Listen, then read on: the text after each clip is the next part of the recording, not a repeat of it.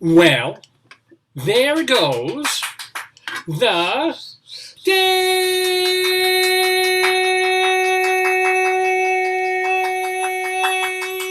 Good morning, everybody. Welcome.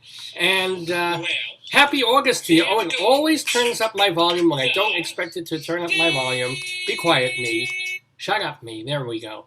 Hello, everyone. It's the 810th episode of the Dave's Gone By Facebookio Podcastio Programmio of the stream, featuring me. Oh, do I? Yeah, right? That color is your color. Well, usually I wear dark shirts because it contrasts with the white wall, but That's your color. you're like me in light salmon pink. You look pretty. No, it's like a peach. You can wear any color because of your skin tone. You have a very flexible color scheme. I do have a very flexible color scheme. That's why I'm woke. There you go. Don't even know what that means at all. Well, we are awakened and awoken on this Saturday morning. It is August 7th, 2021. Can you believe it's August? I believe it's August. I believe in 3 more weeks I'm back to full hours at work, and and you're back to teaching in 2 weeks. And my God, it just went, didn't it? Like I thought it would crawl because of the pandemic and not being able to do anything and go anywhere, and still summer just. And of course, all the ads in the newspapers and all the stores, it's like back to school. This back to. I love it. I love school. Well, some kids do, and there are kids. Academic, you get to go to school all the time. You always have school.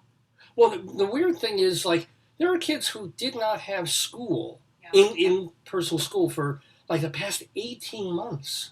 This is going to be their first. There are going to be parents going to be lined up giving a parade. And the parents are like, "Oh wow, my student has not learned, people skills, and they want to go back to school, and they're bored at home, and they miss their friend." That lasts for a week. David, you know what I find really upsetting? There was an article in the Times that a lot of parents are not taking jobs because they don't know if the kids are going to go back or not. That's scary. Yeah. But, don't tell the powers that be. Tell whoever, God or the scientists at Wuhan lab, because they're the only ones who actually know what Delta or Lambda will do. You can blame the politicians only so much. It's like, make a decision. In school, out of school, mask, not mask, distance, no distance. It's like, we'll make a decision as soon as people stop catching this thing and dropping dead. Well, there's a new variant after Delta. I don't know in the Greek alphabet what it is. Wait, because they've already discovered Lambda. There must have been little ones in between. ABC, Lambda. I don't know the Greek alphabet. Yeah. But Lambda they've identified. They're worried, I think, probably about magma and smegma.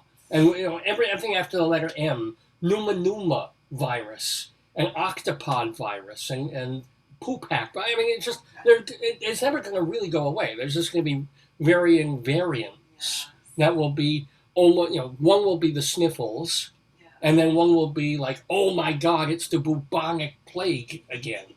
That's the way these things go. We probably haven't seen the last of swine flu. What? Oh, I'm sounding like a chauvinist pig, but still, swine flu, get it? That's because I'm a ham. No, but I'm Dave Lefkowitz, by the way, and this program is Dave's Gone By. We've been on since October of 2002, believe it or not. That's how we've made it to 810 episodes of this program since then. We're calling this one BAC. ATCHA. No, that is not misspelled there. It's BAC ATCHA in honor of our guest who will be joining us in not too long from now. As a matter of fact, in the 9:30 hour, or half hour, we will be joined by comedian, monologist, or for those of you who are more vain than I am, monologist, Robert Dubac. Now, Robert Dubac, he did a show, well, everything's a few years ago now, but a few years ago, off Broadway called The Male Intellect, an Oxymoron. That was pretty popular. He's done that all over the country. He has another monologue that he's working on that's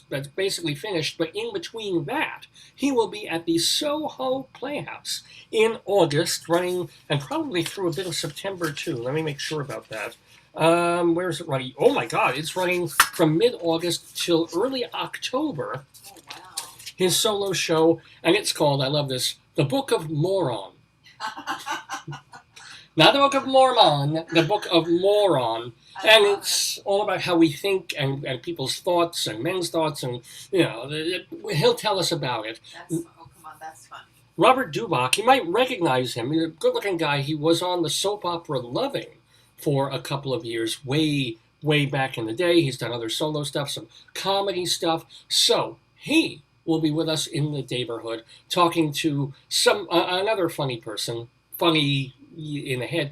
This one being, of course, the great, the one, the only, the Jewish Rabbi Saul Solomon, founder and spiritual leader of Temple Sons of Bitches in Great Neck, New York. Rabbi Saul does nearly all of our interviews at this point, just because he begs me, and I owe him money. It's a long story. Anyway, Rabbi Saul will be talking to Robert Dubac not too far from now. And Robert, assuming the rabbi doesn't offend him horribly, will stay on to play our weekly Today, Yesterday trivia quiz. Yay! Which is a pretty fun thing.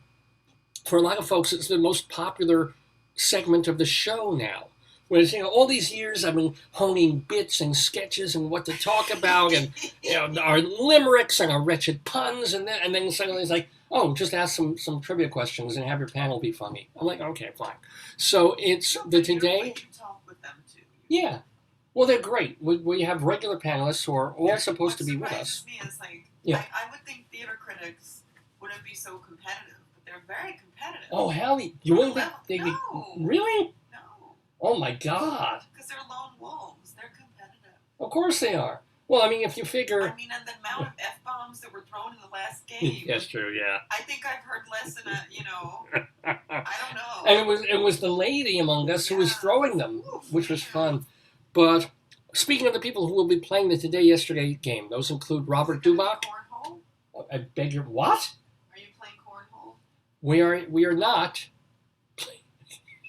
How do you play digital cornhole? I don't even... There must be a way where you shoot the thing and it falls. I missed it this year. I was so angry at ESPN for botching the July 4th telecast of the hot dog eating competition.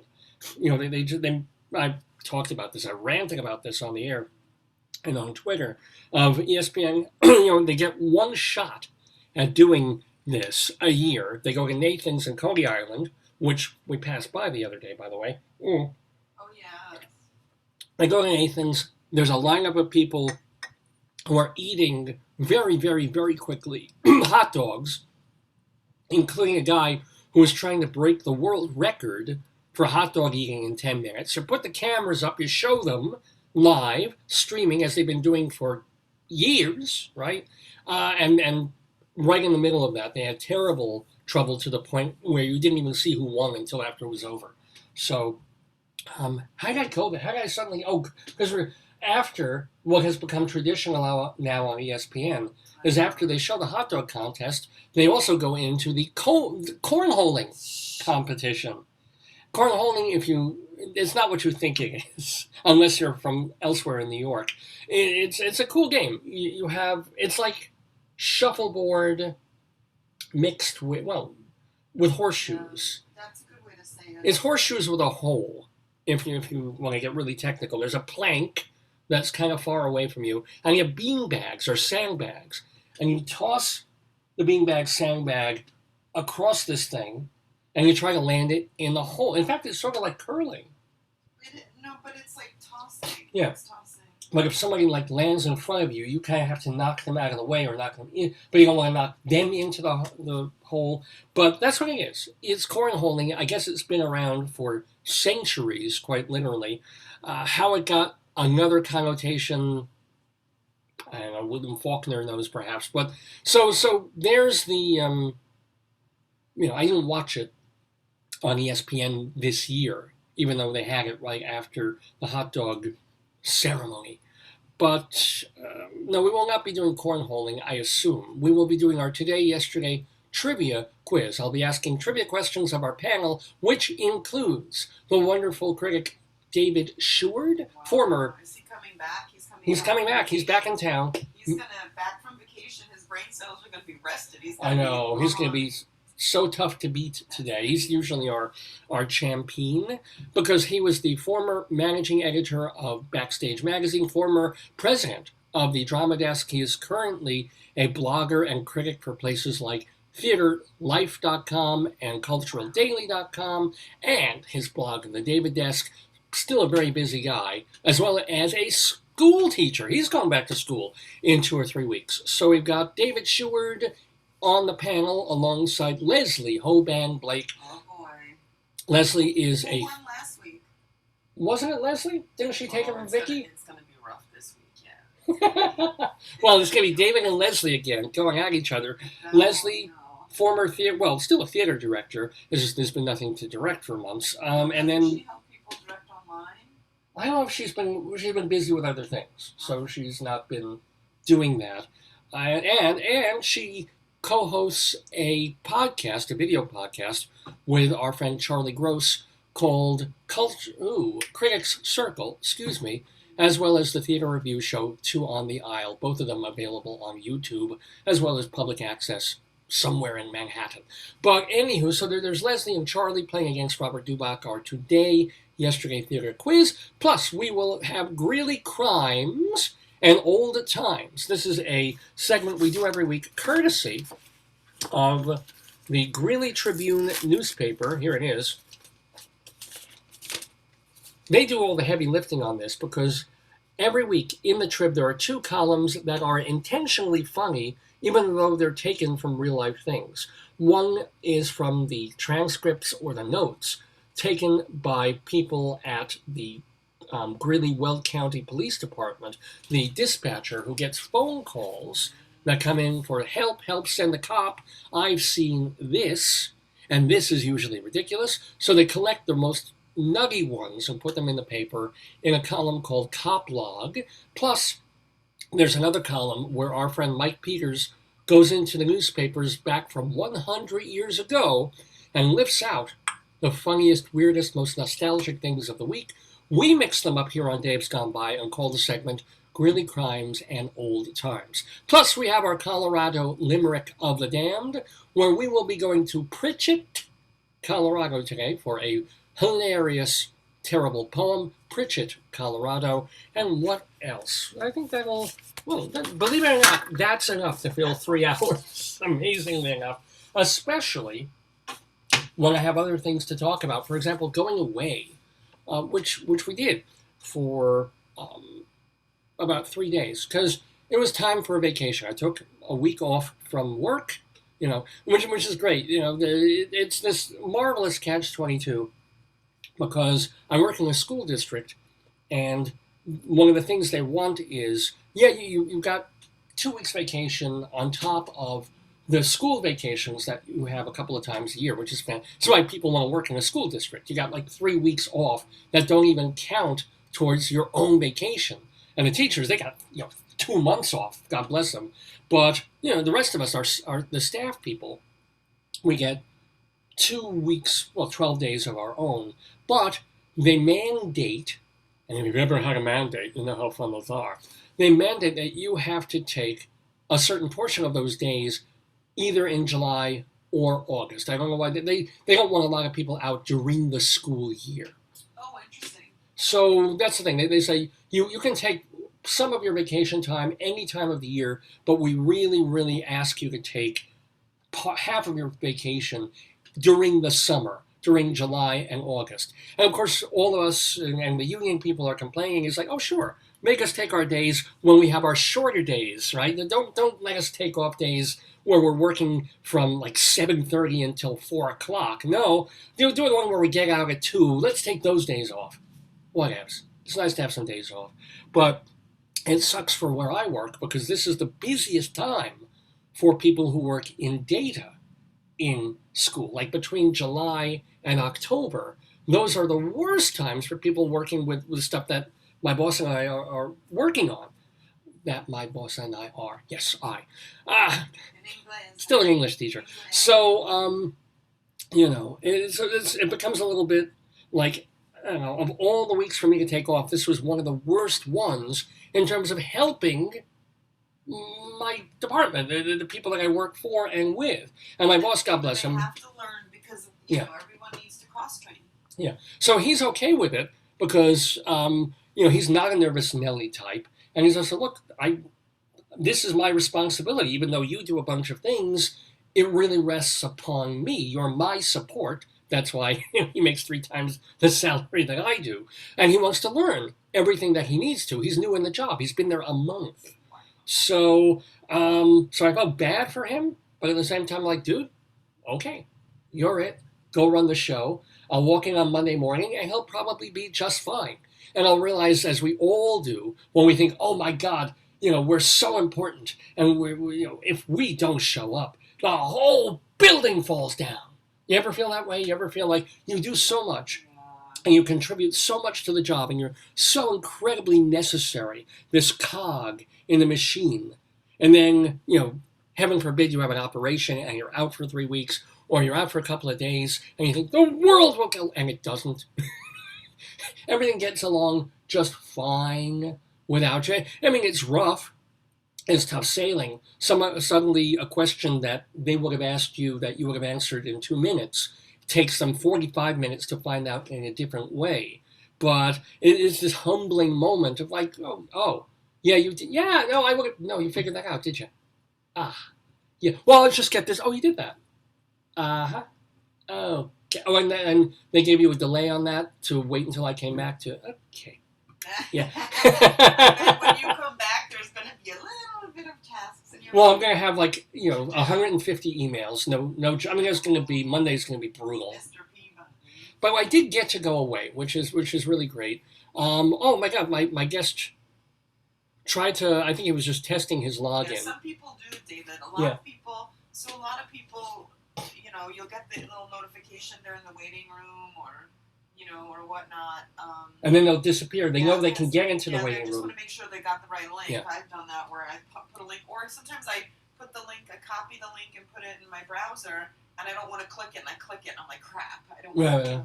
So, well, anyway, Robert, if you're watching, just, actually give me 10 minutes because I want to talk about Jersey, or if you come back, I'll just let you in and I'll talk about Jersey later. Yes, ladies and gentlemen. In the waiting room, let them know. Yeah.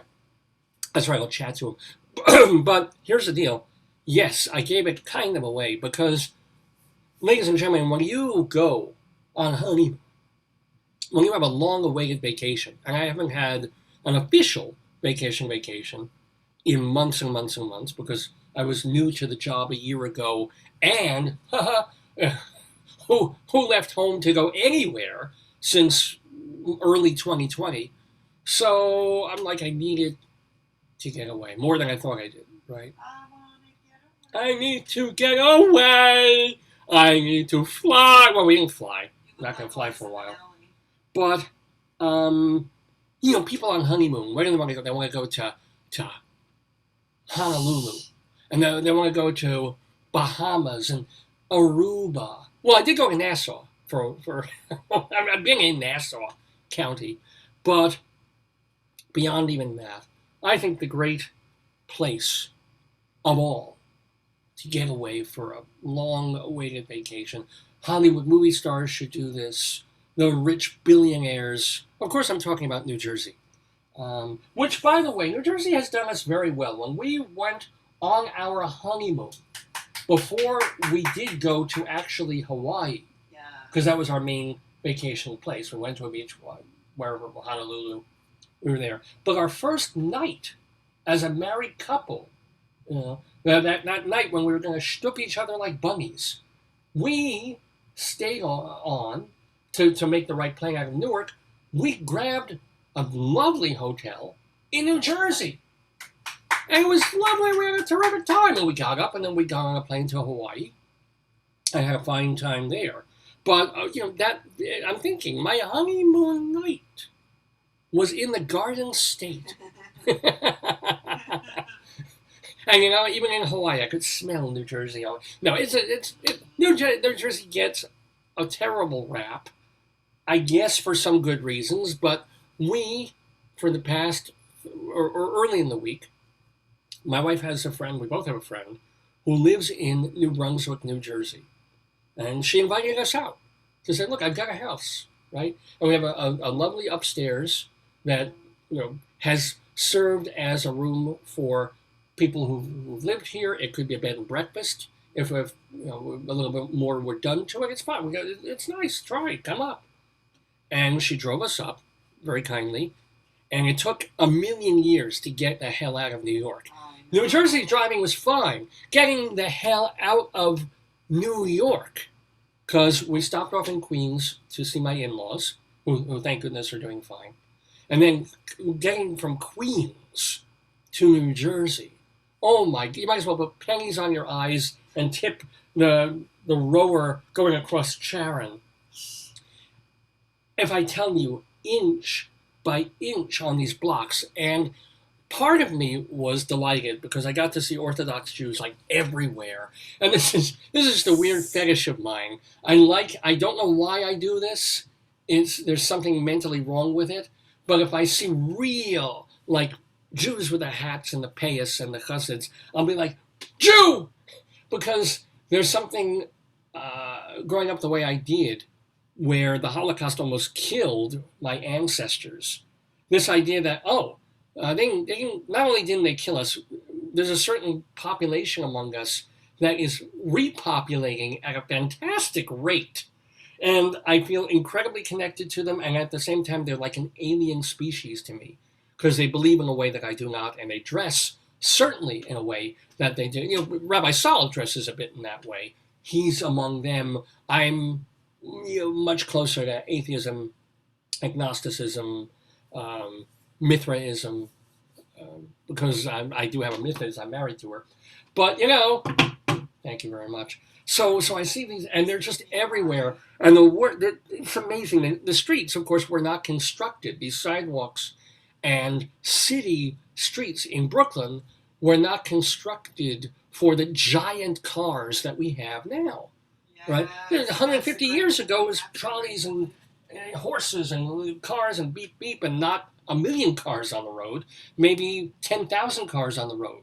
So you're going along, and then a school bus in the middle of summer stops alongside a building because there's no loading dock, there's no parking lot, there's no nothing. A big yellow school bus. Big yellow school bus filled with Orthodox Jewish girls who are being taught probably not math and physics and chemistry and English, but just like, here's how you shop and here's how you buy a wig.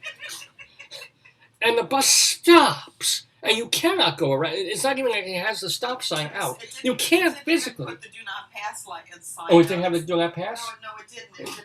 It didn't. But you couldn't pass if you wanted to because it's a two-way street.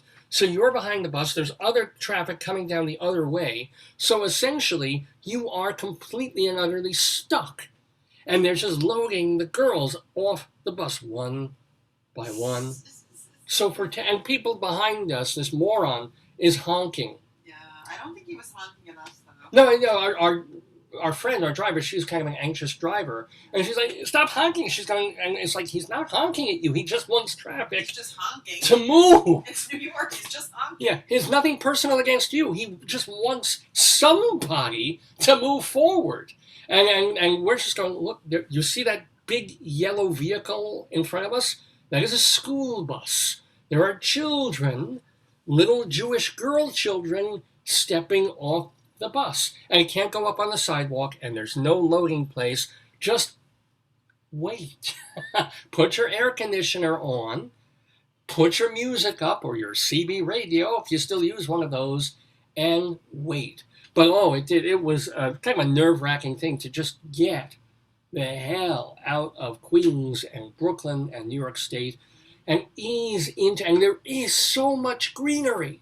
There is so much green grass and trees, and I know it has the reputation of being a toxic dump site, and New Jersey's terrible, and when you're going along those highways, it's just like, you get bored because everything is just green grass. Wow. And bushes and trees, when we're coming across. And I'm like, Jersey's okay, right? And New Brunswick is perfectly okay. Our friend lives in this lovely housing complex that is, these small houses, some nicer and bigger than others, and some redone and some could obviously use some work, like a perfectly nice neighborhood. I am disappointed because you told me Yeah. that parked like across the block was a guy who did quinceañera parties, Oh, and no, he has a special the truck. quinceañera van was like pink. It's like pink. It says he's like a DJ, like Yeah. sound guy. It says quinceañeras, but Right. it was gone. I don't know. So I was all geared up to see the quinceañera truck. I mean, I missed that, but I did not miss any other aspect of very, very nice New Brunswick, New Jersey. Now, it's not like I can tell you a whole bunch of things in New Jersey because it's still a pandemic. We stayed mostly indoors, except for a local walk and driving to other places in Jersey and Pennsylvania. Yeah, but that will have to wait because we have a guest coming into the Daverhood in just a minute or two. And before he does, I do want to remind you, this program is brought to you by the fine folks at Hewlett Minuteman Press, the copy kings of Broadway in Hewlett, Long Island. Anything that you want done in terms of helping your business grow, Hewlett Minuteman Press can do it. Let's look at the letter D for Robert Dubac, who will be talking with Rabbi Saul Solomon momentarily. They do date stamps, decals, desk signs, desktop publishing, die cutting, diplomas laminated, door hangers, and let's not forget, ladies and gentlemen, dugongs and drinkware. That's if you need a dugong for your business or a mana t-shirt. A decorated dugong. Oh, that's right. Get it on. Bang dugong. Get it on. 516-569-5577. Area code 516-569-5577. And if you tell them Dave sent you get 10% off any job, big or small. Give them a call, 516-569-5577, Hewlett Minuteman Press. They are the copy kings. Well, ladies and gentlemen, I need to step away from the computer for a moment just to bring in a very, speaking of Jews, Rabbi Saul Solomon, founder, spiritual leader of Temple Sons of Bitches in Great Neck, New York. He's been with us since our very first episode. Sometimes he does little mini sermons, rabbinical reflections. Sometimes he does other bits, but today he'll be interviewing comedian Robert Dubac on Dave's Gone By.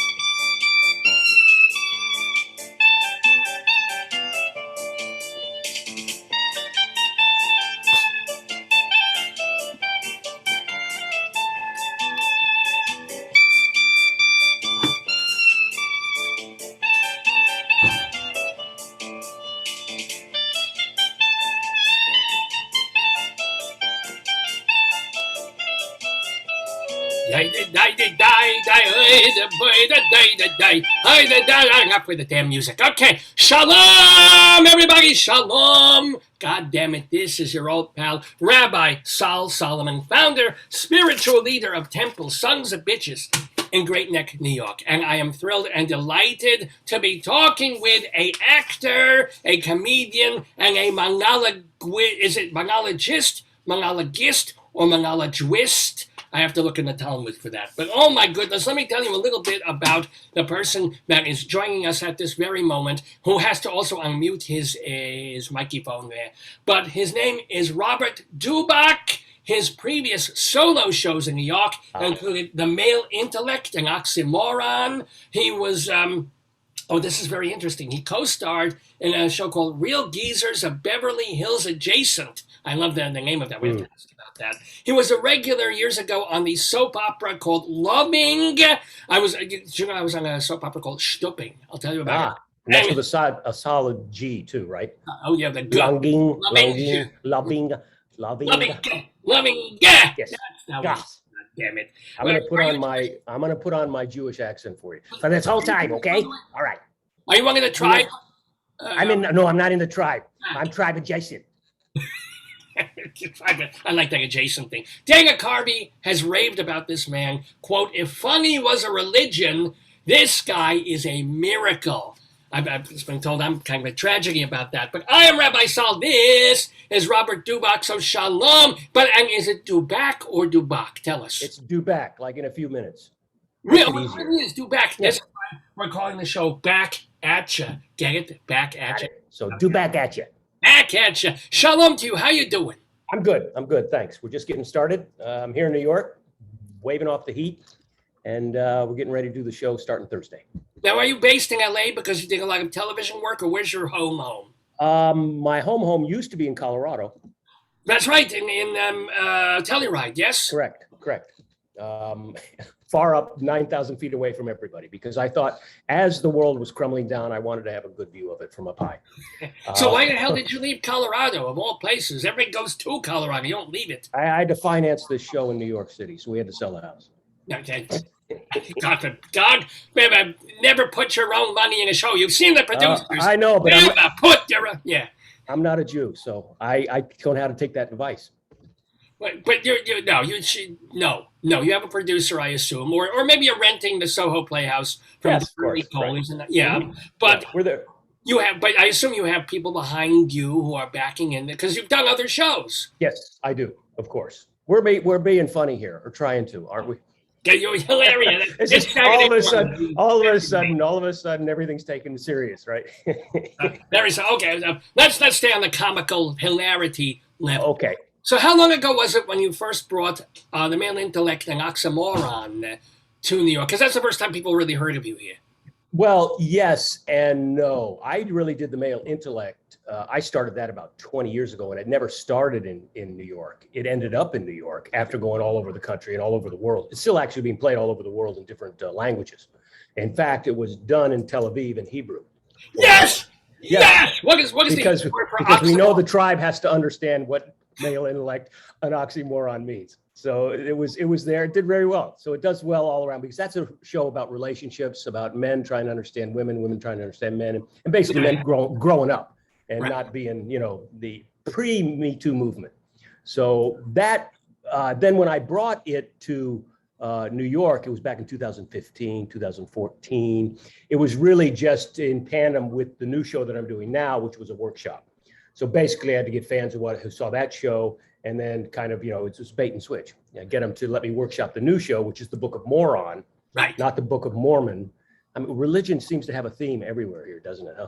Well, wouldn't it be great if you get all these people who were thinking, we're going to go see the Lin-Manuel, or not the musical from the South Park guys, and they suddenly find themselves on Van Dam Street, or as I like to call it, Van Dam Street. Yes. Well, look, if they think they're going to see the Book of Mormon for $25-$40 on Van Dam Street, then the Book of Moron is titled specifically for them. Yes. I get this. So what is the difference thematically between the male intellect and the Book of Moron? Well, the male intellect is basically all, like I said, about relationships. And it's about one man trying to grow up. The story was basically when I was in my 30s, I started writing. It was after I did Loving. I was on the soap opera, which is you're completely bombarded with nothing but false relationships and, fake sexual innuendos and, exactly. Those are my favorite kind. Yes. Yes. And so I took all that, and being at that period of time in most men's lives in their 30s, you realize, why are things not working? It's because we were taught by older men from an older generation that were giving us advice that's decades old. So that show is basically him trying to cull through all this bad advice in order to grow up and become, a man. Now, this new show, since I'm in a different facet of my life, the Book of Moron, is all about stupidity. And yes, I know it well. How we have completely been controlled by, image over substance, clicks over, actual reading. It's all about how the manipulation of our entire self-worth is basically on this screen that we're on now. Yeah, it's right. How And many it's funny, people follow me? Yeah. right? I started doing this before, there was, and writing about it kind of before this past 4 years of insanity, past when the GOP jumped the shark and became, a Nazi tribe. So and from doing the male intellect around the country, in the 2010, 2011, I started seeing how people were reacting to humor, because humor is always the benchmark for our intelligence. And the dumber the humor, the dumber the culture gets. I like you look fart back, jokes. I do like fart jokes. there you go. But you look back at a time when Mark Twain was first part of the culture. We had a vocabulary that was massive. You try to quote Mark Twain nowadays using his verbal. See now I can't even say. I'm stuck in tongue tie. But using his verbosity, yeah, nobody would understand it. So everything has been dumbed down, and it's because it's been through a systematic. It's almost like we're not even aware what's being happened to us. A lot of the media's got problems with it. We have a problem with it because the media likes to. It's all about money. So it's how do we dumb down and get people to buy things? So if I knew, anyway, I wouldn't be doing this shit. Let me tell you. Exactly. So it's turned into the show, which is how we recognize the inner moron in all of us. I mean, in the Book of Moron, it's the conceit of the show is that I discover that I'm in a coma. And so the stage is an alternate universe. And I have my 5 voices that we all have: my inner child, my voice of reason, my common sense. My stupidity. Can you guess? Well, that's my inner moron, and my inner asshole, which there we is go. our favorite. It's our favorite. Yeah. It's certainly my favorite when it's working. Right. When it's not, I know it's you. And he's all. But what's great about your inner asshole is he will pipe up whenever he wants with no censorship whatsoever. Yes. So I become all these characters. So the shows that I do, it's not just one straight monologue. It's me performing a bunch of different roles that tell a whole bigger story. So it's kind of taking that stand-up idea a little higher level, and much more so than just some, well, guy then up there 70 doing his minutes of act. stand-up, right? Yeah. Well, let me ask you though. So you've been working on this, as you said, you were workshopping this even back when you were doing Male Intellect in New York. So I assume, is it the kind of thing where you had 2.5 hours of material, and then it's like, oh, how do I turn this into 75 minutes, one act, boom? How do you do this? Yes, exactly. You have to, when you write these things, and as a writer, you have to overwrite. So, you have set up a punchline, and then a tag, and then a punchline on the tag, and then another tag on the punchline. And then when you get it out and it's 2.5 hours long, you realize, okay, I can start cutting this instead of writing an 80-minute show, which is what it's supposed to be, and then realizing, oh shit, I got to cut 15 minutes of this, and now I'm back down to an hour. So it's worked out. That's what I think a lot of people who try to attempt to do these solo shows, what they don't realize is, number one, at least from my point of view, it's got to be funny nonstop. If it's not funny, it's just a lecture, and it's just somebody up there self-masturbating, whatever their emotions are. Well, if this, I would watch that if that were a girl. Yes. Yeah, okay, you would. That, yeah. I think you really need to see my first show, The Male Intellect and Oxymoron. I really do. I can tell just from where you're at. Oh, yeah, I never grew up, yes. But you're right, it's got to be hilarious, and not just in the first 10 minutes when everything's hilarious. Right. You got to keep it going. Throughout the whole show. And I stay away from personal stories, just because unless you're Bette Midler or Billy Crystal or somebody famous, none of the tribe gives a shit about what your life story is, or they're not going to pay money to see it. Not in a successful touring show. I mean, I'm not going to go to Birmingham, Alabama, and tell the story of how I got molested by an alcoholic stepfather, which is, the basis of a lot of these kind of solo shows. And nobody could care less. Now, if I was Michael Douglas and I said I was molested by my father, oh yeah, sure, everybody'd be paying to see that. But it's only, from my point of view, it's only kind of the personal stories are very, vanity driven, and they're very true, and they're very realistic, but they're not productive. Although I will have to say, I kind of agree with you, but I'm also seeing now, I guess it's the the Me Too era, the woke era, and all this, of every other comedian is a lesbian who was molested at some point or raped at some point. And this is their thing. It's like the audience feels compelled. Oh, she's pretty funny, but let's give her a standing ovation because she suffered. Oh, but these are tremendously successful, and they get specials on Netflix. So you're a man after my own heart. I understand that, because those to me are gimmicks. But I always thought if you would take a paper bag like Murray Langston, who did The Unknown Comic years ago, and if you could. Did you lose audio there, or did I lose? Well, audio? no. I'm losing. We're demanding coffee. Okay, but if you would take a paper bag and put it on everybody from me to Seinfeld to Leno and just let people listen to the material and let them judge the material from the basis of it, then the gimmicks can't. They're not going to propel you into anything. I'm not. So.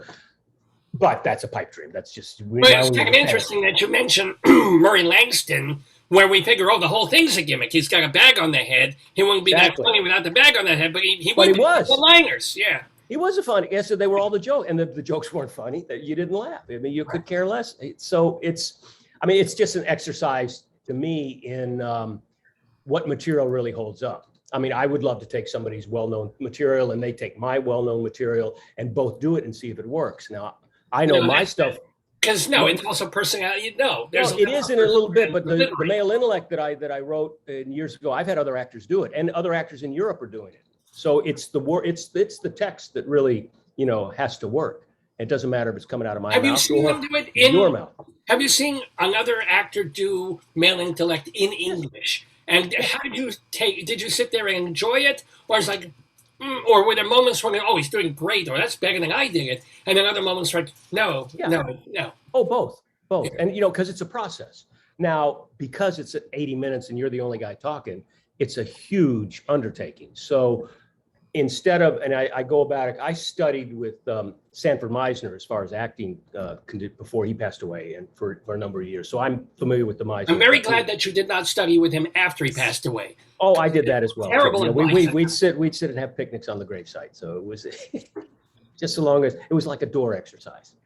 I was knocking on the tombstone.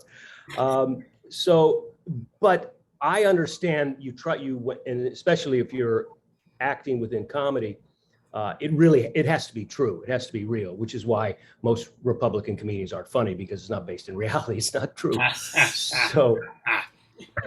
So when, I have to teach the show to somebody else, regrettably, I got to throw all that out the window. I got to say, just mimic me until you get the lines, because there's a lot of staging. There's almost dance to it as far as where the body moves and how it accents a joke.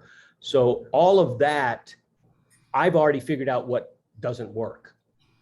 So I give it to somebody, say, do exactly what I do. Once it's under your belt, then take off. Shit crazy. But until then, you need to do the R&D. I've done that. So yes, yeah, good way of putting it. Yeah, let me ask you about. I assume, or maybe I'm assuming wrong. You wanted to be an actor from early on. Yeah. Sure, so I did, of course. What steps did you take? There's only room for about this many successful actors in the field of things. And I started realizing, I did all kinds of guest parts and all kinds of co-starring roles. And then you realize, I've got these skills. Why don't I just combine all three of them together and be my own company? So I really don't have to worry about, getting rejected. So maybe it's a defense mechanism. I don't have to worry about, am I tall enough? Or all of a sudden they throw my role out because I'm not gay or black enough, or I'm not a lesbian, or it's whatever they change the role. I've lost so many roles for not being a lesbian. Yeah. Although, I'll tell you what, you're looking more and more like you could pass off as one. I'm trying to. I volunteered to do the lesbian love scenes, and I just. I'm sure. I get too excited. You're standing in. There's a long line of you guys waiting to do those things. You can see my payas going like, it's a giveaway completely. But let me ask you, in terms of, it's one thing to do a one-person show, to like book a hall for 3 weeks or 5 weeks or whatever it is, and make a deal and rent and then try and sell tickets.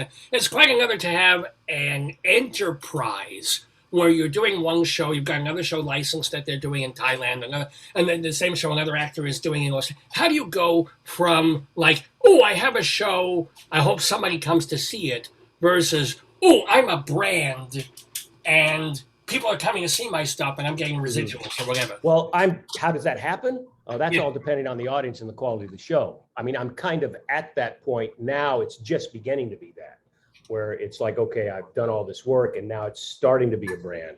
But it's tough becoming a brand when you don't use television or movies.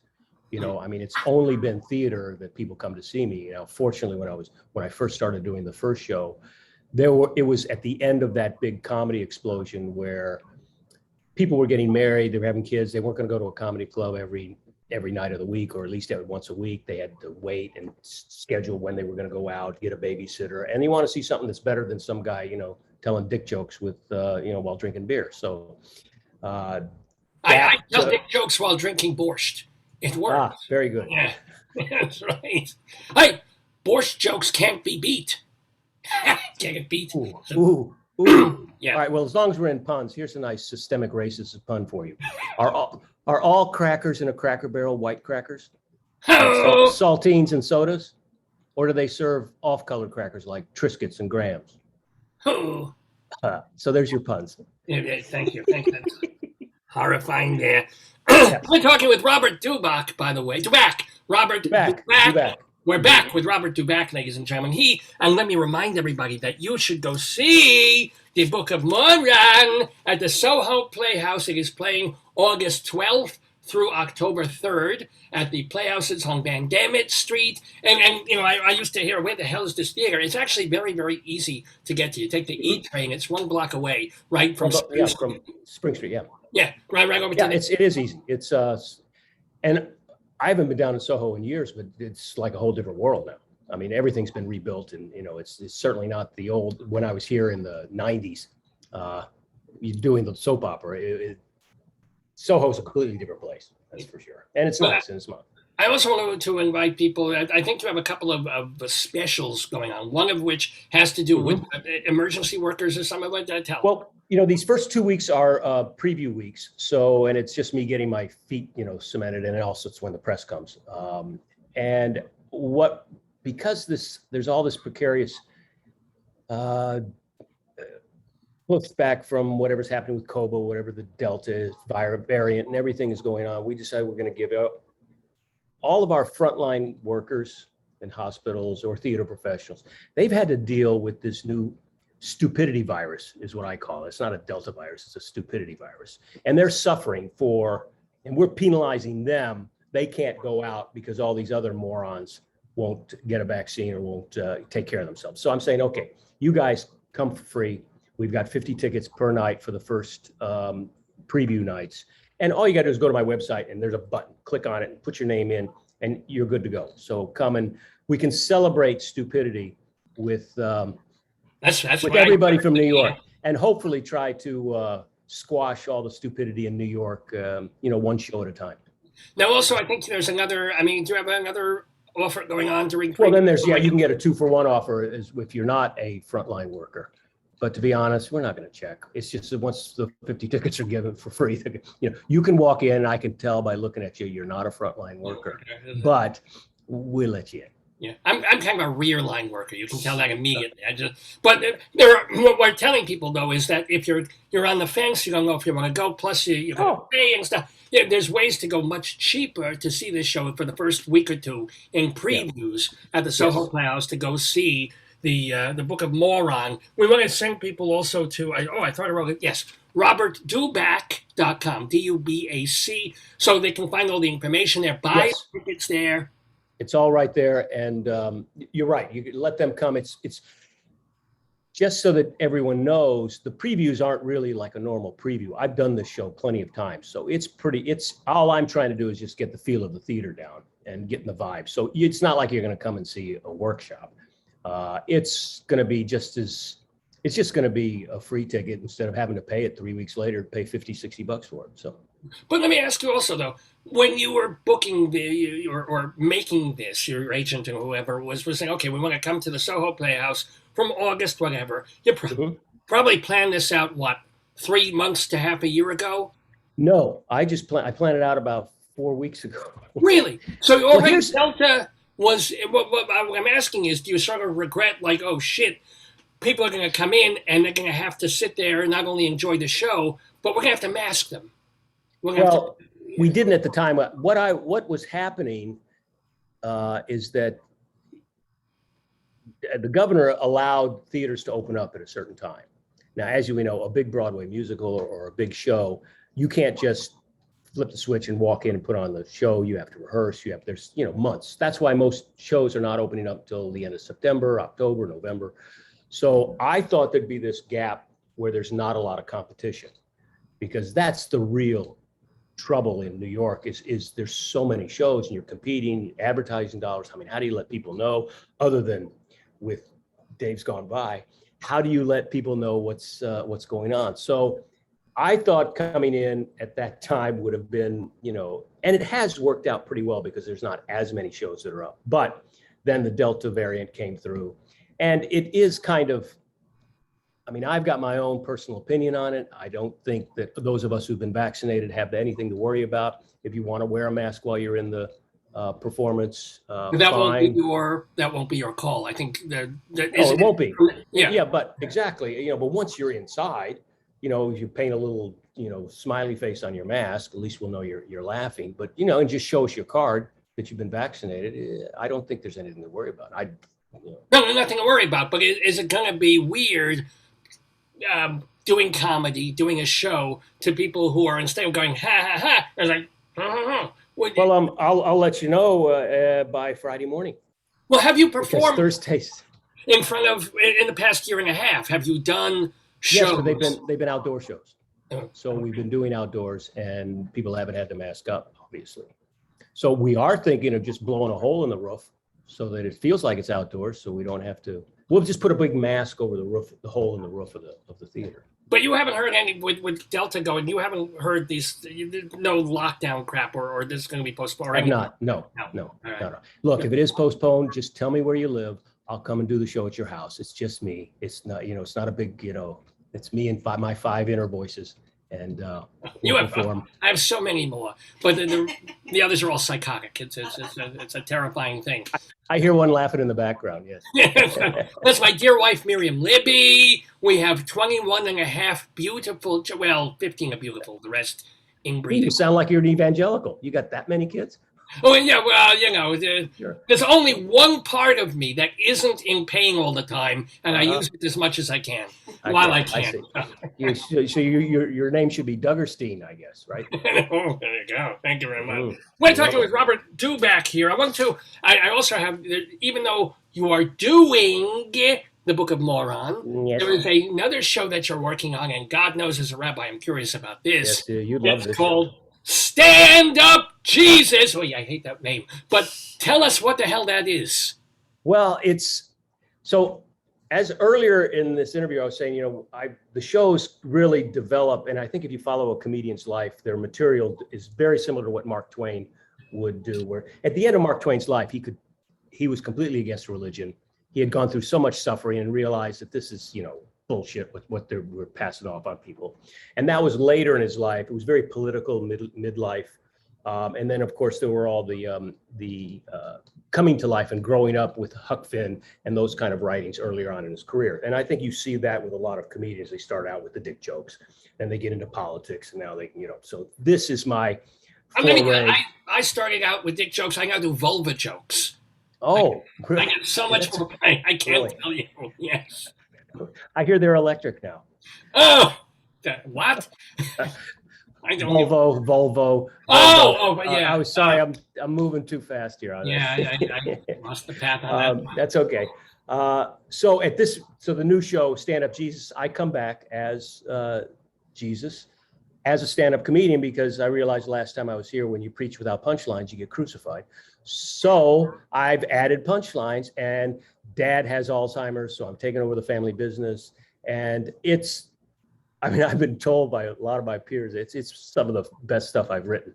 And I've done it about 4 or 5 times. So I hope to, while I'm doing the Book of Moron on stage at the Soho Playhouse, that a lot of times that when I'm working on these shows, I will work on little pieces like as an encore of a new show. So I'll be doing pieces of that. And they also have at the Soho Playhouse an underneath level that's a small theater, about 50 seats. So I'll probably do a couple of workshops down there. Brilliant. But let me ask you, Yeah. first of all, you got one show called The Book of Moron. Now you got the G. Have you taken any protest crap? Has anybody said, "Oh, how dare you"? Oh, yeah. I can't wait. And I can't wait to have more. I want to open up in Birmingham. I want to open up in the Bible Belt. I want people to picket it. Yeah, I mean, when Monty Python did Life of Brian, they had this much publicity expense that they used. They had no idea that it was going to be a success. They had just a little bit of money to pay for advertising, and the Catholic Church jumped down their throats, and it became huge. So I'm going to go after that same model. I'm going to look for people who want to tar and feather me anywhere in the country, because I think we're at a time for this show that the entire country is fed up with politics and religion and the far evangelical right trying to jam, the proselytization of religion. And they've completely, it's based from the Book of Moron, where people take information and exaggerate it and make it and politicize it. And that's what's happened with religion. And it's time to kind of bring the hammer down on, these false beliefs. Now, let me ask you, as you do monologues, and I think that one of the cool things about monologues and doing them in a theater is that they have to be funny, but they don't have to be as constantly funny as going into a club and doing stand-up. But did you go that route for a while? Did you do the 10 minutes here, the 15 minutes at 3 a.m. at Stand Up New York or Governor's or wherever the hell else? What are your memories of that? Any hell gigs that you really remember, like, why do I do this? Oh, I mean, we all have those. As a stand-up comic, we all have those. I mean, I can remember doing a show with another comedian. It was one of the back in when comedy was first exploding in the 80s. Everybody thought they could put a microphone up in their bar and have a stand-up comedian. So we get in to do this show, and the television is on above the stage. And they're watching a football game. Okay. So the owner comes up and says, "Okay, time to go on." I said, "What do you mean?" It's just time to go on. Go up and turn the television off and do your act. Good luck. Well, wait. They could have at least. Did they do it during No. Halftime. It's 4 o'clock, dude, or 6 o'clock, and whatever the time was. Yeah.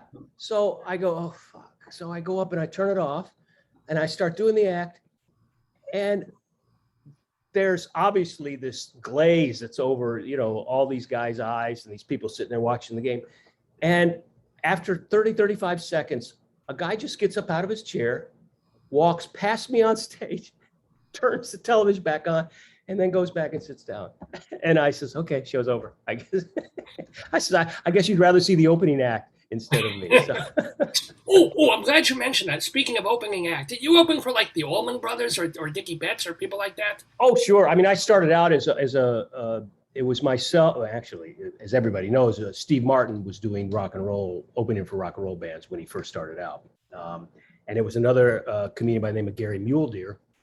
And there was me and Chris Bliss. And we were kind of the guys that did open for all the acts, because we had a lot of visual stuff. And it's very hard at that time.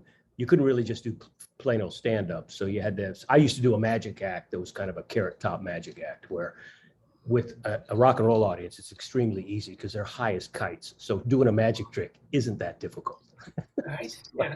You do a magic trick, or you make a bird appear, and then you fold it up because it's made out of rubber or something, and it's, oh, wow, this guy's, you act like you smoke a joint. And look, back then, we had all kinds of laws that prevented all that stuff. And so there was you had them on your side just by intimating that you were part of the like, exactly. Oh, he's cool. He's with that. Yeah.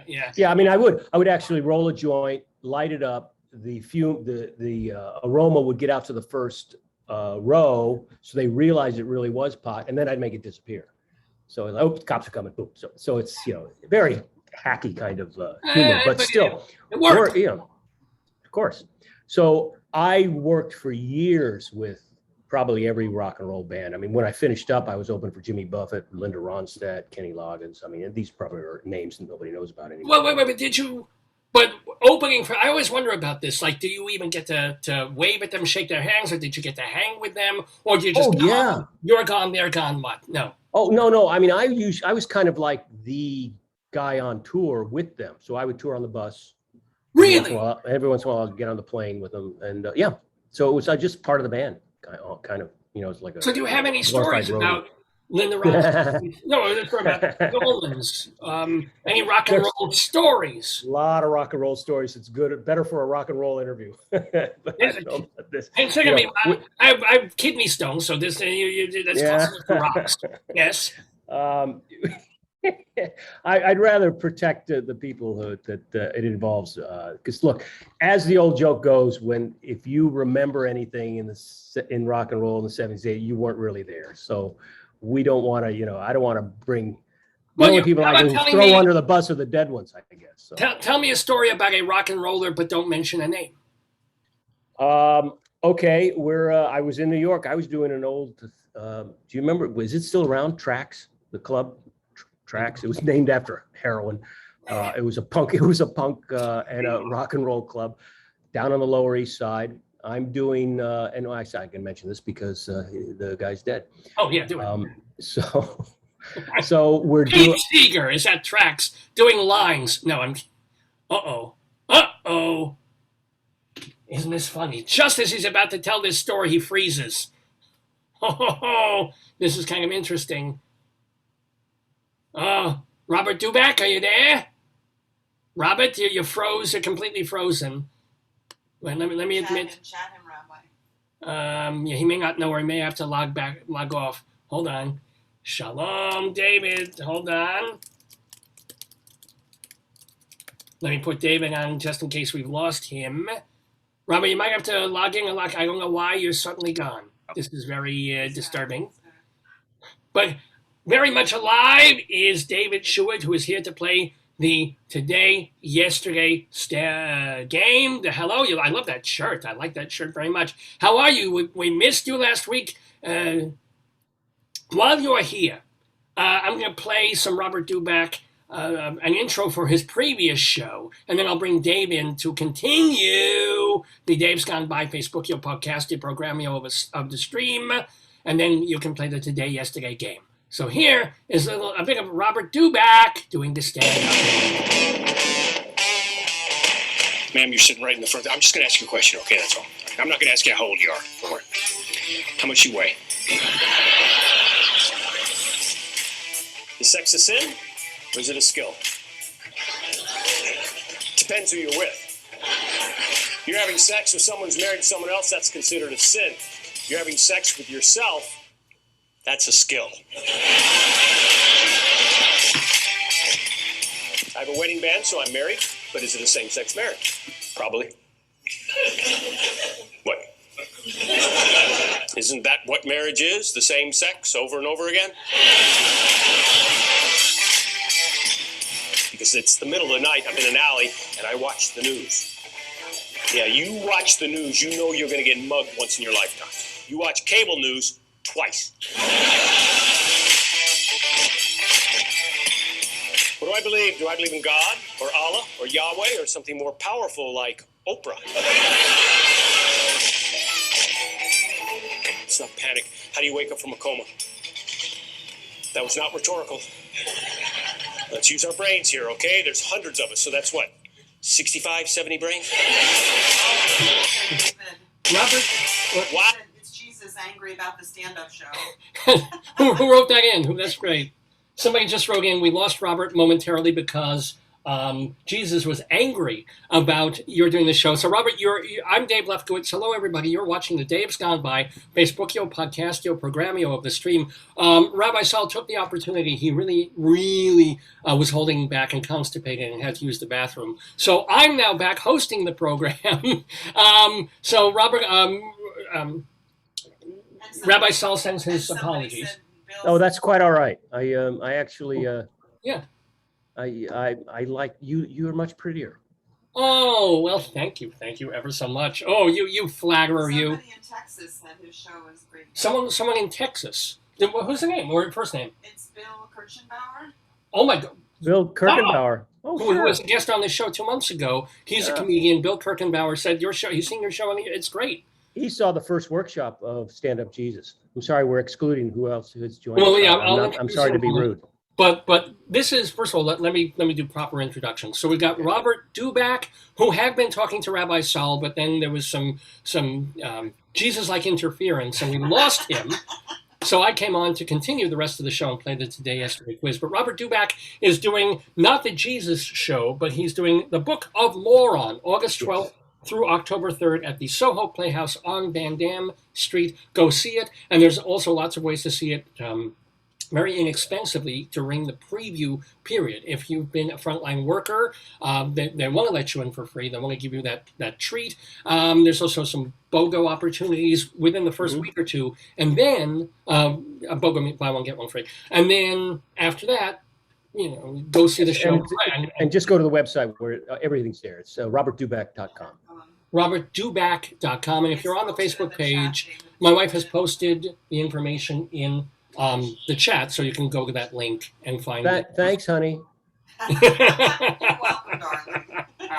Now, speaking of people who are darling, also in the Daverhood with us right now is the wonderful, the delightful I love David. his shirt. Look at his shirt. I saw it. Isn't his shirt lovely? David looks great. David Sheward. He is the former managing editor of Backstage. He's also the former head of the drama desk. He is now a writer, a theater critic for culturalweekly.com as well. No, culturaldaily.com. Cultural Daily. See, 1 week goes by, I don't do it, and I forget everything. Theaterlife.com as well as his blog, The David Desk. Well, you were away last week. You were on vacation. How were you in Maine still? Yes, we were in Maine, and we got back that Saturday. We had to check out of the Airbnb.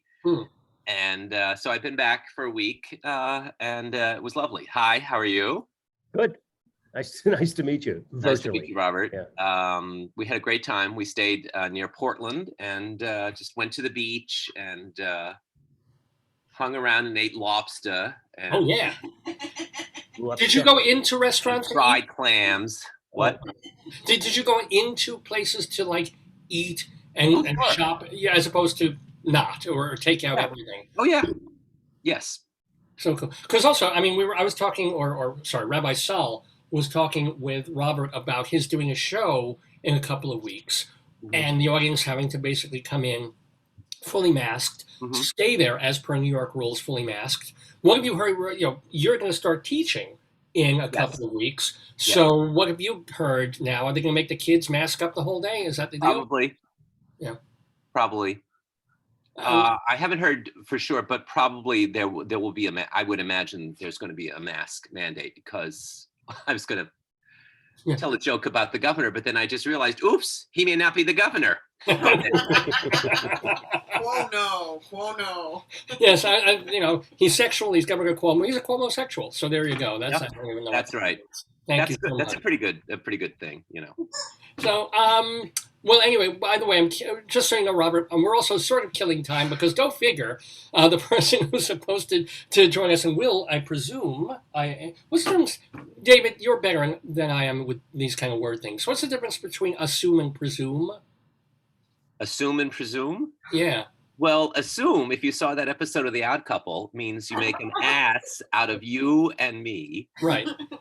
But a presumption has to do with going forward. I'm not have sure. to Google it. Yeah.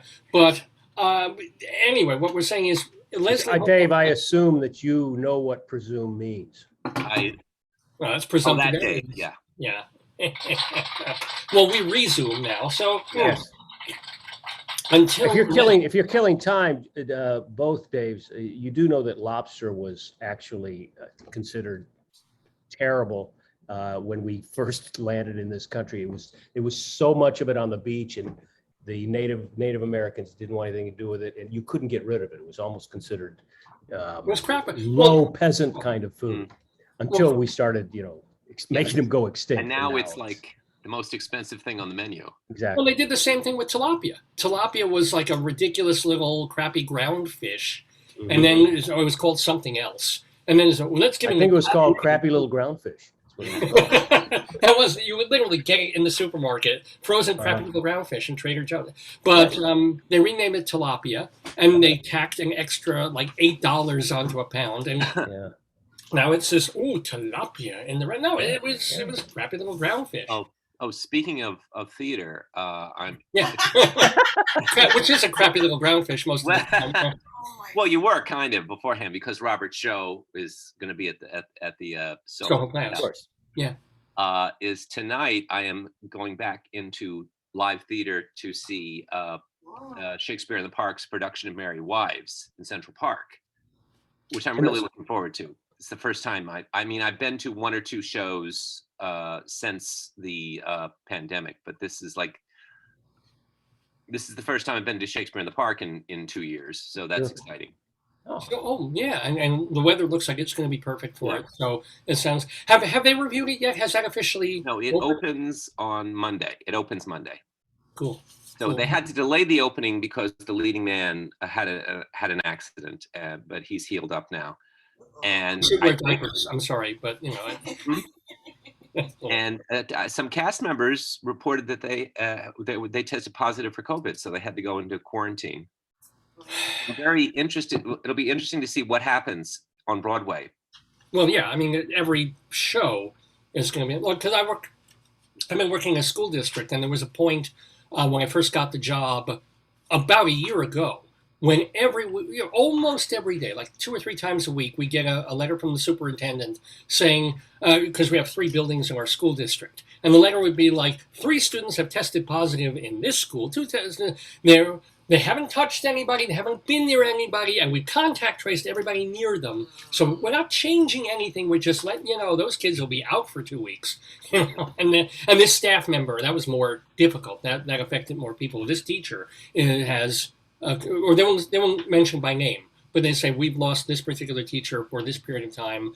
I mean, breakthrough will happen. I can't imagine. I mean, I hate to politicize this whole thing, but those of us that have gotten vaccines and have taken care of ourselves, why are we now being penalized to prevent, measles, everything else is still there. Exactly. We're still carrying those viruses around, but everybody's vaccinated, so they're not catching them. So why is it that now this responsibility of an entire group of people that says, well, I'm not going to follow what you said to start with and not wear a mask. And now, I'm at risk. You need to wear a mask to save my butt. I mean, why is this? Well, I'm also I'll tell you why. It's because these people, underneath it all, they want to make Biden look bad so Trump can get reelected. Well, of course. That's it. That's the whole thing. Yeah. They want to make Biden look bad. That's all. And the thing is as a progressive or Democrat, we really need to grow some stones and just push back and say, man, fuck you guys, basically. Well, I have no problem. I do it with jokes, but you have no problem wearing a mask. I have no problem wearing a mask. I don't see what the big deal is. I don't see, ooh, I don't want to wear a mask. It'll inhibit me. Ooh. Well, no, I don't want to sit there. I agree. There's nothing. I will wear one, especially if it's. But to mandate it and to do this entire reversal of what they were against in the very beginning now, for the way things have changed, because they just want to make a political party look bad.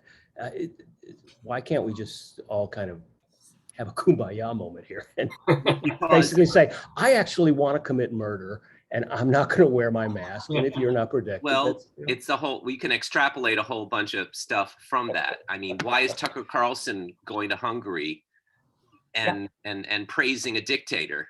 Yeah, I know. Because he wants to have a dictator here in the U.S. I have a great dream of as we all get older, and some of us have come down with a terminal disease.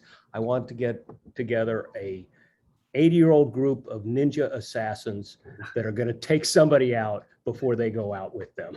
So we can, it's all, yes. I got a text from Leslie saying, waiting to get in. Yeah, I don't see her yet. I'll let you know. I texted her to say. Waiting room. Check the waiting room. I get a message from them. There's nobody. There's nothing. So does everybody think that while we're waiting that Cuomo will and should resign?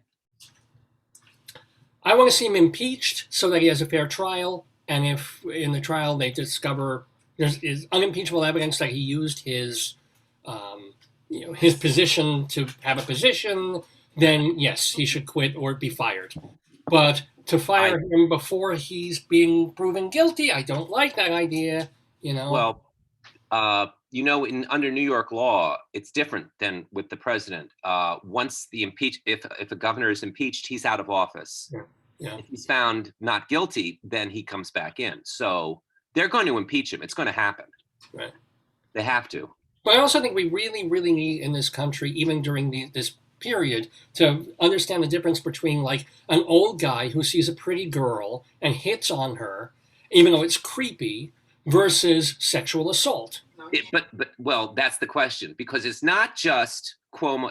Cuomo is not just accused of, oh, you're so pretty, you want to go on a date? He's accused of groping under the shirt and grabbing breasts and all that stuff. That's how I celebrate my afternoons. Yeah, but you're grabbing your own breasts. Talking about somebody, you can grab your own all you want. No, I think what it really is about for me is assuming he didn't rape anybody. So even the grope, if he grabbed the girl's ass, even that's old school. But if he's in this position and somebody's beneath him, not literally, and he's like, if you don't sleep with me, the implication is that you won't be in the organization. How about Leslie? I'm trying. It says she's in the waiting room. I'm trying to. You want help? There's nothing I can do. It's not. She's trying to join, and there's nothing to do yet. Tell her to. Oh, you can't talk to her, right? I say just what I did is I just completely shut down and relinked myself. Or she could try her telephone. Yeah, she could try her telephone rather than her computer, which she's done before. So she's trying. But anyway, but do you we lost her. Do you disagree with me that about that, or Robert? Because you seem to be, even though you're left liberal, there are things that there are. I mean, I'm a left liberal with a gun kind of thing. It's that's basically it. But the idea that we're holding people accountable for their sexual misconduct in political office instead of their political misconduct in political office is what always, annoys me, because it's the sexual thing is the easy way to go after somebody. And I know it shouldn't happen. And I know people, hopefully the public would rise up against it and say, okay, we're not going to vote for you again. Hi there. Hello. Wait. Well, she'll have to unmute Les. She knows, and tell you're at your phone. I think that, there you go. But you need some. If nothing else, you're still muted. Anybody off. He's not. But if he's not punished, I mean, right. if there's not some kind of consequence, the message is, oh, this is okay. Oh, get away with it. Right. Exactly. You can do it again. I agree with you there too. So I mean, it's not that it's a fine line. It's just it's blurred. Yeah, it's okay to grab a straight. It's okay to assault a state trooper. So Leslie, I know you were talking about Cuomo, even though I didn't hear the beginning of it. So Leslie, as someone who has sexually assaulted many people, what are your thoughts on? How did you know? I thought it was a well-kept secret. I know. Usually you're wearing that mask, Leslie. Yes, I don't know what everybody else has already said previously. All I know is that I was very happy with him as a governor. I'm not happy with him as a sexual predator, but I know that in his mind he doesn't think he is one. I know he doesn't think he is one. I bet he could take a polygraph test and pass because he is so sure in his mind that what he is doing is not sexual assault, and that's really sad. Well, that's what's happened with the country, is that the narcissists have risen from the pool of the regular culture, and they're all completely convinced what they're doing is acceptable because which means polygraphs don't work for shit these days. I mean, they never did. Yeah. No, but let me ask you a serious question that won't sound serious. But as an actress going into the 1960s, 70s, 80s, I imagine you had your ass grabbed here and there. You got whistled at. You got you took shit from men that was kind of okay back then, even though it wasn't okay. I mean, looking back now, do you go, oh my God, I wish I could have prosecuted them or had them fired or brought them up on The charges? worst was not in show business. The worst was in teaching. Okay. In Whoa. show business, I was led by many, many great gay men who could care less that I was, they had nothing. There were, I would get yelled at for being late. I would get, which, I have a You genetic late, Leslie? I know, I have a genetic predisposition. I would get yelled at when I did musicals for being off key or off bass or off tone because I'm not a singer. I was lucky enough to look a little like Lauren Bacall and sound like her, so I got roles, but not because I was a singer. And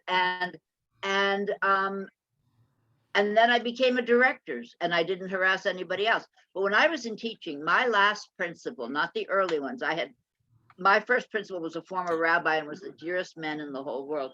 My final principal, when I Gail was Gordon, right? pardon me? Gail Gordon, right? Yes, Gail Gordon, that was the guy. There was actually a similarity. He had a mustache Mrs. in a time when Carmichael? mustaches were not popular. And this man, and I had the same persuasion ethnically as Cuomo. I don't want to stereotype. Italian! Just say the fucking word, Italian! Jesus! The same Wait, go ethnic ahead. race. But Go he on. had Was a Guido! he had a sense of entitlement that I had never seen before in my life to anything. And I was the chapter chairperson for the union. And the rule was that if you wanted to place any kind of thing against the principal, you had to have 100% of the teachers sign up beforehand. You couldn't go and say 3 people said. You had to have, so no matter what he did, and he was always touching, he was always hugging, he was always saying things, he was always whispering in people's ears, and I would say, this is inappropriate. If I was there, if he was doing it to me, either way, it was inappropriate. And then I would try, and the other teachers would come and say that, and I would say, we have to sign up together. We have to stand in unity. We cannot, and nobody would sign because everybody was so fucking afraid. I understand this culture. I understand what happened. And it took. Yeah. I'm sorry, what were you gonna say? Oh, I was gonna say, it took kind of this moment of critical mass for it to finally, tip Yes. over, which Oh, is yes. what's interesting about human beings is they won't do it unless somebody else jumps on the bus. And you can't I get- would have, and I went to the union and I said, this is going on. And they said, it's going on everywhere. If you can get your teachers, and I couldn't. It went from the very pretty young girls to the older people like myself. It didn't matter. He was, I will say that, he was equally harassed. Equal offender. An Yes. equal opportunity Opportunity offender. But it was really, and I'd never had that. It was not like I was starting my career that way. I ended my career that way. Hmm. In fact, I took a medical leave at the time. I had had many accidents, and no, I'd had a couple of whiplashes, and I really couldn't. I wear that collar sometimes. I still have problems. Those are pain in the neck. And one of them, the last one, happened on the school grounds during those 3 days. I'm sorry, do you want me to take all this time to tell this story? Well, finish her up and then we'll get on. All right, I'll finish her up. I'm sorry, I was already late to start with. And so I was carrying a wire bookcase up a staircase, and I turned around and somebody opened the door into me. I was coming up like this and right into the bookcase, right into my face. So the 2 things I was worried about was A, I didn't fall down the stairs, and B, was my nose broken because, important things like, what do I look like? So they rushed me to the hospital and I had x-rays taken. And what they discovered was that then it was the final, after 2 others, one up at the O'Neill, it was the final blow literally to my neck. I have 5, 6 injuries that I've had forever. So I took a medical leave, a 6-month medical leave. And when I came back, I got this whole oily, and oily was the word I had for him, oily. I got this thing about, well, we can't put you back in the library where you were. So we're going to give you a pre-K class, which he thought was a terrible thing, which I thought was a terrible thing. And it turned out to be the best year of teaching I ever had. Because 3 years old, and well, they were 4 years old, 4-year-old children make you well. They make you healthy. They give you everything. It's like it comes out of their fingertips into your body when you're with them. Really? I never knew that. I would have been a pre-K kindergarten forever, and I would have stayed forever had I known Well, that. you know, Leslie, if you want to do it again, we just added pre-K to the school. This is not a joke. The district I'm in, we never had pre-K. We're having it starting this semester, this David, year. take a lunch hour and go into the room, if it's not their sleep time, and ask the teacher if you can just sit in and watch what goes on. Little kids come up and they hug you, and basically they're saying, teach me, help me, let me learn, give me something. It's the last thing we want in the pandemic. I don't want any child. Hugs. I know it's not the pandemic's not the right time. I understand that. Yeah. But what they will give you in return is hugs and human contact and the sense that there is a future. You really see it when you see these. I mean, I had a kid, he's grown up, he's an adult man, you met him. But my point is, there's something about this that I had forgotten over many years. You're smiling as if you know. I don't know who you are. I'm so sorry. Oh, I'm sorry. Forgive me for not introducing. Let's get on with the show because we have a today, yesterday quiz. And Robert, I do apologize if we're going over your available time with us, but I want you to stay. I'm so sorry. Play the game with us. But I think we're having a fabulous time. But let me explain who you are. This is the Today, Yesterday trivia quiz. We do it every week, and we're playing it with, first of all, our weekly wonderful person, Leslie Hoban Blake. She is a podcaster now. She's also a theater director. You can find her on Critics Circle on YouTube, as well as Two on the Aisle. We also have David Sheward, who is the former head of the drama desk and previously reigning champ. And generally a reigning champ of the But I won last week because the reigning champ wasn't here. Go ahead. And our gentleman joiner here is the actor and the no, Leslie, I'll ask you, is it monologist, or monologist? Monologist, but you're doing that show downtown, aren't you? Yes, at the Soho Because I Playhouse. can see your last name. Oh, of course. I just read about it. You're down at the Theater Soho. 54. Well, right? The Soho Playhouse. Soho Playhouse, sorry. The Book of Moron. Wrong small theater, the Book of Moron, yes. Yes. I just sent Charlie a note about it. I want to try to go see it. Oh, good. Well, he also did The Male Intellect and Oxymoron a couple of years, about 5 years back. I'm sorry, I don't remember those. fine. This I know about. But I he's don't watch Robert New York Dubac. too much. So Robert Dubac is with us, David Sheward, Leslie Hoban Blake. Are you all ready to play the Today, Yesterday game? No, I'm sorry. I'm too tired now. I'm going to leave now. And you'll have to bear with me because I'm going to figure out what the game's about because I've never played. I'll give you the rules. Oh, and do you happen to have, by any chance, it can be a pen, a pencil, a crayon, blood, and a scrap piece of paper. You'll need that for the very end of the game. That's Okay. You'll need it immediately. So here we go. Here's the rules. You guys know it, but Robert, this is new for you. It's a trivia quiz. And so there's 9 questions. So everybody, oh, is that your lovely wife? Yes, She has a very it is. high She's elbow. in the back. Hello, wife. Wave. Hi. Hello there. You are welcome to team with her on questions because this is not an easy quiz. It's a mix of questions that are. Do I get a handicap of any sorts? Well, I can cut off your knees, but that would be very painful. But some of the questions. I don't have knees. As you can tell, I don't have knees. I've been sitting here this whole time. Yeah. No pants either. No, Jeffrey Toobin. Right. Okay. So whoa. Some questions are very direct, normal-ish. Some are like, oh, you just got to guess because they're ridiculous and so forth. Everybody gets 3 questions each. There are 3 rounds. And then by the end of the 9th question, we either have a winner or we have a tiebreaker. And then, but everybody does a tiebreaker anyway, just for fun. Now, each question is worth 2 points. If you get it right. If you get it wrong, no points. But one of the other contestants gets to steal that question. And can I just sell all my points now? That's such a Jewish thing to say, and you're not even. So the one thing I will ask from you, Robert Dubac, is can you kindly pick a number between 1 and 6 and tell me what it is? The number between 1 and 6 is 3. 3. Okay.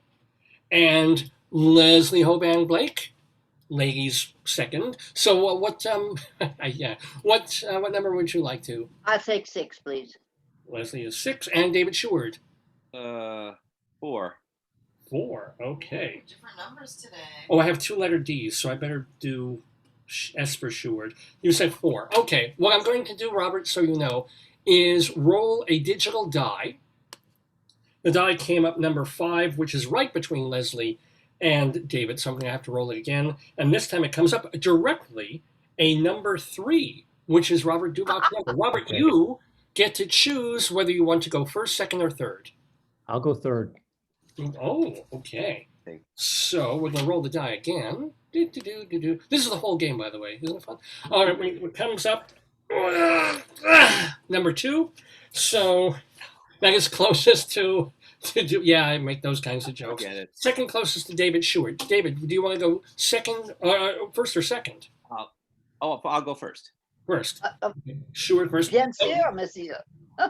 You don't have a Robert choice. wanted to go third. So we have David Sheward going first, Leslie going second, and Robert Dubac going third. Robert, you missed it. Normally, we have to oil up and go into a cage to fight when it comes between Oh. two numbers. I don't know why he's not doing that today. He's being gallant, I guess, or Oh, is that it? Yeah. For Robert, but pas pour moi, merci. Thank you. Yes, that's, sorry. Normally I'm being goofus. All right, here we go. So we're going to start with, I think I gave you all the rules that you need to know for now. So David Sheward, being the first one up, your first question. Are you ready? I'm ready. Here we go. The year, and Robert, I missed the whole point of the quiz, that every single one of these questions, all of these are based on things that happened on this date, August 7th, in history. So it could have been August 100 years ago, 100, 500. Honey, you want to pull up August 7th on Google for me, please? That's fine. It's a waste of time, Robert, because he's lying. That's not the point of the game I at know. all. It's the He 10. has changed the whole set of rules. It's a 10. Okay. Sometimes Whatever he can pull out of his whatever orifice he's Uh-huh. using at the moment. Thank you ever so much. You're welcome, David. David Sheward, 1782 was the year. This is actually a pretty normal-ish multiple choice question. Okay. George Washington orders the creation of an award to honor soldiers wounded in battle. It was a cloth badge in the shape of a Purple Heart, only it wasn't called the Purple Heart back then. What was it called? A, the Combat Beret Badge. B, the Badge of Military Merit. C, the Order of Sacrifice. D, the Order of Distinguished Service. Huh. Well, it could be any one of those. Okay, so it's read them again. Of course. So Purple Heart was originally called A, the Combat Beret Badge. B, the Badge of Military Merit. C, the Order of Sacrifice. Or D, the Order of Distinguished Service. Order of Distinguished Service, I think is, that sounds like that's the best. I'm going to go with Order of Distinguished Service. And is that your final answer? Yes. Well, I'm afraid your answer distinct. That is not the correct one. Okay. So somebody else gets to steal, and we're going to find out who by rolling our die. Let me take the music down and find the die again. Hold on. Too many things open on my... Here it is. We're going to roll this die, and the die comes up number 4, which is, well, David Sheward's number, but it is closest to Robert Dubac. So, because you rolled you asked for a 3. Sacrifice. The Order of Sacrifice. Is that your final answer? Yes, it is. Well, I appreciate the sacrifice you made to be on this program today, but I'm afraid that is not the correct answer, Robert Dubac. So, Leslie Hoban Blake, you get to steal this question for 2 points. Tell me what the two that are left are, because I've lost track. Thank you. Your options are the Combat Beret Badge, the Badge of Military Merit. I'll go with military merit. Is that your final It's answer? a guess. It's a pure guess. It's my final guess. Well, you have done meritorious service to this program, Leslie Hoban Blake, by getting on the board with 2 points. I've done meritorious service by getting up this morning. Go ahead. I'm sorry. That's it. Well, I'm done. I'm Glad tapped. to see you, Les. Believe me. Thank you. So Leslie is leading the game so far, 2 points, but hey, only had one question. So much can happen. And this next question goes directly now to Leslie. So you can build on your lead if you get this right. It's also a multiple choice. And Oh, the year, goody. Last time we played, I had no multiple choices. Jesus. this time you do, 1820 was the year. So on this date, on August 7th, 1820, it's a multiple choice, and I'm so excited about that. Oh, this is so important. Don't, I'll be right there. Okay. Can we talk amongst Does anyone- ourselves? Sure. Oh, What does God. 810 mean? Does anyone know? This Yes, is it's his 810th performance. Oh, It's his 810th show. 810. I do know. I've only done this 810 times. Look what came in the mail. Oh, new potato. Is thing? it a new potato? It's a new potato. wow. A neutered potato. Yes. And the rationale behind the new potato is? Well, this question has to do because Oh, David, he's he has a smoky smell. He's hefty. Yeah, he can use a little. He's a big boy. Yeah. No, baked, is he? no fat He's little, shaming he's the little potato. baked, now. is he? I see. Little Is baked. that how they send Only your, half baked. is that how they send your weed these days in a potato? Is that the whole? Well, that's why they have appeal. Okay, here we go. 1820 was the year. Many sources give this date as the first time potatoes were planted in Hawaii. Which of these is the Hawaiian word for potato? Oh boy. Is it A, melehune, B, kulina, C, lakika, or D, uwala kahiki? No. All right, try it again. Could you spell those? There's no root word for me to go to try to figure out potato in the name of that. All right, I will count the vowels. Go ahead, do it again. Okay, again, which of these is the Hawaiian word for potato? A, melehune, B, kulina, C, lakika, D, uwala kahiki. Never been to Hawaii. I don't have a bit of a clue. I'll go with the first one you said. I have no idea. Melehune is the Yeah, first sure. one. It sounds nice. That's all. Leslie, you may go to Hawaii to get laid, but you don't get the right answer on get laid.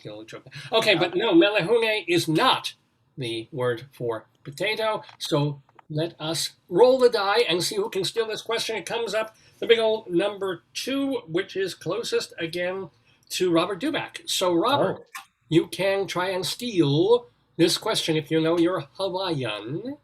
Which is the word for potato? Is it kulina, lakika, or uwala kahiki?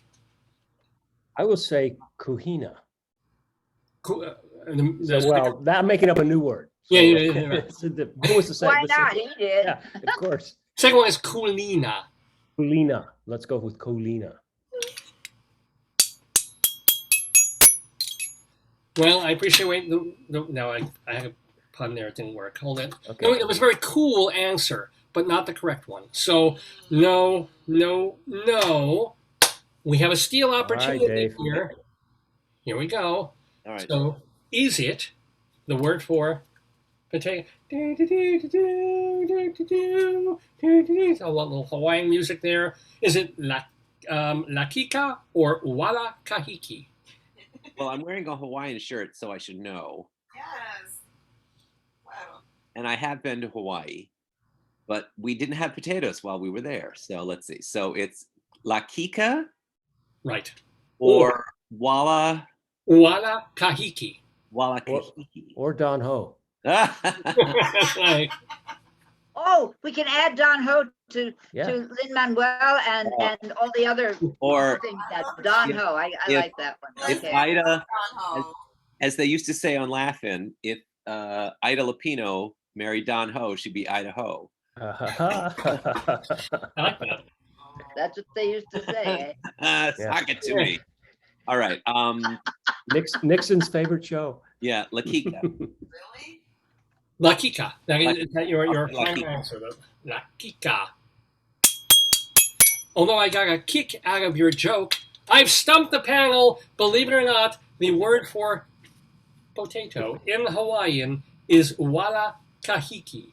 the last one, which, and I love this, it's also a slang term for a Hawaiian person who's trying to be white and kind of forsaking their own Oh, culture. white on the inside, Right. brown on the outside. No, Is that well, the idea?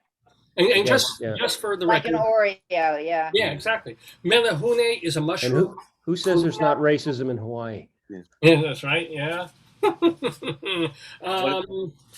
Melahune is mushroom. I don't know who said that. I don't know. Did somebody say that?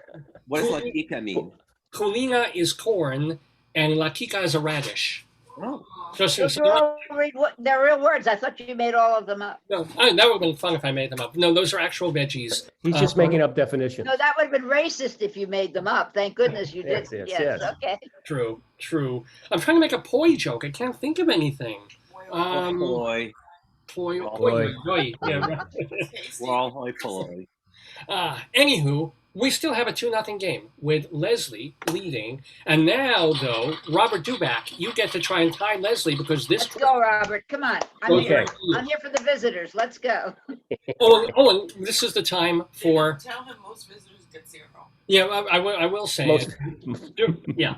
I heard. You don't have to repeat it. I didn't Yes. hear it. But, Oh, she said most visitors get 0. oh, yes. I'm actually trying to figure oh. out how to score a negative amount of time. No, that's Jeopardy. That's Oh, where okay. the That's right, money yeah. I want to owe you guys money before this is over. Oh, Listen, if only. we do this for nothing. You understand? I mean, at least. Oh, Jeopardy that's not what he pays told you. me. Oh, okay.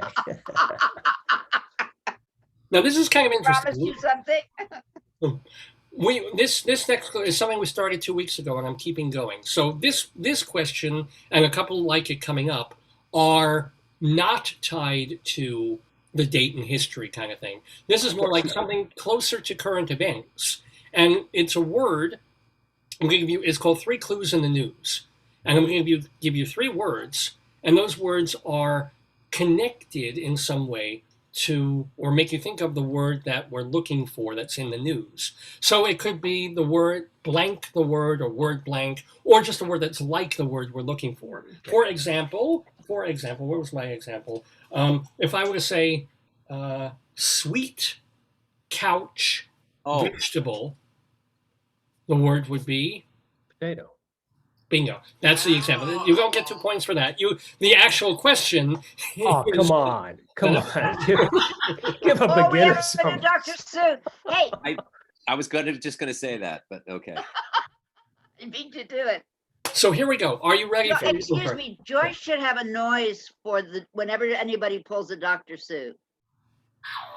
Is that a good one? Here we go. No. Okay. Either or that. Woo! I like that. Dr. Seuss, Robert, was a guest we had on the show, that they had on the show, that begged for points. It doesn't matter how Oh, she I did see. it. She begged for points. Really? Huh? In a fun way. I She mean, should have been- we're all in fun. No, if It anybody, would've The gotten way more you did, advanced. the way you did, dear. The way Yeah, you did. yeah. Not But I'm- offensively. She can beg in Cuomo's office, I guess. Yeah. Well, She sure. want to go back to the beginning. Anywho, Okay. are you ready for 3 clues in the news, Robert? Yes. You can never have Dr. I- Seuss back on the show, David. What? Well, I've invited her back, but she's been busy, honestly. When you guys are sometimes been away, you guys meaning David Sheward and Leslie Hoban. she's a very nice lady. Yeah, no, she's been great. But the last time I invited her, she wasn't able to. So, but no, I'm totally. Didn't her lawyer contact you? Her union representative contacted me. Her parole officer. That little stubborn puppet. All right, here we go. She wasn't nice. We never said she wasn't nice, just desperate. That's Thirsty. the story of my life. Thirsty the word, yes. Yeah. Okay. Ready, Robert? Ready for Yes, long time ago. Here we go. I think he dozed off, David. 3 clues in the news. The clues are high school, line, gathering. what was this middle word? High school, line, gathering. Gathering's throwing me. David, Wow. Remember, it isn't always blank something or something blank. It can also Right. be. is it? No? What? Oh I man. actually enjoy watching the interaction. as to how they're going to cheat or get their way. I have no, high school line gathering, Yeah. Remember, those words are not connected to each other. Just tell They're me. No, of course not. Of course, yeah, no. Robert, just promote your show. If you don't know an answer, promote your own. Yes. Just say the book of my show, thanks very much. My show is called The Book of Moron. I have no idea what the answer is. So I'm my own moron. Come see The Book of Moron. I'm my That's own it. moron.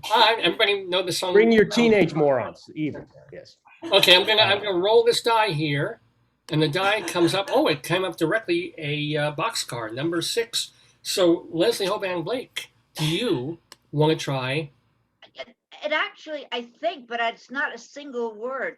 It was out on the island, or no, Staten Island. It was in Staten Island that there were a group of mothers who protested against mask wearing for their children. So you said high school. High Did you school? say high school? No, this was not No. high school. Wait a minute. No, this was elementary school. I rescind everything I said, whatever that was. I was so focused on that answer that I can't think of anything else now.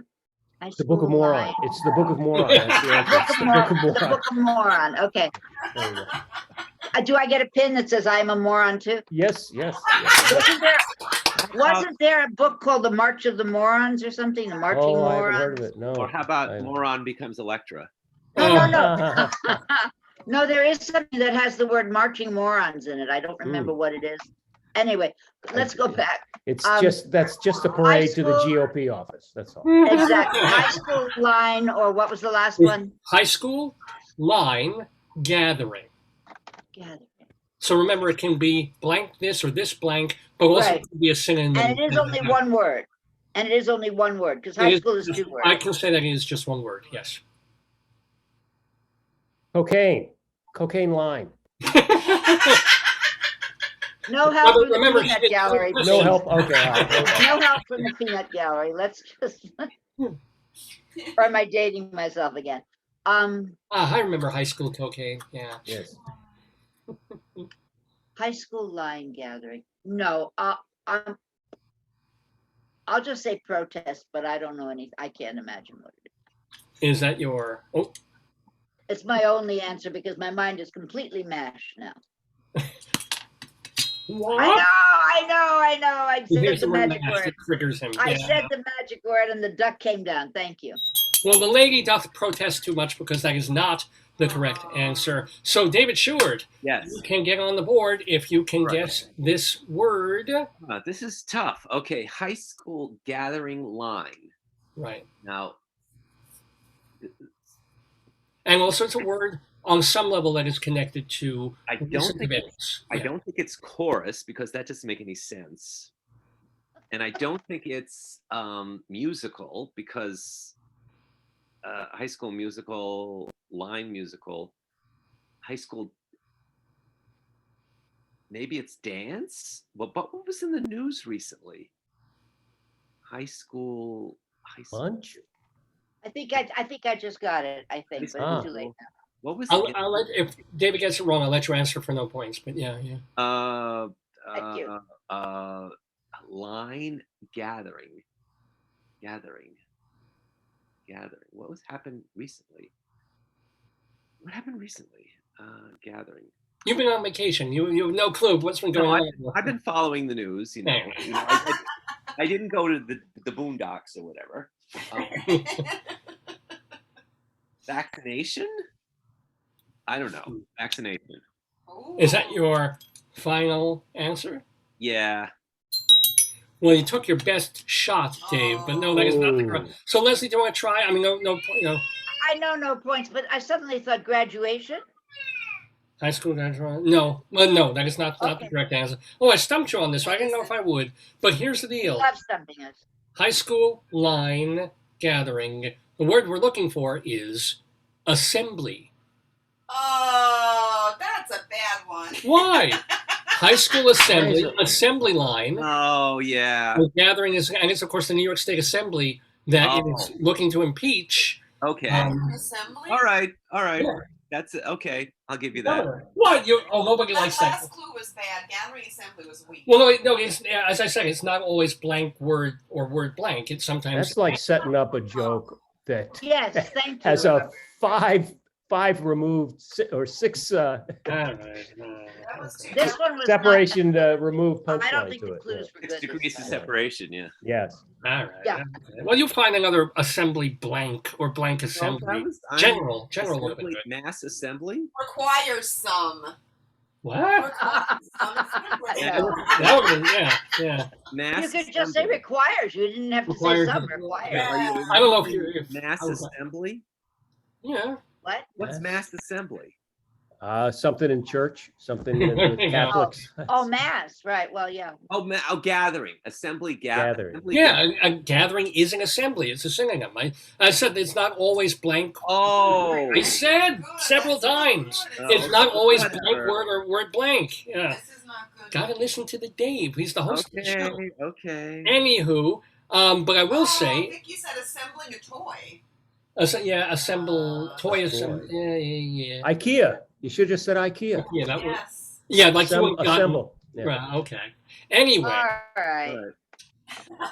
we're on to our second round of the Today Yesterday quiz. Jeez, Oh, is boy, that all? okay.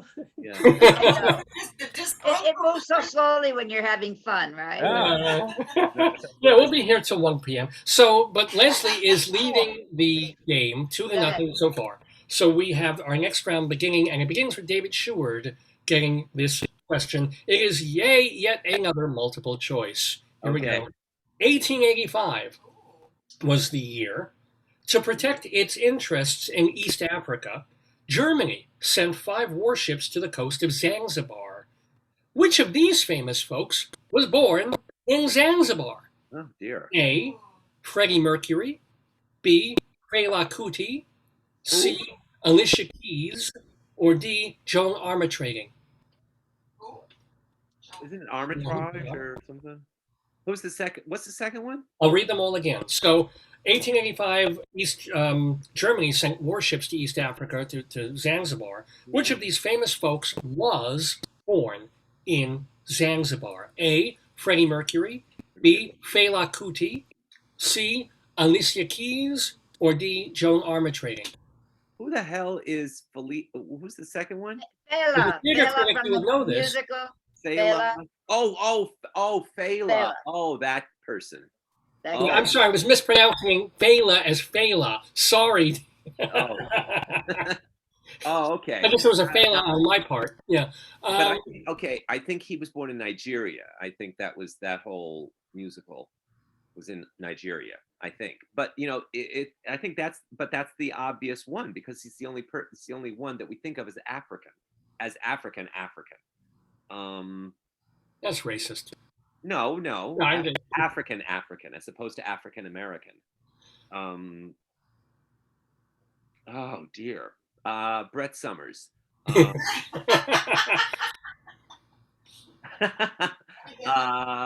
You know what? I'll go for the obvious, Fela. Is that your? Yeah. Okay. You don't even want to deal with it. Okay. Well, even though you're a cutie, David Sheward, that is not Fela Cutie. Not the correct answer. So we have a steal opportunity here. Oh boy. Let's see who gets the die going. Come on. We have a 1. 1 is closest to Robert Dubac. Robert, you get to steal this question if you get it right. Which of the following was born in Zanzibar? Was it A. Freddie Mercury, C. Alicia Keys, or D. Joan Armatrading? I'm going to pick Freddie Mercury just because it sounds so bizarre that I think it could be true. Is that your- Watch the movie, huh? No. Oh. Sorry, The mercury's too hot? Is it? Yeah, the is it temperature's too bad? right. It was, are you projecting or assuming or presuming? Well, I not only assume, I guarantee that you just earned yourself 2 points. Yeah. Oh, really? Robert Dubac, yes. All right, I'm right up done. behind you, Leslie. Buckle up, babe. Yeah. That Just be careful. Watch that language here. was that in the movie? What's I that? have no idea. No, I have no that's- idea. No, It was not in the movie. No, I forget what I but said. Frank, he was apparently born in Zanzibar. Yeah, Leslie, you were going to say. Sorry. Oh no, finish what you're saying. I'm I was sorry. going to say that Fela, you were right, David Sheward. He was Nigerian. He was Nigerian born. Alicia Keys was born in Hell's Kitchen, New York, and Joan Armatrading came from the West Indies. Oh. So there you go. So all I was going to say is I believe, and I'd have to look it up. I believe the first name that came to my mind was Errol Flynn. I believe Errol Flynn was born in Zanzibar. I don't know No, why I think I he was born in thought that. Tasmania. Thank you. That Oh, was it. Tasmania. One of those funny words was what I was thinking. Oh, terrible. Thank you. Thank you for clearing that up. I was going to have to run Tasmanian and look. devil. Oh, Okay. You Okay. Tasmaniac, you. Well, here's the deal, folks. We now have a tie game between Leslie and Robert Dubac. Yeah, but watch out for David. He's David. So, do we know if Freddie Mercury's parents were like in the foreign ministry or something? We don't know. No. I have to Google. I don't. No, they were according to the movie. They were just ordinary people Oh, okay. that he couldn't wait to get away from. So So like everybody else, right? now we have Leslie. Though Leslie, you can build on your lead if you get this multiple choice question correct. The year 1934. Woo! On this date, the U.S. Court of Appeals. August 8th or August 7th?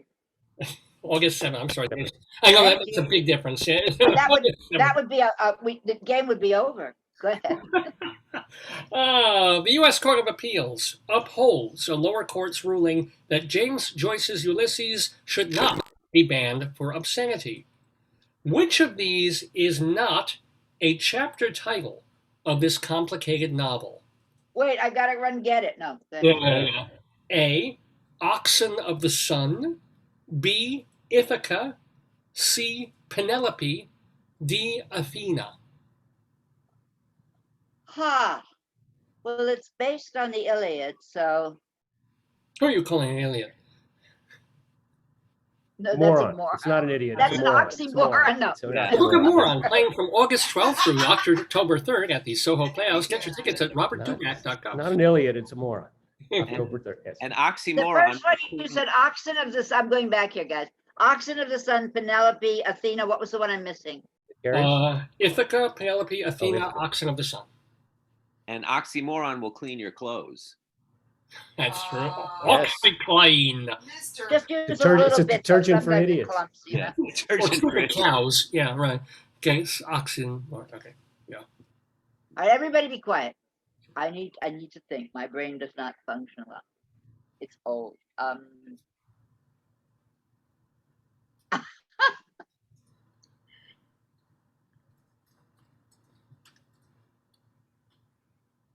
gonna go for the wrong answer, I think. That.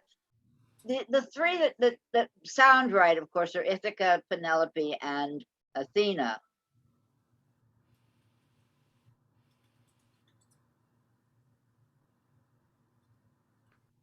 You want the one that is not. That is Right. not a chapter title of Ulysses by I'm James. going to say Oxen of the Sun. Is that your final answer? It's a pure guess, yes.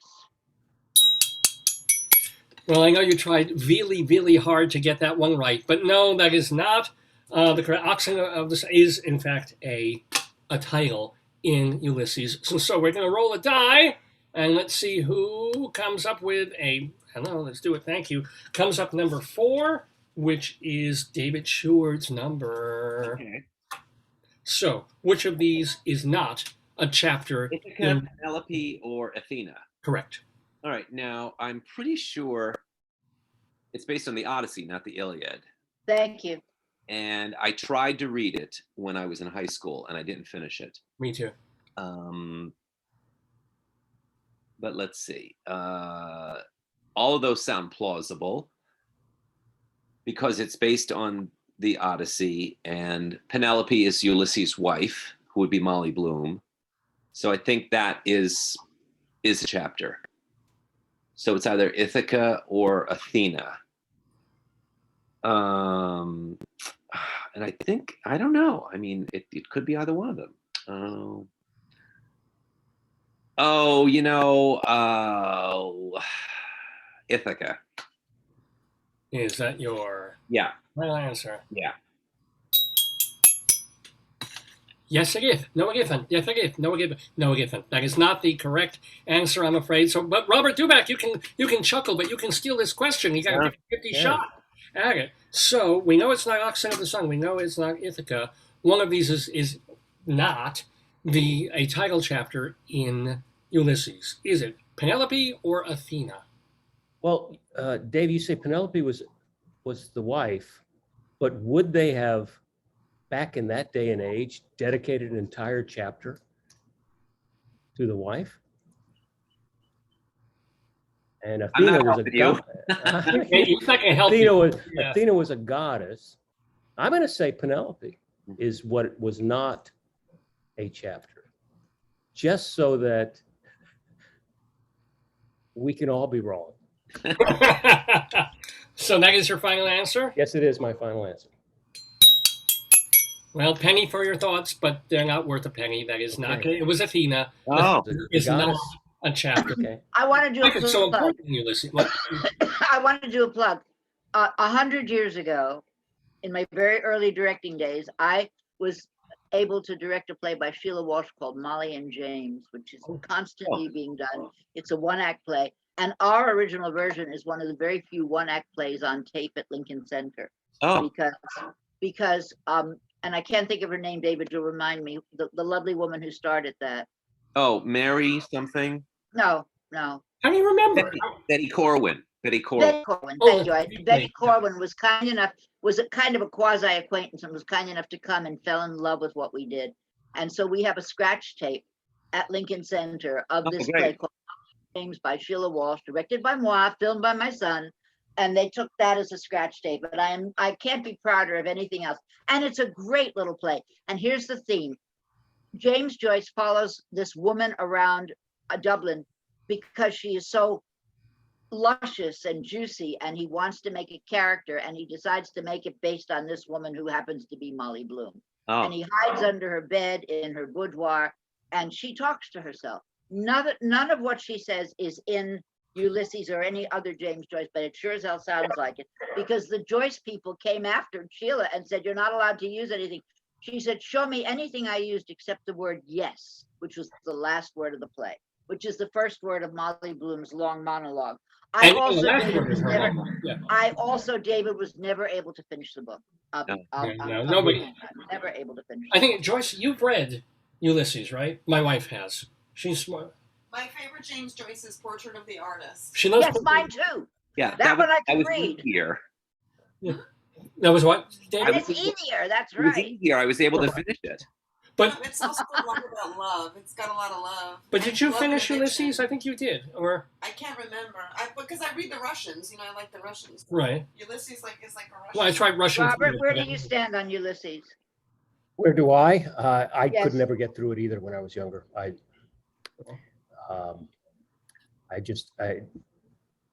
Again, it's the Book of Moron. Yeah. First sentence of Finnegan's Wake, I'm out.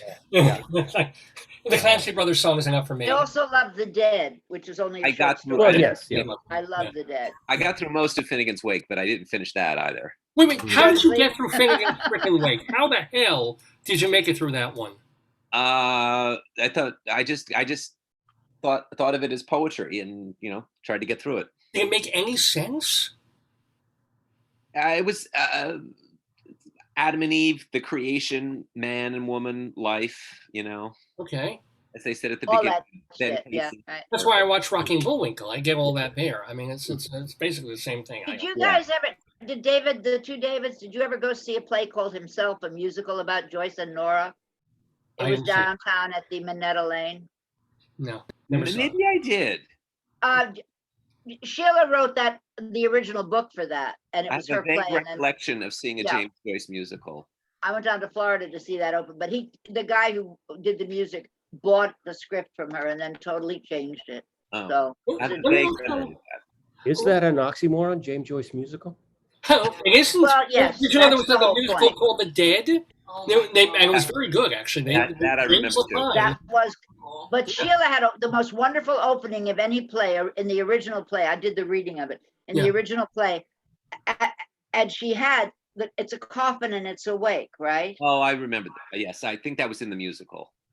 Yeah, but not, I don't think, maybe, all right, then maybe they put that scene back, but it was, somebody poured liquor into the coffin and James gets out of it.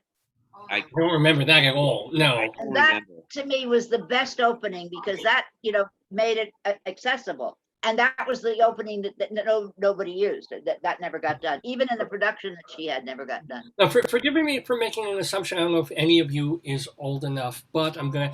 Did anybody see Zero Mostel and Ulysses in Nighttown? Is that or is that? No, I wish I had. No, I really, that's something I really wanted to see. Yeah. And there was no Betty Corwin tape thing at that point. It No. predates her. Right. Anyway, we have our next question. Are we still playing? Oh, There's a game here somewhere. To take us through the end of our third round, we have a question, though, that will go to Robert Dubac, who can, in fact, build on your... well, you have a tie with Leslie, but you can take the lead if we have... How did you get this? Wow, you get another clue in the news. Huh? I don't know how I did that. I screwed up this way, but you get a clue in the news, Robert. So here we now you know how it works, right? Kind of an Okay. assembly. 3 clues in the news. It's connected to some current event, so it can be blank or that blank or just a word that's sort of like it. Here are the words: slave, hard, pains. Oh, I know what this is. David. speak up, speak up, speak up. Moron. Kill me, Robert. You'll kill me. Moron. What? Yeah, Book of Moron, playing Book from of Moron, August it's Book 12th of to Moron. October 3rd. Slave, pains, and Hard. Yeah. thinking, hard work, pains, slave. Wow. It's nothing more boring than watching someone think. I don't know about that. This is the only way I can, while I think, let me try to entertain you. No! That's like the greatest thing I've ever seen. Thank you for that. What was it? You'll see I it. can do the other side too. No. Slave, Oh, my Lord in heaven. gosh, pains. I'm gonna have to defer. I guess slave. Defer. I need my fur. No, it's a Oh, very different thing, potato.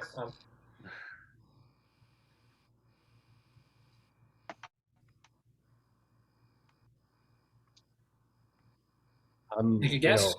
I'll take it. Work, Work. hard work, slave. Nope. Yep. Is it final answer? Final answer. Got nothing. Got I'm nothing. afraid that answer did not work for you, Yes. Robert Dubac. So we have a steal opportunity here. So we could wind up with a tie game, maybe, or with Leslie in the lead. Let's see. We got the number 6, which goes directly to Leslie Hoban Blake. Leslie. Robert, you were Yes. so close. See, these clues work the way they're supposed to. The word is labor. The word is labor, am I right? Labor, Slave labor, labor hard. pain. Final answer. These words are connected the way they've been in the past. That's why this one works. Oh, I get it.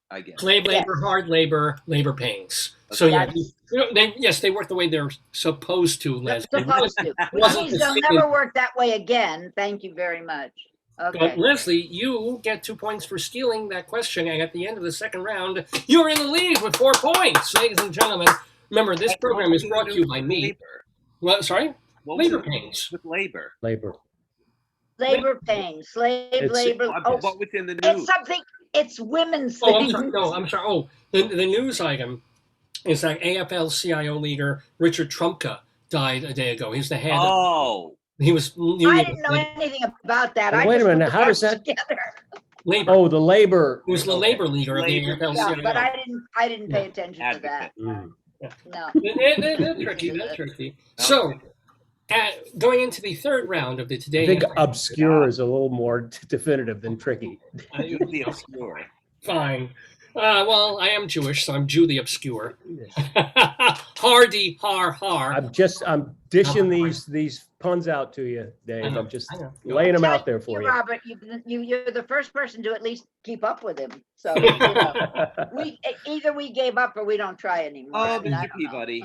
Thank you. Oh, what Yes, Dave is that's- saying, by the way, Robert, is either of us will make a terrible pun. If it's bad enough, David Sheward will chime in with, "Oh, Mr. Peabody," from Peabody and Sherman. So we begin our third round of the Today Yesterday quiz here on Dave's Gone By. By the way, I should mention it's August. Yeah, we're still in August 7th, 2021, with the 810th episode. We're calling it Back ATCHA for Robert. I just want you to know I gotta get on stage by Thursday. My show's at 9. All right? That reminds me of Just let you know. when I went a couple of years ago. We went. This is sort of an inside joke. Julie Halston, who was the recipient of a Tony Award this year, came, and Charles Bush were presenting the Outer Critics Circle Awards, and they came and said, "Oh, hi, how are you? It's so nice to see you." Yeah, we just got back from the Drama Desk Awards. Oh, ouch! Because that was the year that we had like 7 hours. 4 hours. 7 hours, yeah. long, yes. I remember they used to. And by the way, not to brag, but both Julie Halston and Charles Bush are friends of the Daverhood. They've been on this program. So you're in good company, Robert, David, and Leslie playing the Charles game. Bush was once a cottage industry for me. I think I interviewed him 5 times in about 6 years. Well, he was always doing something new, and it worked out, Back when I was back in print, when I was in print. This was back in those days. At this point, Bush should really be a tree. He's done so much, I think. A monument, excuse me, a monument. Let us begin round 3 of the Today Yesterday quiz, which will start with a question for David Sheward. Time for you to get on the board, David, and which you can with Come on, David, you can get a goose egg. non-multiple choice question. This is just a plain old. Okay. Q&A. Okay. Go ahead. I'm ready. 1970 was the year. Joining the band Fleetwood Mac today is this singer-songwriter who was an art college graduate and former singer for the band Chicken Shack. Name that tunesmith. It would be a rock music question or a pop rock. This is why we roll the die to see who goes when, but yeah. Not my category. Stevie Nicks. Is that your final answer? Okay, yeah, sure. That was very confident. Well, just in the nick of time, you got that wrong, I'm afraid. So that is not the correct answer. We're going to roll some die here. We're going to cast that die among the waters, and we come up with a number 3, which is Robert Dubac's direct number. Robert, I'll ask the question again. 1970 was the year. Joining the band Fleetwood Mac today is a singer-songwriter who was an art college graduate and former singer for the band Chicken Shack. Name that tunesmith. Chicken Shack? The one who joined or the one who dropped out? Joining, 1970 was the year. Joining the band Fleetwood Mac today. Well, I'm going to give you 2 names, and then I'm going to choose one, and then Leslie, if I'm wrong, you pick the second one, okay? It's either Lindsay Buckingham or it's Bob Welch. But I think Bob Welch ended up leaving the band before they became famous, but I don't know if they were famous in 1970. So I'm going to say Bob Welch. I think. Well, Welch? I'm afraid you have to welch out on that deal. That is not the correct answer. Leslie Hoban Blake. Robert, thank you. I knew it was Lindsay, but did you? I think it's Lindsay Buckingham. But they just did a thing on Fleetwood Mac on PBS, which is a tribute to Robert Welch. Yes. It was a tribute to his time in the band and all the stuff that he did. Biggest mistake anybody made joining a band and quitting.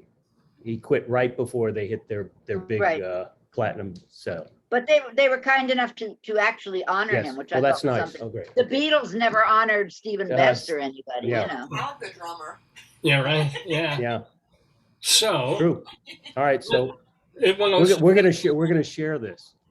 These 2 points. One goes to Leslie. One goes to me. If I'll we're share right. it with you. We're still tied. could- It doesn't matter to me. Well, so Leslie, what's your answer though? I need to Lindsay Buckingham. Well, Leslie, you tried to buck the system, but that is not the correct answer. Oh, Oh, no. fuck, then it's Christy McVie, I think, Yeah. probably. Better than that. Christy It was McVie. Christine Fuck, you know, Perfect. I wasn't, I'm sorry. Sorry. No. Oh, that's.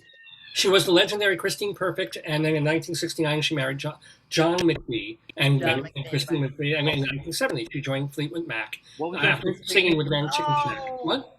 What was their first No, we name? shared it. We shared the nothing there, Robert. Well, they were Fleetwood Mac? they were around so long that they had sort of minor hits Yeah. with blues-based rock and pop. Long before, I mean, even Welch had a kind of a hit song. He did Sentimental Lady with them before that first Fleetwood Mac album hit, and then Rumors came on. Well, Welsh left before everybody married everybody else too. Yeah. So, who was that guy? The guy who just died, their original like bass player. He died a couple of weeks ago. And that's what I want on my tombstone, what you said. Who's that guy who just died? I don't I just know. want to put that right on my. What was his name? He was Peter Green, I think it was. Oh no, that's the one they did the salute to. I'm sorry, it wasn't Robert Welsh. It was that guy. It It was was Peter Green. Oh, Yeah, he was. They, Green. They you know what did. There was Dorothy Parker, I think what Dorothy Yeah. Parker said Eat on my her, dust, or what is it? if you can read this, you're standing too close. yes. That's I like that. All right. If you Well, remember the '70s, you weren't there. Yes, Mhm. right.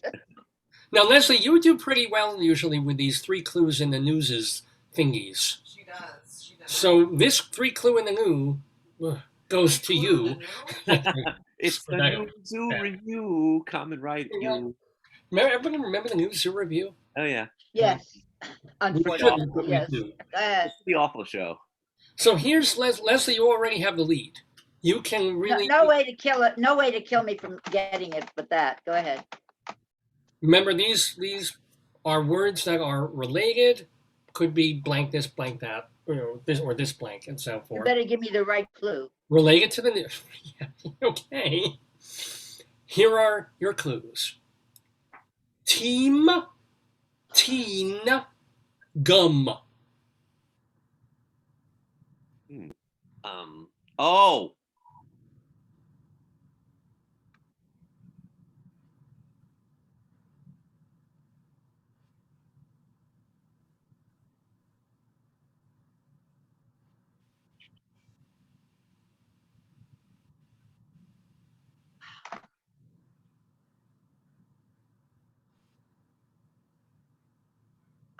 Thank you for the silence, guys. I appreciate it. Mm. I am totally not getting anything. I get a different clue for each word.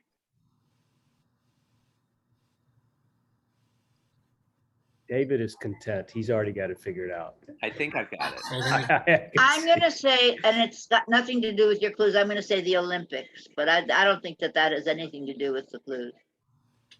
But is that Olympics. Yeah, I'm going to give you I don't know. well? Even though you're always a good sport, Leslie, it is not the Olympics. So we get to let's see. Does David get on the board? If he, let's see, we got a 1. I rolled a 1, which means I get closest to Robert Dubac. Man, Robert, can man. You you? can win this, Robert. This I will be could. it for you. I could. This is Three it. clues But in the news. I This just big. is this the last question? No, there's one or the game? There's one more question after No more this. after this? Yeah, but it doesn't count Robert gets it. unless No. unless we're still tied. No, are you okay? Oh, Leslie gets it. Leslie. Yeah. Oh no, Robert gets it. Robert gets Robert the gets question, it. but we haven't done this one yet. Okay. And then we have the Team gum, team And- teen and gum. team, teen, and gum. Related to something in the news. Yeah. Is it?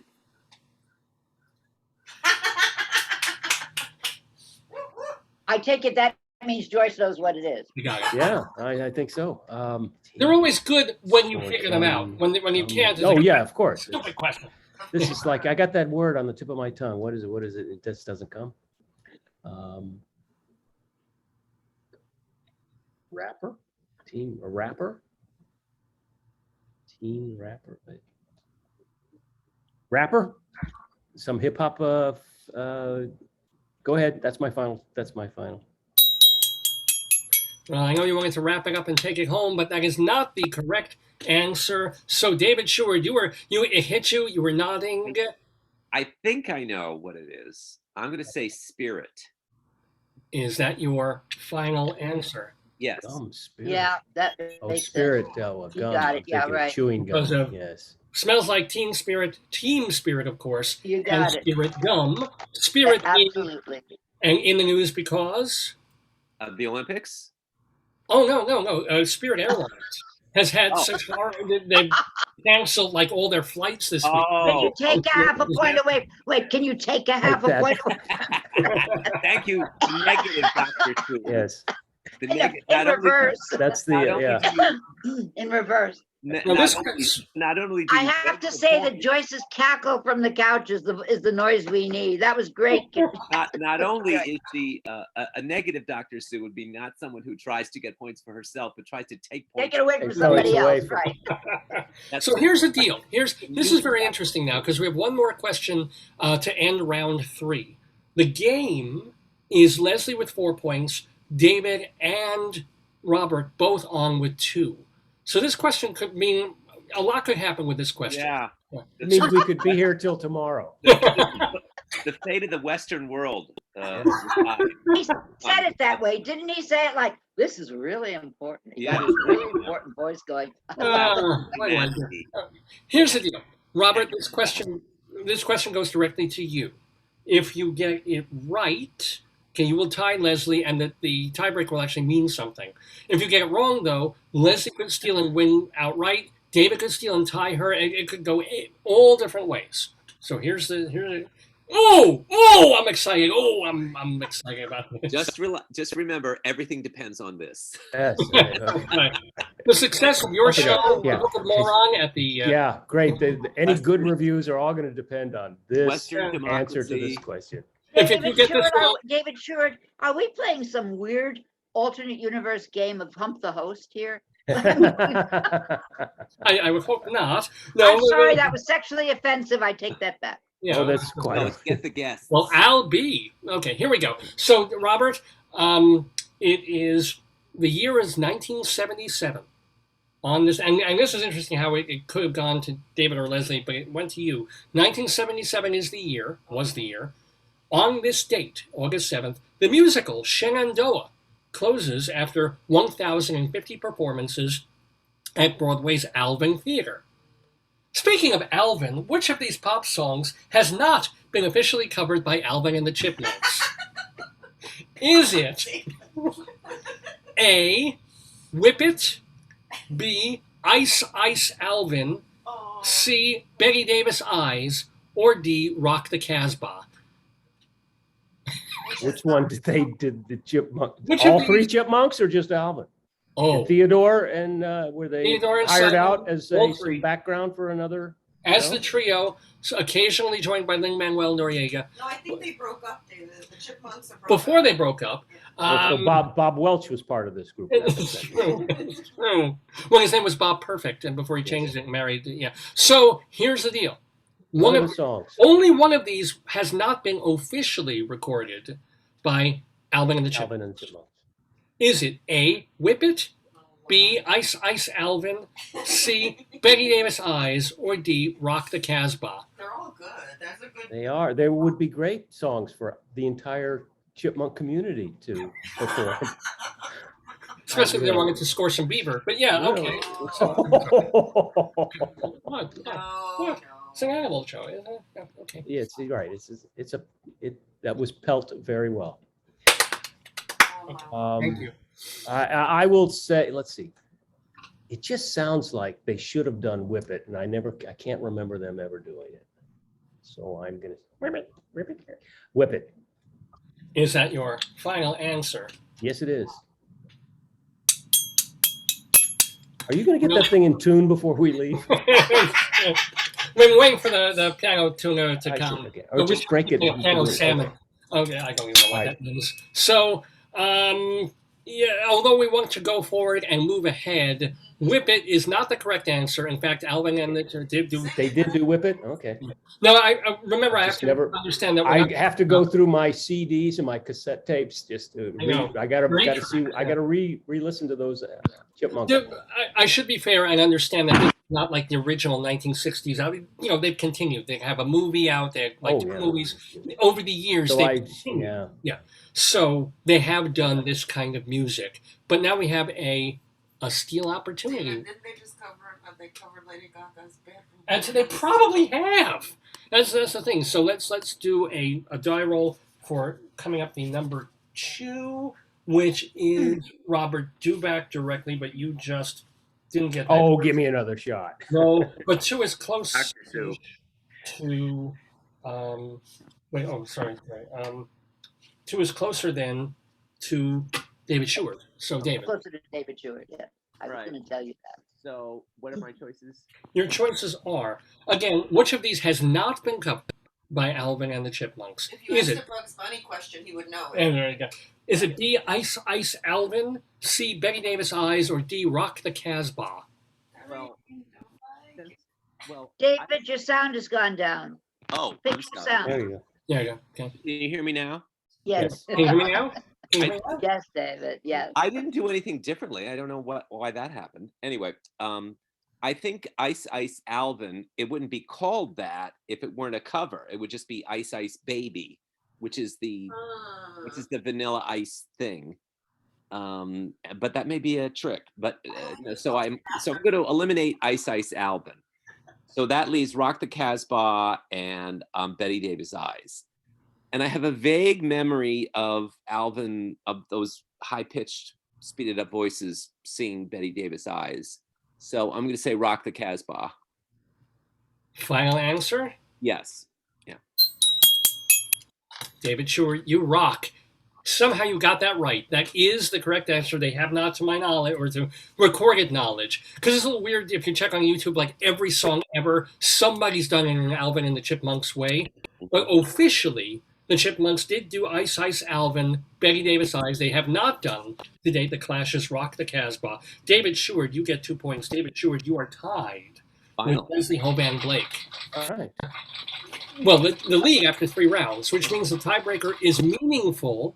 So what we could wind up with is either a 3-way tie or a winner amongst our panelists. So are you guys ready to go into, let me explain how the tiebreaker works. Is this the first time the tiebreaker actually had meaning? I think it is. I think a week ago, no, last week Out of 810 shows? Well, we haven't been doing this segment for, this has only been going on for barely a year. I think we've been doing We it. started during the pandemic, I remember. It was a reason to get out of bed. Yeah, there you go. That is, No, it really was. I'm very grateful, David. I had no reason to get out of bed for a long time. wow. Well, thank you, Leslie. So here's the deal. Everybody's going to play the tiebreaker quiz, but we do it a little differently. This is why at the very beginning I asked you to get a pen and a piece of paper, because for the tiebreaker, I ask the question, you write your answer down, then I'll read the question one more time, and I'll give a 3, 2, 1 countdown. And when I say 3, 2, on 1, you all hold your answers up to the camera so you can all Like this, Robert. That was Gotcha. last week's Last answer. Yeah, Okay. which you got right, by the way. So, I see. are you all ready Yes. for the tiebreaker question? Yes. Correct. A straightforward trivia question. August 7th, 1912. The Bull Moose Party, founded by this politician, nominated him for president, but he didn't win. Name him.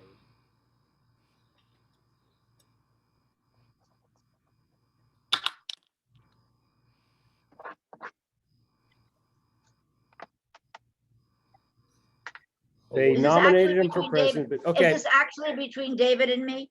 Well, actually, it could be all 3 of you, because you're all playing, but David and you are Are tied. tied. All right. Right. Robert is 2 points. If we behind. both get the right answer, just out of curiosity, because I don't think this has happened, what would happen then? We'd have to do another one? You actually fight to the death. Ah, That's We- when we we- oil up and we get all- the cage. Okay. We all I knew actually there was asked. an oil up getting the cage wait, thing. I've got Yeah. 2. Leslie has 2. No, David, So you I have, have 4. You have Oh, 4. Leslie. you both have 4. Don't We you? both have 4. I have 2. That's all I I have got. 2. So Well, Robert, excuse me. So I we're- meant Robert has 4, Oh, right? it's Robert did and I me get that I'm 4? fighting. I'm I didn't know I sorry. was. Who's winning? We We just got David out of zero land. Okay, Yeah. I got I'm it. very, very Okay. sorry. Leslie and David Robert. Stewart has 2. I have Robert 2. has 4. Leslie has 4. So I it's got it. Okay. So it's you and me, Robert. Okay. Okay. Okay. got Or you. it could be a three-way tie. That's I'm Okay. If both. Okay. The Got it. problem is, David, I think of you as a letter D, but Dubac is D, so I get a little Got it. confused. He's But trying to get out of it, but don't let him. Okay. here we go. I'm ready. Either way, we're going to figure out the point total by seeing your answers to this question. The year 1912, the Bull Moose Party, founded by this politician, nominated him for president, but he didn't win. 3, 2, 1. 1, 2. Oh my gosh! Oh my goodness! Look at this. First of all, bravo, three-way bravo. So everybody gets 2 points. That's what you said last night. Get it? Oh, Wait, show that again, Robert. Did you have something on the side? oh, I there was that doing you some wanted free to- advertising here. I know that, but what was on the bottom there? Teddy Okay, Roosevelt. that's what I Well, I wanted to had, see. I had So it's a Bob Welch three-way written over tie. here too, because I It's was not the taking Yes, some I got notes, it. but I got it. Well, it's a Now, two-way. okay. The finale, we actually end with a tie. The tie is between That's crazy. Robert Dubac, first timer, my goodness, and Leslie Big Hoban deal, Robert. with You don't know David it. Sheward very Big close deal. behind with 4 points. What a game! We've never had that. So what do we do now? I'll Wait a give you minute, free what ticket. do I'll we give you do free now? tickets I to had the the show. right answer too. Oh. Um, Hang on, wait a minute. Wait, We you're both not okay had with the a right tie? answer. You're So not we answer can't, with Teddy we can't, Roosevelt. you don't have another question? No, that was a tiebreaker. If there's no tie, there's a tie. Do you need me to come up with a Well, question? we there? never played it this way, so I didnn't know that. It never happened while I've been playing. I know. And It I never, just we've dropped never my had wedding a- ring. I promise I'll never play again. I don't want to just. No, I want you to come back. I have a I have a Yes. question. I have a trivia question for just such emergencies, and I can offer it to Oh, the two of good. you. And then if Sure. we don't, Go ahead. answer correctly, It doesn't then your matter if we question don't get it wins. right. Go ahead, so then David. we'll all be tied again, and we'll have to do Yes. it. Here's Go here's ahead, the question. David. Shoot. And are they supposed to write it down? How do you want to play it? You take over. I mean, they can write down. Write down on the opposite side. Write down on the other side of the sheet what you think. This is. I admit. Okay. Here's the question. All right. What Emmy-winning actress Yeah. played 3 different guest starring roles in the original Star Trek?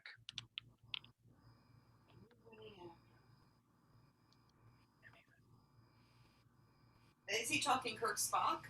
Yes, the original Yeah, the original. during the Spock era. Yes. Yeah. What Emmy-winning actress played 3 different guest starring roles on the original Star Trek? The I should know this. I The watched those. then dozens of Commander times. Kirk. Leslie, you got it.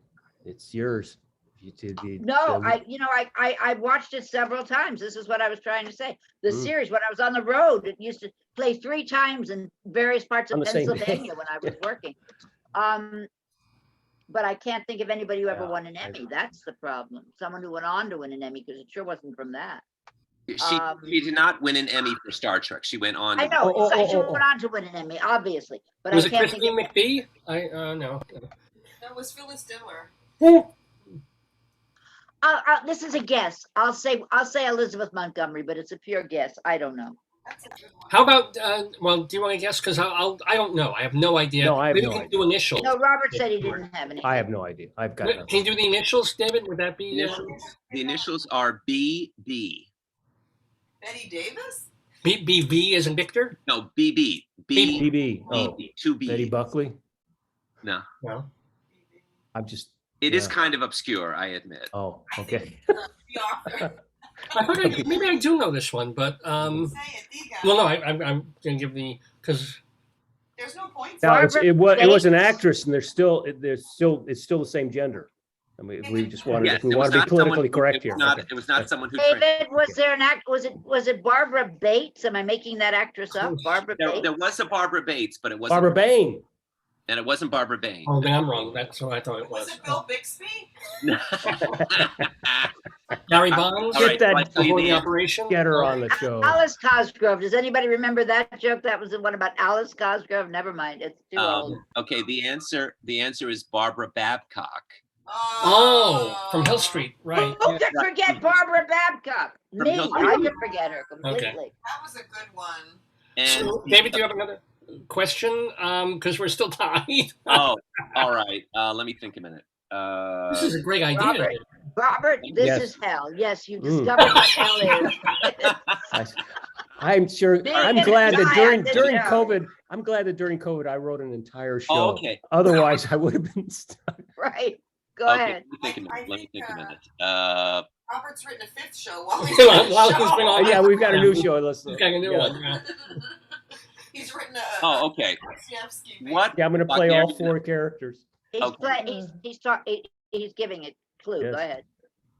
What Wagnerian opera does Bugs Bunny quote when Elmer Fudd is singing a love song to him in What's Opera Doc? Oh my lord. Esoteric much, David? Yeah.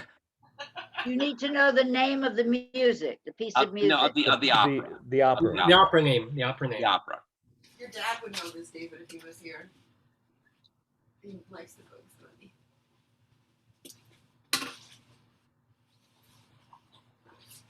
Ready? It's gotta be something by Wagner, right? I'm guessing, totally guessing. Because only fair if I play 2. Okay. All right. You want to give it 3, 2, 1? Say when it's ready. That's all I got. That's all I got. That's all I got. You want This is Go ahead. mine? against me. Okay. I have tricked. Yeah, it was Tannhäuser. Tannhäuser. Really? Yeah. That's funny. You mentioned Tannhäuser? Well, return my love. I want you always beside me. That's from Tannhäuser. That's from Tannhäuser. All right. What was Well, I was Elmer? going to go for Valkyries, but that's not the right one. Yeah. Here's a pun for you, David. What was Elmer Fudd's religion? What was Judaism? I don't know. I was a Presbyterian. Oh, Mr. Peabody. Oh. And see. Okay. And by the way, the end of that scene, I think, is Leslie winning the game. You had Tannhäuser, right? How did you know that? Wow. Well done. Don't ask. I Okay. pulled it out of my somewhere. So now we have a way, I guess we need to think of a way if tiebreakers don't break ties. But how can David, if he's The loser gets to ask questions. The loser gets Just so that that you know, Dave. question, right. Just so But that the you loser has to remember. be someone like David Sheward, who has this incredible encyclopedia of crazy things in his head. Leslie, So, you know. Leslie won twice?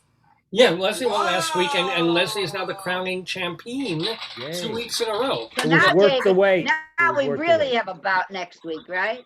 But yeah, well, you got but let's all credit to Robert Dubac, who did as well about as Incredible, any Robert. ever Well, thank you. Very, very good. had on the program. Did you know he Thanks has very a much. one-man show that he's doing? I don't know if you heard about this. No, I It's hadn't called heard.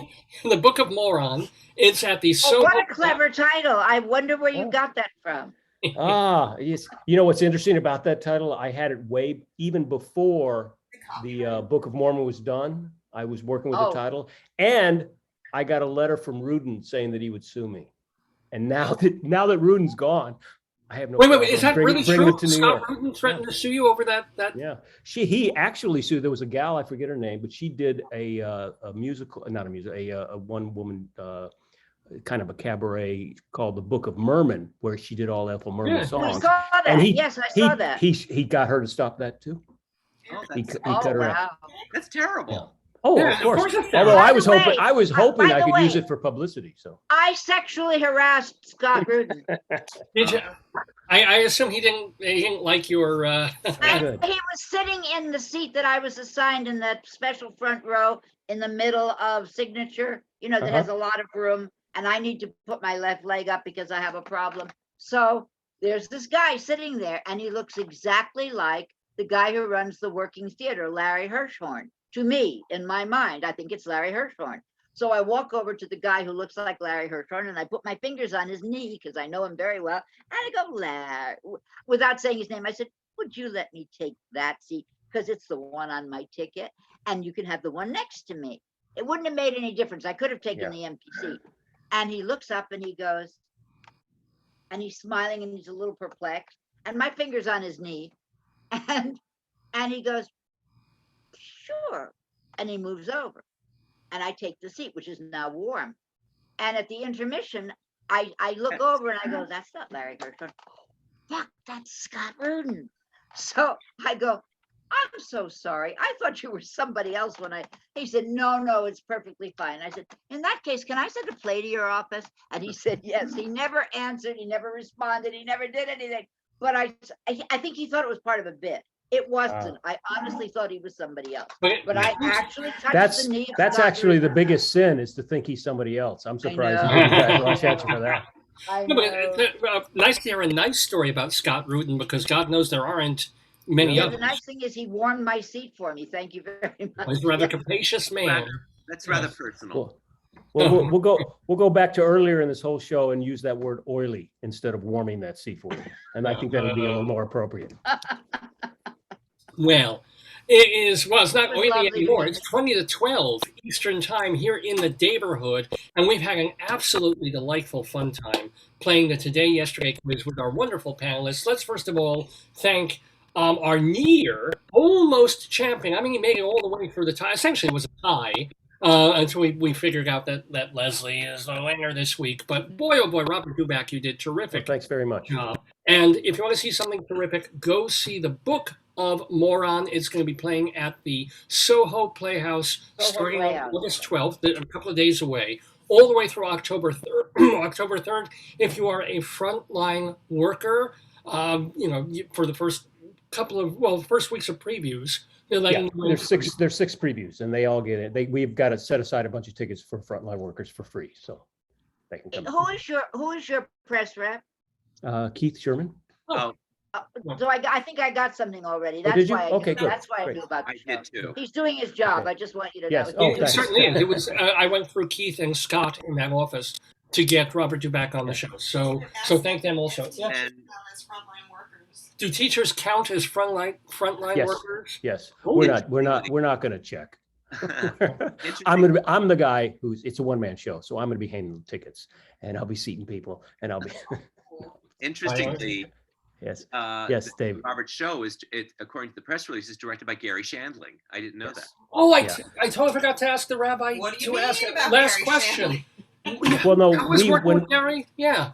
Well, Gary and I were best friends for years later in his life, and it's still hard to get over. But he and I worked on the show. I've got this. I don't want to make light of it, but the first show, The Male Intellect, was directed by Blake Edwards. He had helped him with that. So while he was doing Victor Victoria here in New York, so he did that with me. And then he passed away. Gary and I worked on this show. And he passed away before I ever got it to New York. And so I write the new show that I'm writing. I'm thinking of getting Bill Maher to direct it. So that. So there's your joke. Any Gary Shandling story? I mean, because he was a brilliant comedian. Yes. Rather strange human being, or at least that's the perception. Well, he was private, and the thing is that, but not only private. Gary had. I'm sure you're familiar with Roy London. All of you, as far as a teaching director and a teacher, but we all came from the Meisner School of Acting, and so Gary was really instrumental in, which is why in our interview, David, earlier, what we were talking about, with Rabbi really there's no good Republican comedians because they don't speak truth. It's all kind of jokes and set up and things that aren't quite real. So, but Gary we were always trying to decipher what's the real truth and the real essence of the joke, so that it resonates and it makes more fun because has more meaning to it. So, and that's why in my kind of shows, it's really all laughter within telling a story. I don't take little sections aside where I get a little pathos and a little dramatic. Nothing. It's all nonstop laughter, but within that music, there is some sort of meaning and gravitas to the show. Can you give us I would love to know like a specific example of a line or a section that he helped shape, or when he told, oh, you're bullshitting now, Yeah, geez. Well, I break out I do a lot of characters in the shows, and like I just explained to you, and in this show, Dave and Leslie, I'm in a coma and I have these 5 voices, like my ego and superego, but they're the common sense, voice of reason, inner moron, my inner child, and my inner asshole. These are the 5 guys that populate the stage along with me. And the first one that shows up and they all have very distinct voices. And the first one that shows up does this little, 2 or 3 minute or 2-3 line response, and it's real funny. And Gary was one to say he has a very southern redneck kind of drawl to him. And afterwards, even though it was funny, just kind of laid there was no explanation. And Gary says, "You need to recognize that." And it's one of the funniest lines in the show, where after I do it and I break out of character, I go back to myself and I say, "I don't know why my common sense sounds like a redneck, but he has common sense." And it's just it was always Gary's kind of gift to say, "Okay, I know what the audience is thinking, and it needs to be told. It needs to be said." Right. I mean, if someone knew about breaking the fourth wall of comedy, yes, yeah, it was and telling, the fourth wall in these solo shows, at least the one that I do, they do have to break the fourth wall.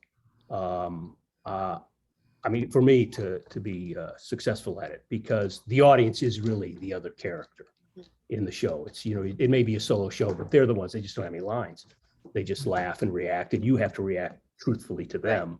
And that's why people will ask me, "Aren't you tired of doing the same show over and over again?" I find that every time I do it, it gets deeper and deeper and deeper into what I'm trying to, Well, I have to say, Robert, just as you go along doing it, if you ever need an understudy to play the inner asshole, please. I mean, you're looking at him. I'm available. I'm pretty good, especially in that context. So you can be in the wings. You can watch every night.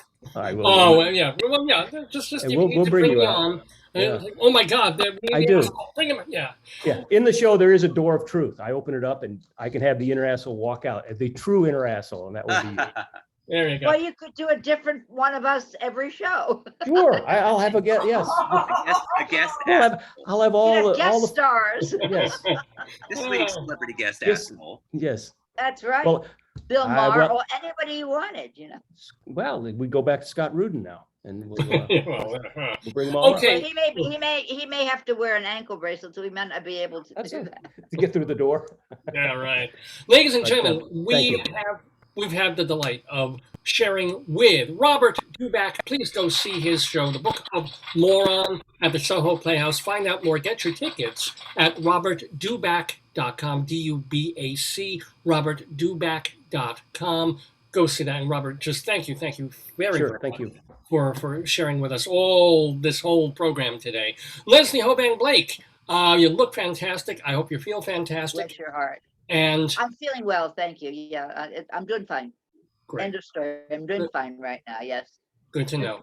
And thank you for being with us on this and so many episodes of Dave's Gone By. We hope to see you next week. And we can see you even though you're not taping new ones at the moment. Remember that Critic Circle and Two on the Aisle are both YouTube channels with in perpetuity, evidently. I don't know.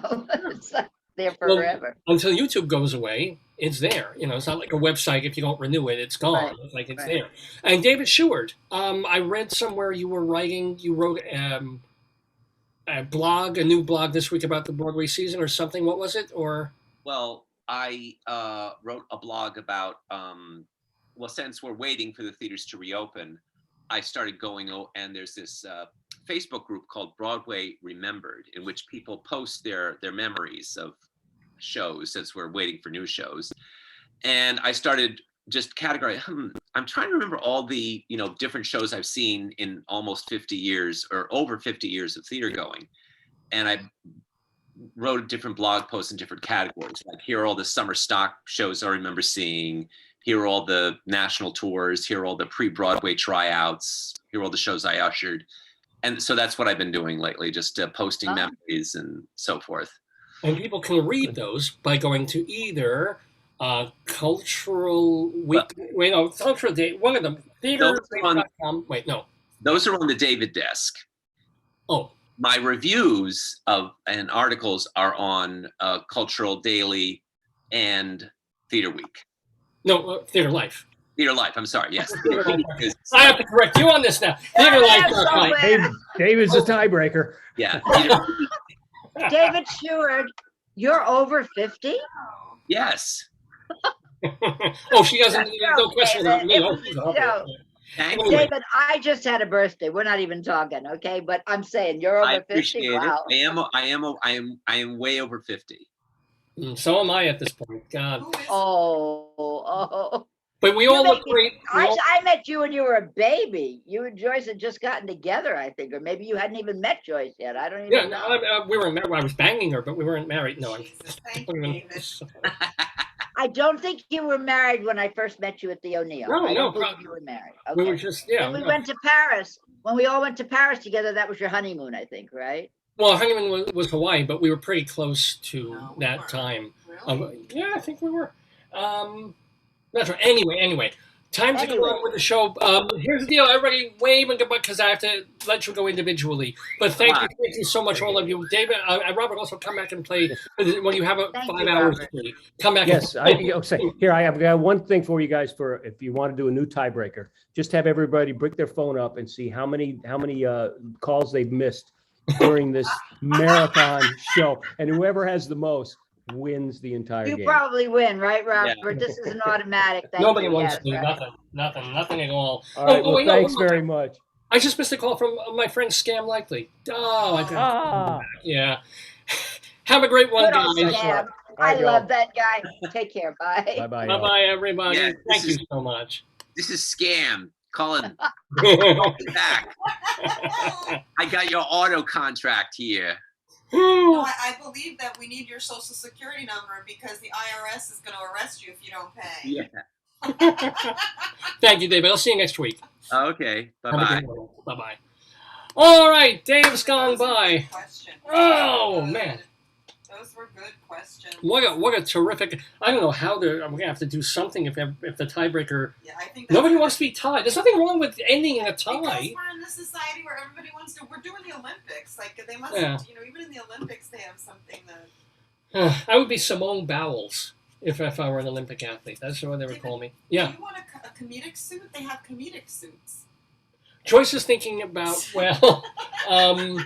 we're thinking in terms of, I mentioned a week or so ago that I had been, still am, planning to bring Rabbi Saul to an off-Broadway stage reading situation to raise money to do what Robert Dubac is doing at the Soho Playhouse, to do that with Rabbi Saul Solomon. We've booked the place, and then with all the stuff about Delta and having to wear masks, I've sort of backed off on the idea.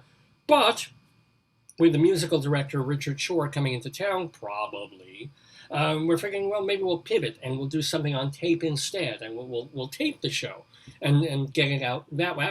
I don't know at this point what I'm doing, but either way, Rabbi Saul needs to dress a little more sartorially, splendidly, to do Shalom Dammit, an evening with Rabbi Saul Solomon, whatever we wind up doing with it. So Joyce is thinking in terms of a suit that he could wear. He has a moth-eaten old black suit, which he's kind of fine with, but we want to dress him up a little bit, because in order to find people with money, you have to make believe that you have money already. That's, oh my, There's silver. There's one with airplanes. They have very comical ones. that'd be great for an encore, Yeah, they're like for the very last cute. song They're or very something like that. funny. Yeah. They have a lot of novelty suits. So we're thinking about it. And I am letting people know that September 11th and 12th, yes, the weekend of September 11th and 12th, where we're doing something with the rabbi at the Episcopal Actors Guild. So we might invite an audience. We're thinking of doing that. We might not. If we do, understand that you'll have to be masked. I don't know if you'll have to be distanced or... we're still figuring this damn thing out, as is the world. But yeah, keep the rabbi on your radar.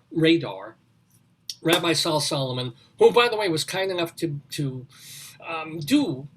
hours ago the interview with Robert Dubac. So thank you to Rabbi Saul. For more about him, go to his website, shalomdammit.com. Shalom, D-A-M-M-I-T, shalomdammit.com. Mustaches.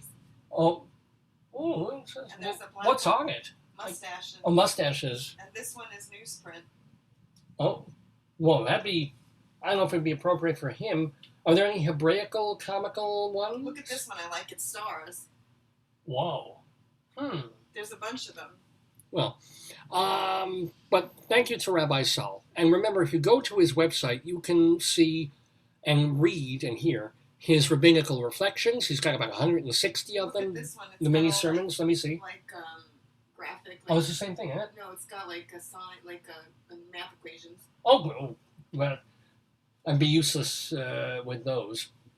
And then shalomdammit.com. Plus, he has a Twitter feed, which is at Rabbi Sal Solomon. At, Rabbi Sal Solomon on Twitter. Go check him out. Also, again, a big thank you to the folks at the Keith Sherman press office. Keith's actually been on the program.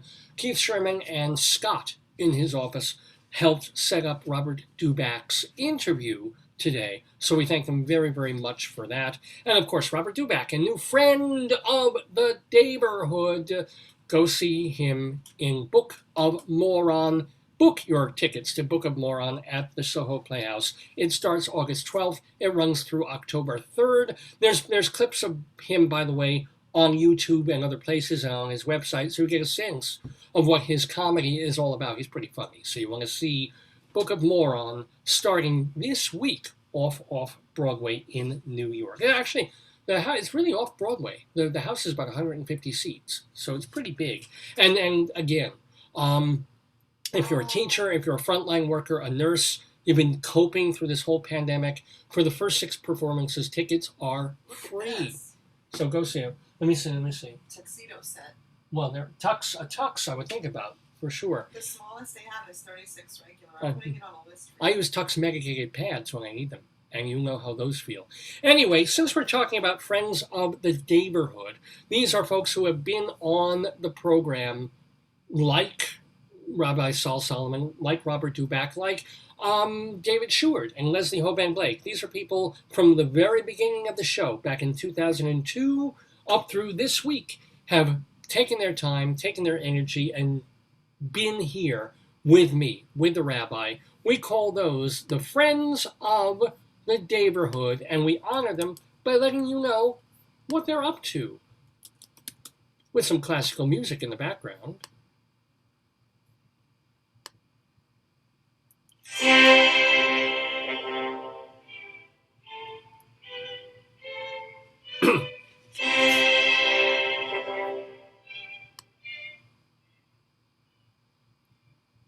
So we want to remind you that our guest from only about 2-3 weeks ago, Anne Grayson, the novelist, her novel's out there. It's called Gotham Kitty, and you can get it on Amazon.com. Plus, you can also get it from her website, AnneGrayson.com, and that's E in Grayson, AnneGrayson.com. The novel is Gotham Kitty. Also, I want to let you know that today at Feinstein's 54 Below, Andre DeShields, the Tony-winning actor, singer, dancer, everything, he's got a cabaret show, called Black by Popular Demand.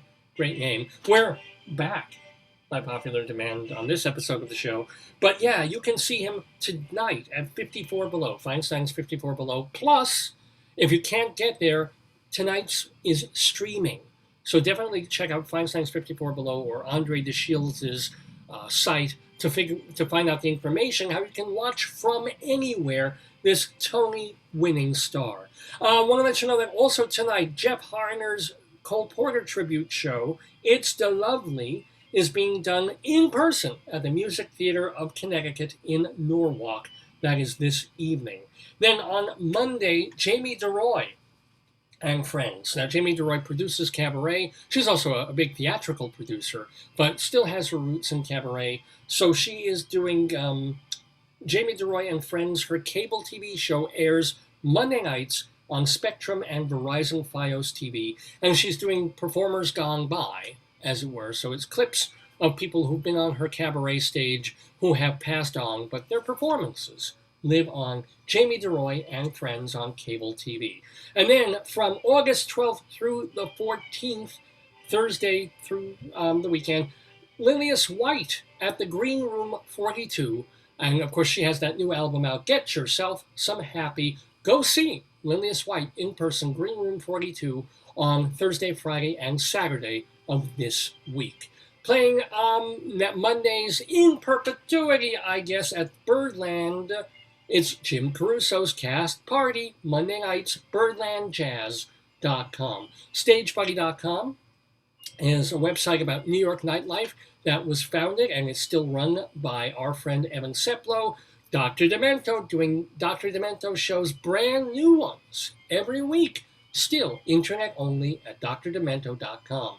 And Stuart Brown, he has a website called soundsofbroadway.com. It's Broadway show tunes 24/7, soundsofbroadway.com.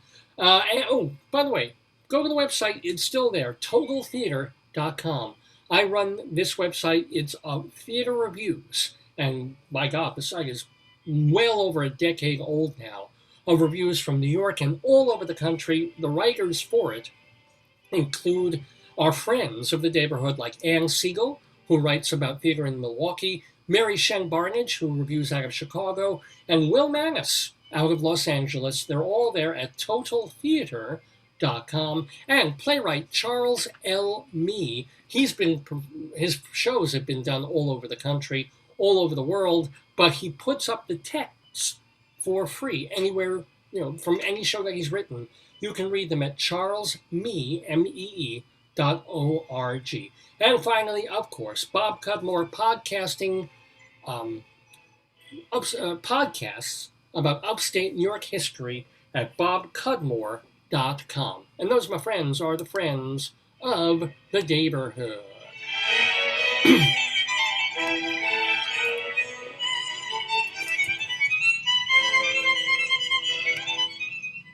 Well, my friends, it is just afternoon Eastern Time here in the Daverhood on Dave's Gone By. With me, Dave Lefkowitz, my darling and adorable wife, Joyce. We have a bit more to do on this episode. We're live on this Saturday, August 7th, 2021. We're calling the episode Back ATCHA in honor of our new friend of the Daverhood, Robert Dubac. So, yes, we're in New York at the moment, but we've been in Colorado for quite a while.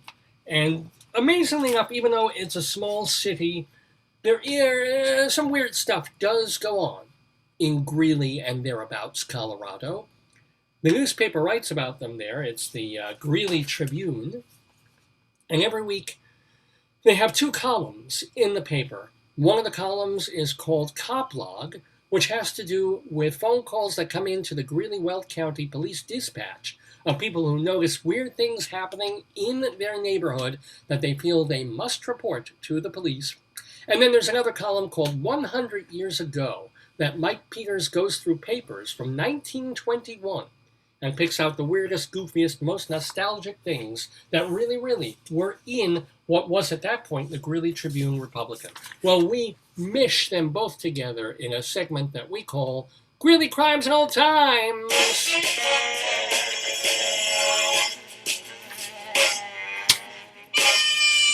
La la la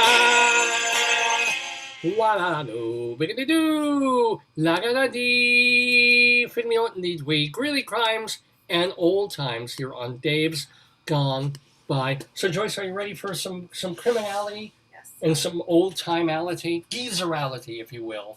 I don't like that. Yeah, I know you wouldn't. But here we go. We're just, again, the newspaper does the heavy lifting on this. We just share them with you. For example, this happened a week or two ago. A caller... Oh, excuse me. Thank you. Can I get this checked? Hello, caller. A caller on 20th Street reported a man looking in the caller's yard for tools and dogs. The man was claiming the caller stole his things. Well, has anybody ever looked for tools and dogs at the same time? I think so. Why not? Yeah, that's true. Makes sense to me.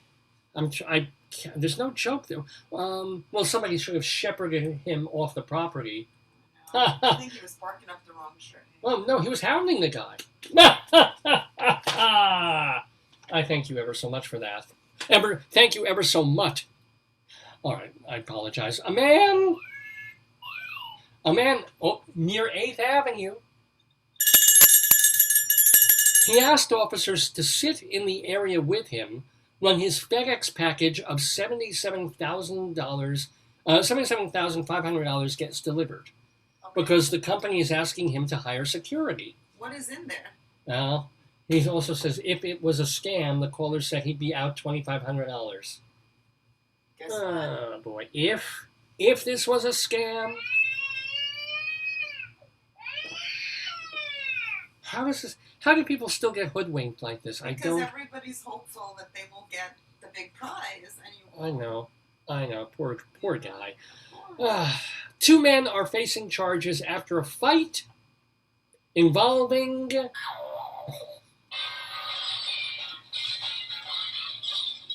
a machete. Police responded to a disturbance involving Daniel Ramirez, age 29, and Francisco Garcia Ramirez, 35. Police say problems began when both Ramiri exchanged words, and Garcia Ramirez threatened Ramirez with a machete. But it was Garcia Ramirez who wound up bleeding from his face and hand. So I don't even. I've never. Yeah. Who has a machete? I do. Really? No. I had a machete convertible, but I traded it for a Subaru. I guess I had an axe to grind. I know.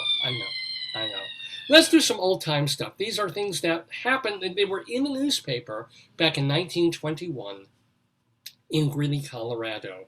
Well, an Illinois judge drove his auto 1,200 miles to Greeley.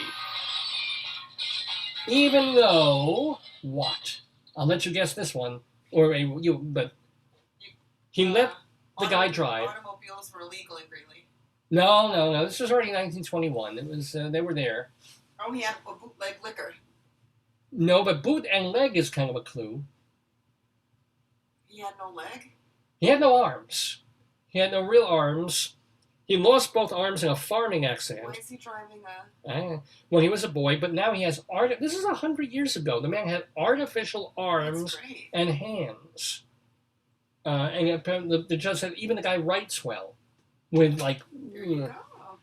it just astonishes me that then. If somebody was mechanical, you Yeah. had mechanical ability to design it, Yeah. I mean, obviously he didn't do it alone. Someone gave him a hand.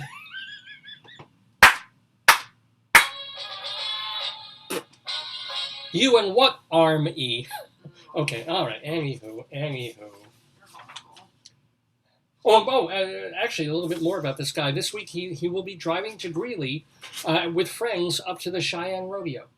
So he's not even going to the Stampede. He's getting out of Greeley to go to Cheyenne. Now you're into this. You like yes, I am. interpretations of dreams and what it means when you dream something.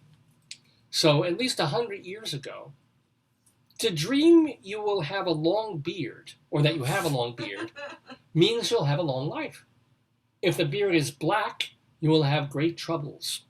If your beard is red, shame and disgrace. If white, cunning and success will follow. And if a young lady dreams she has a beard, what do you think that entails? That means she's going to get married. How? How did you know that? That's actually the right. It means. You're surprised that I'm not a complete idiot. Well, no, it's got nothing to do with the. I find this kind of thing idiotic. It's symbolic, right? You're gaining a beard as you're gaining a masculine part of yourself. Yeah. It means she'll marry well. There you go. If she dreams of either that or she really needs a Brazilian. Either but- that or she needs some waxing. Yeah. But oh my God, well done, Joyce. And you were rocking it on the. I like that you're so surprised. The that I'm three not an clues in the idiot. news. That's always fun. Well, anywho. By the way, the two meat imports from China to the United States have arrived here. One is ham, which has a peculiar odor and is small and of poor quality, which you can basically say of Chinese people. Just kidding. The other is sausage, which is the size of a thin frankfurter and also has a bad odor and terrible taste. The Chinese consider these meats delicacies. You think that they do it like the eggs, where they put the eggs underground and the rancid? I don't know. That was awful. I have had Chinese sausage. It's delicious, and I don't know if I've had Chinese ham, or I must have at some point. You are a Chinese ham. Thank you very much. All right, here we go. Let's get back to some modern day criminality, though. A woman on 8th Avenue. Oh, hello, woman on 8th Avenue. Reported she woke up to her upstairs neighbors saying they were going to kill her. That's not a good way to wake up. At least give someone a chance to have like one cup of coffee. How do you wake up to that? Like, are they in your house? I don't know. Yeah, upstairs or banging on the thing like, I'm going to kill you. That's not nice. That is not good at all. A caller. Oh, okay. Hello. Hello, caller on 12th Avenue. Hey, okay. Call to report a man was bitten by a kitten. Was he hitting the kitten when he was bitten? Yeah, but I mean, they're not going to hurt you. A kitten has little kitten teeth, right? Yeah, at least It's it not wasn't like a pit shitting when he bull. was bitten. It's not like a pit bull. I think the kitten was smitten when he was getting Yeah. bitten. He should have been wearing a mitten when he was bitten by the kitten. Oh. I hope that glove would be fitting. Oh, honey. Oh, honey. Guess what?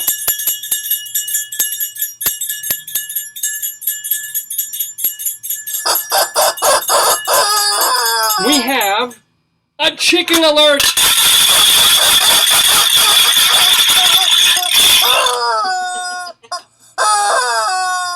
Dear God. Even God won't help me with this show. No, but chicken alert is when we have a... Tried to spin the chicken. Yes. Watch closely as I twirl my cock around. So, a chicken alert has to do with a story that involves a chicken. And amazingly enough, this one is not from 100 years ago. This is from recent times. A caller on 25th Avenue called to report Yes. a chicken stuck in the gutter at ground level after a dog chased it in there. Oh, Chicken stuck in the gutter? like maybe that grate thing in the gutter thing? I don't know. That's terrible. Oh, What kind of world do we live in? I know. Maybe it was that dog that the tool guy was looking for. I bet you. That's what I was looking for. He was chasing chickens. Could be. As opposed to choking chickens, which is so much more fun. Hey, let's go away from Greeley for just a bit to elsewhere. Because during Greeley Crimes and Old Times, we also like to have one or two stories that aren't from Greeley or Weld County or from the Greeley Tribune. They're weird, but they come from other places. For example, Dateline Tokyo. Yes, we have more Olympic stories. Oh. Yeah. Remember last week we had the pizza where the network. The offensive logos, Yeah. And then we had the other guy who was making fun of the Asian ping pong player by saying, how do they see the balls with their eyes slanted like that? Oh, yeah, he was fired. He was fired. The sportscaster. Well, this is kind of great. Speaking of Tokyo, Oh, God. I would love to show you the image of this. The equestrian show jumping event at the Tokyo Olympics had to make a few changes to its course, including removing some distractions and barriers that were spooking the horses. Yeah. So, because equestrian show jumping, Yeah, they got to, if they fall, they could paralyze the rider. Yeah. yeah, and you have to shoot the horse, and God. yeah. But those included, the barriers included Yeah. some, or distractions. That knitting swimmer. Even better, some cherry trees, and positioned just after a sharp turn, a life-size plastic statue of a sumo wrestler. That's just scary. Folks, I do encourage you to Google this. The riders are coming around the turn, Okay. and there's this enormous life-size fat sumo wrestler, just literally as the horse is coming off the turn. Olympics. And it's making them slower and Sumo. spooking them. If you can get it up on your phone, I'll show people. It's like, really? Did they think this was a good idea for imagery? Because it was the Tokyo Olympics, so they want to have Japanese flavored things. Do you see it? Yeah, you found it. Sorry. Here it is. This is what the horses. I kid you not. It's scary. They took this away from. I think they put that in the concessions. Oh, and here's what someone said. A British writer named Harry Charles. Can you get a more British name than that? Harry Charles said, quote, "As you come around, you see a big guy's ass. I did notice 4 or 5 horses really taking a spook to that. No, it's not a spook, it's Chinese. But oh my God, imagine, if you're a horse and you don't expect to see that in your training. It's like, good. They took it away, by the way. That's scary. Yeah. True story from the. Where did they put it though? Well, they put it in a shed somewhere. They just took it out of the visual field of this show jumping event. It messed up a few jumpers' hopes of making the final cut on Wednesday. Yeah. So it actually got people out of competition. Yeah. It said, it was spooky horses. Yeah, you see the big guy's butt. Well, you don't expect. It's just you have a field. Somebody else said, Yeah. there's a lot to look at. Well, it's enough that you have hurdles and horses that have to do these things in a certain rhythm. Some guy said, it's very realistic. It looks like a person, a little spooky. Horses don't want to see a guy looking that intense next to you. It looks like he's ready to fight. Yeah. So it scares the horses. Yeah, it scares me. I wouldn't even want to play ping pong looking at something like that. Yeah, that's pretty scary. Yeah. Anyway, let's do one more elsewhere, and then we'll get back to some crime and move on with the show. Dateline, West Virginia. This comes out of the West Virginia Metro News.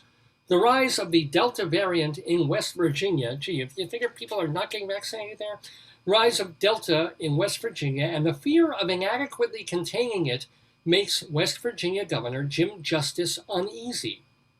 During a coronavirus briefing, Justice said... Wait. Well, you're finding it? Here's a picture of the hiney. Oh, yeah, we need to see this. This is what horses... Because remember, they came around the turn... This is, or over the hurdle and turn. Horses saw, damn it. I touched it. Hold it.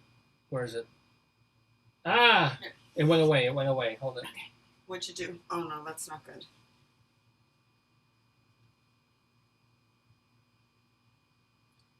Horses Olympic Sumo. Because we're grappling this as we speak. If I were a horse, I would go, oh, nay. Hold it. There. This is rounding the turn. Can you imagine if they had the Indianapolis 500 in Tokyo? I guess they call it the Tokyo 500. And then, as the cars were going around one bend, this is what they're driving into. Well, at least they won't be worried about gas. So, Mr. Peabody. But going back to the West Virginia, so you've got the governor of West Virginia, a guy named Jim Justice, is uneasy. During a coronavirus briefing, Justice said the thought of the Delta variant rising in the state makes him want to, quote, pee and throw up. He excused himself for a trip to the bathroom, knowing that the news was so bad he needed a break. I mean, I get it that, Delta can... maybe he did. Maybe he had Delta. Yeah. Because the throw up part, it makes me feel nauseous, I'm sad. Yeah. The images from the hospitals are disgusting, but it made him want to, quote, pee and throw up. I don't know how old this guy is. Maybe he just had an all-nighter or something, He might be at the age where everything makes him want to pee and something. And I saw a restaurant commercial on TV. That makes me want to pee and order a steak. I saw this pretty girl on that TV show. That makes me want to pee and ask her out. Maybe that's a saying. Maybe it is. I'm running late. I better pee and look at my watch.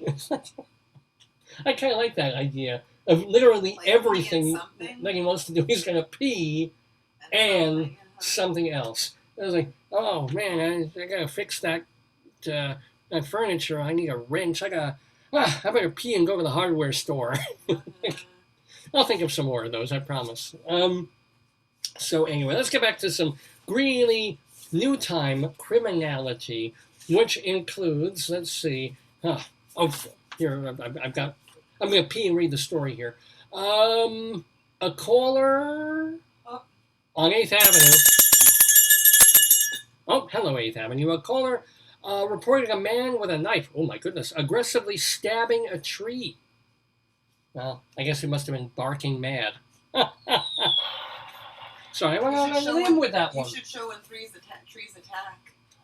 That's right. The hell a tree will get back. You're right. I should have shown this. This is the imagery. This is the tree having revenge against this guy. Oh man. Oh Lord. First he's gonna pee and stab a tree. There you go. Let's do one more. A caller on 23rd Avenue wanted to know what to do about a dog she purchased from the Walmart parking lot that, go figure, turned out to be sick. Yeah, not going to go to a pet store, not going to go to a shelter. I think I'm just going to go over to the local Wally World, they're having a Red Dot special or whatever they do there, and grab a dog from the parking lot. What a surprise. It's not in the best condition. Oh, well. What is Walmart's return policy on dogs sold in the parking lot? Do you know? I don't know. I think it doesn't have anything to do with Walmart. No, it doesn't. I think it's just some crazy person. Like, I bet people want to do it, but go to a shelter. You can get it for free. Well, not free. You have to pay at a shelter. Right. But they do a background check and they'll spay and neuter your petty, Bubba. Yeah. Or I think because of the pandemic, they'll even spay and neuter you. I would like that. Well. Anywho. And certainly don't steal the dog because crime doesn't spay.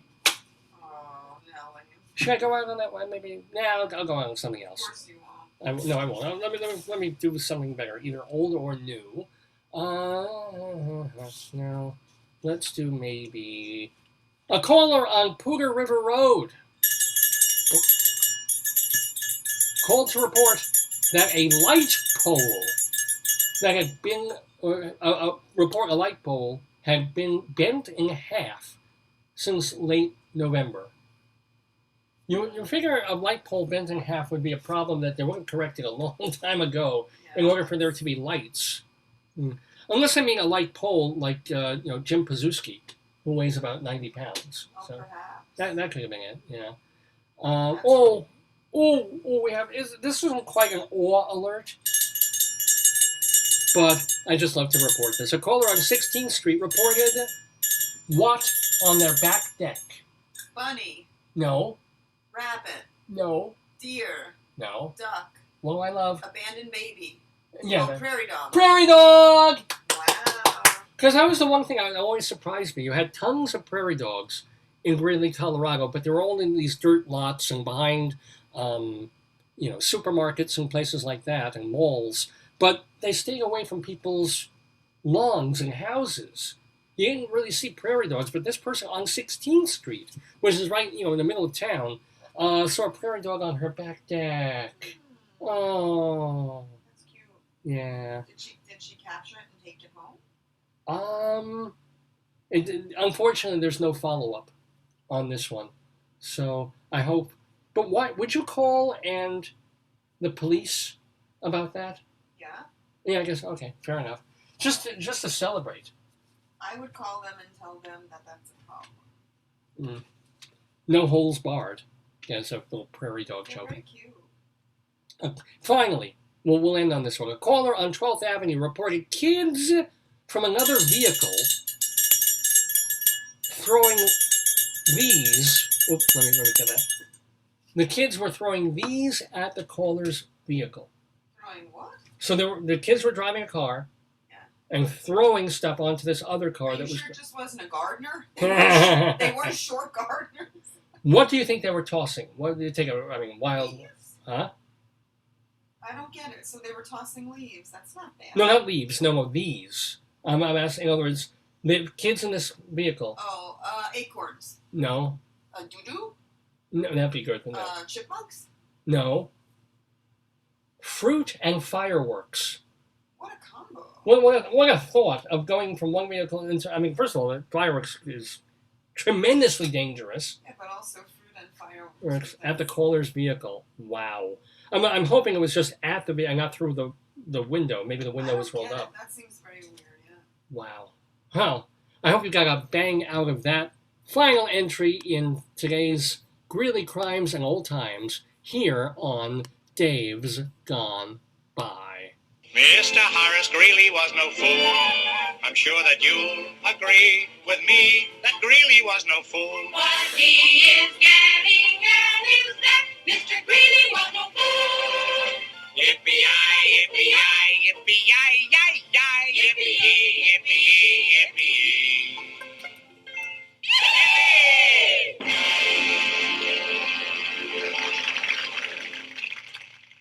So we still have the Colorado Limerick of the Damned to do, ladies and gentlemen. But before we go there, we were talking earlier in the program about our trip, because we didn't really finish all that up, about the trip that we took to lovely, and I'm not saying that in any comical kind of way, because you can't say New Jersey without somebody going, Greeley's the same way for Colorado. Like, whatever nice things, whatever, it's always a laughing stock, even though it's not fair to call it so. But yes, Joyce and I, for a couple of days last week, vacationed in New Jersey. We went to New Brunswick, and didn't do that much. We did go, let's see, what did we end up, that's right, I wrote this stuff here. Most interesting place we went, and who knew that they did this, is, you know how they have twin cities in places like St. Paul, Minneapolis? This is truly a twin city. You've got Lambertville, New Jersey, and you've got New Hope, Pennsylvania. And they're a quarter mile from each other. So they're literally the border, and they're connected by a bridge. A bridge that people can walk on. It's a short bridge. They're literally that close. And what's fantastic and amazing is that both are designed the same way as these quintessential, touristy, quaint, old-towny towns with little shops for stores for ice cream and souvenirs and little restaurants and places to stop into and buy art. You know, they're bougie, if you will. They're definitely bougie, but they're also cute and quaint. And the amazing thing is, like, here's Lambertville. You walk across the bridge. The Delaware Gap or the Delaware River or something. And then here's New Hope, Pennsylvania. And they're like exactly the same. They might as well have been connected, but it's as if like the water separate them, you put a bridge over them, and they're just continuing the theme of each other, of their main streets. So I thought that was pretty neat to see. And I went in, we ordered food because our hostess, our friend, was in a hankering for Italian food. She really wanted a meatball sub. Joyce wanted a nice slice of pizza. Amazing. How do you go into a restaurant, an Italian pizza place, and the pizza oven was down? And this was on what was it? Was it a Thursday? Yeah. No, it was like on a Monday or Tuesday, going for lunch. And this pizza place does not have pizza to sell. That was weird. And let me tell you, even though this was in Pennsylvania and not Jersey, the guy there had to be from Jersey. This was so old school, like Italian. I'm not saying they were connected. I'm not saying they're mafioso. It's just they talked like people from Goodfellas. They were unbelievably loud in everything that they said, and just the accent. It was so Goomba, right? And I had like a roast beef sandwich. It was fine. It was good. Apparently, the meatball sandwich was really good. And how was it? What did you have? You had a salad? Just grilled vegetables with provolone. The cheese was good cheese. Yeah. It was a nice cheese. So it was a perfectly nice place. I honestly don't remember the name of it. And we stayed in New Hope / Lambertville for literally like an hour. It was very nice. We were able to sit out by water. It always amazes me, like there was a dividing line between someone's house and their entree onto water, onto like a little river thing. And then the rest is public. So if you cross like 1 foot over, you're on private property, sorry. And then on the rest, you're with the town, go, fine, have lunch, enjoy, sit on the bench. So that was kind of neat. What else did we do? We went to Perth Amboy. Always wanted to go to Perth Amboy. Is that the water? That was where we went, literally to the beach. Mm-hmm. And that was pretty neat. Really nice, not terribly populated. We went in the middle of the week on an afternoon. What? No scratchy. So, and yeah, I gotta say, I've discovered that I love smooth rocks. Something about when you find them on the beach and you clear them off with the water, there's something about, and they're all different colors, right? So there's yellow and gray and brown and even slightly red. I love these perfectly because the idea of them is that they were jagged at one point, 1,000 years ago. And just being bumped along by the ocean and the salt and along the bottom of the Atlantic Ocean and the Delaware River or wherever the hell they are. And then eventually they just become perfectly soft and smooth and pretty. That turns me on in a weird way. I just love that. So I'm just gathering these perfectly beautiful, colorful, little, soft, shiny, colorful, smooth, gentle rocks. And that was a lovely way to spend an afternoon. I'm not a beach guy. I don't want to sit on a damn blanket, cover myself with suntan oil, have the sun bake cancer into me, and just sit there doing nothing or listening to somebody else's radio or watch kids kick along a beach ball and things, or watch pretty young girls in bikinis and be jealous because I can never have them. It's like I don't want that, but if I can walk along the beach in relatively cool weather without the sun beating down on me and just look at the water for 15, 20 minutes. That's all, and collect smooth rocks. We saw boats. We saw a lot of boats. Lot of boats. No swimming because it's New Jersey. If you swim, you will come out of the water like Toxie in the Toxic Avenger. Cannot swim, cannot do anything, but you can. I guess I don't know if it was a no fishing zone either. No, because there were big boats there. Like, I think it's a danger that if you swim and the boats come into the shore, you could get hurt. Right. So maybe you can fish, but you certainly don't go into the water. But you can stand right on the sand and just look out and have that moment that we all get when you go to a beach and you need to, when you just can just see water. And it's not like literally the vast expanse of the Atlantic where you just see forever on a clear day. I mean, you see, I think, across the pond, Jersey, another part of it, or New York, or Pennsylvania. Something is across the water, very, very visible. But still, it was very nice to do in Perth Amboy.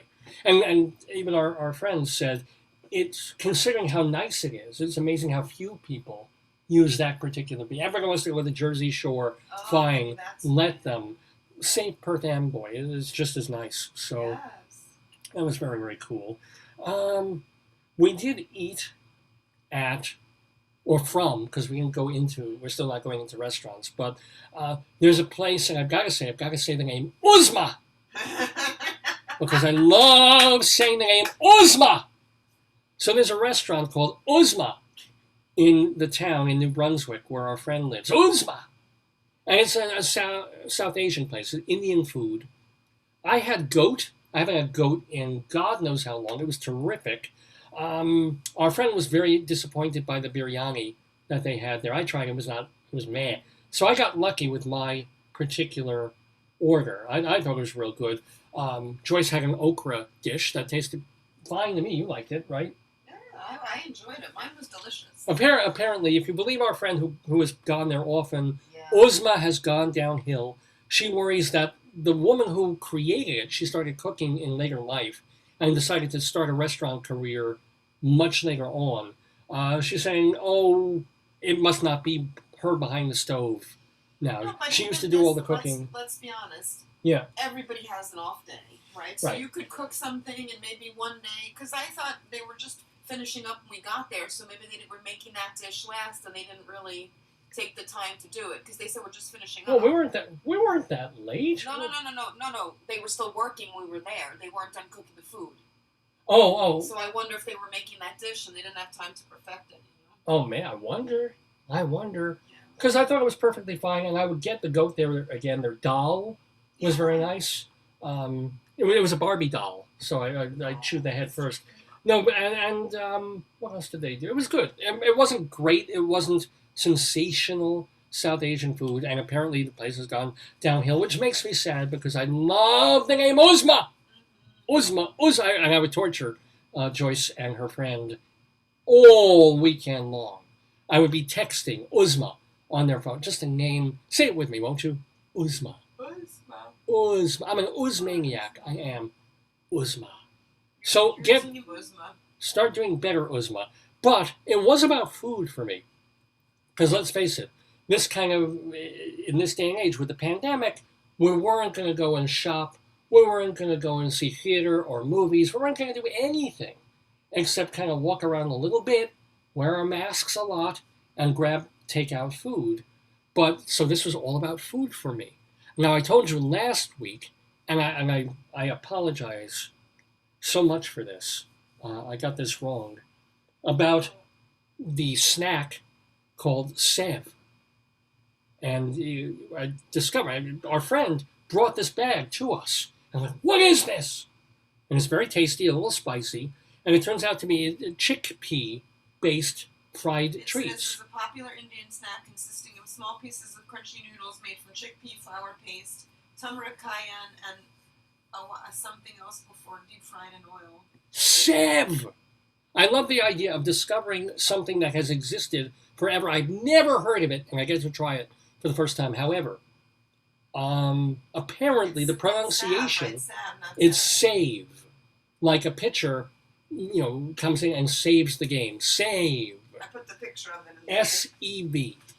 So. Do you want to pick here? I'm terribly, terribly sorry for misleading you. If you were looking in stores and going to try and find this, and you say to the shopkeeper, excuse me, Mem Sahib, do you happen to have any Sev? Do you have any of this? And they look at you like, no, never heard of it. When in fact, you should have been asking for Save. There it is. S-E-V, Save. Merch Masala is just one of the companies that, apparently there's a bunch of companies that make this stuff. It's chickpea. I'm going to show you what it looks like. Really kind of looks like worms. That's delicious. Fried worms. But here, let's see if I can oh, there you go. There it is. There it is. Save. Spicy chickpea. So I should really not eat them, but here we go.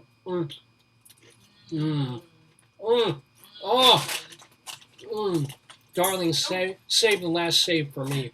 Save. It's addictive. I'll take it, baby. She also had rusk. I mentioned this last week. Rusk is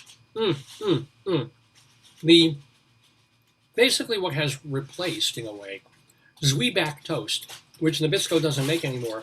So now all these other companies make something called rusk. It's Nabisco, honey. Yeah. It's a hard cookie cracker thing that is fine. It's not like you're going to break your teeth if you chew it, but it's so much better if you dip it in tea or coffee or something like that. And it really soaks it up instantly and becomes soft. And it's very nice. And our friend has it with jelly and jam on it, sometimes with butter. It's called R-U-S-K, Rusk. Rusk. Not my favorite thing in the world, but it was very nice. And then I got to try it. And I also got to try, courtesy of Joyce, who really treated me very, very well on this vacation because she knew this was my vacay. She knows I do a lot of stuff all week, all year long. I do stuff for me. I do stuff for her. I'm working full time. But you shop, you do laundry. You're an excellent husband, and I think you're an excellent husband personally. I'm a great husband. Fuck excellent. I'm great. Your excellent's better than great. How is excellent better than great? It goes poor. Well, fair. Yeah. Good. Very good. Excellent. Great. Great is higher than excellent. I don't think so. I'm not saying asking you to say magnificent or perfect. Excellent is lower than great. Yes, excellent is lower than great. I mean, great is lower than excellent. How is great lower than excellent? Really? Yeah, excellent is el más mejor. You're an academic. That's right. Great work versus excellent work. Which would you rather get on a paper back from somebody? Excellent. More than great? Yes. Wow. Excellent job more than great job. Yeah. Great job Wow. is like so hackneyed. Oh, it's great job. Good job. Great job. Whereas Good job. excellent implies, Excelente, el más mejor. wow. De todo. What's higher than excellent, if anything? Magnificent, perfect? Brilliant. Brilliant, Brilliant. brilliant. Yeah. Genius. Superb. Superb. Yeah, yeah. Yeah. Okay. Penis stiffening. That would be that'd be great to get back on a paper. This was so good. It was penis Can stiffening. you say being fired from Yeah, the no, I institution? wouldn't necessarily do that in elementary school. Most people like to keep their job, honey. But for the couple of days that we were away, Joyce really treated me like a king. She was like, I know this is your vacation. You're a real getaway and only one in a long, long time because of the pandemic and in times to come. So, I want you to have a really good time. I know New Jersey would not have been your go-to for a vacation or to go somewhere. So what she did a couple of times was make me coffee in the morning. Because I make the coffee every morning, or I make her tea, I make my coffee with the Keurig, and it's boom, and it's fine, it's good. But you made coffee the French style, which means she put her tongue in my mouth when she was giving it to me. No,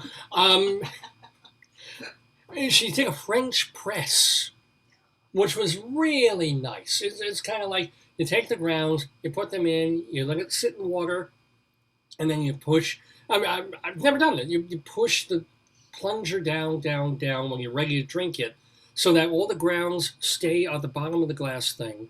And what you pour is just coffee, but it's coffee that is somehow less bitter because it hasn't gone through the percolation or the steaming hot water or whatever process that Keurig uses or regular coffee makers use.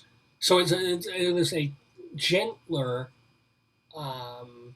mellower blend of coffee. You get a cup that is flavorful, but it doesn't have that bitterness, the undertow as much.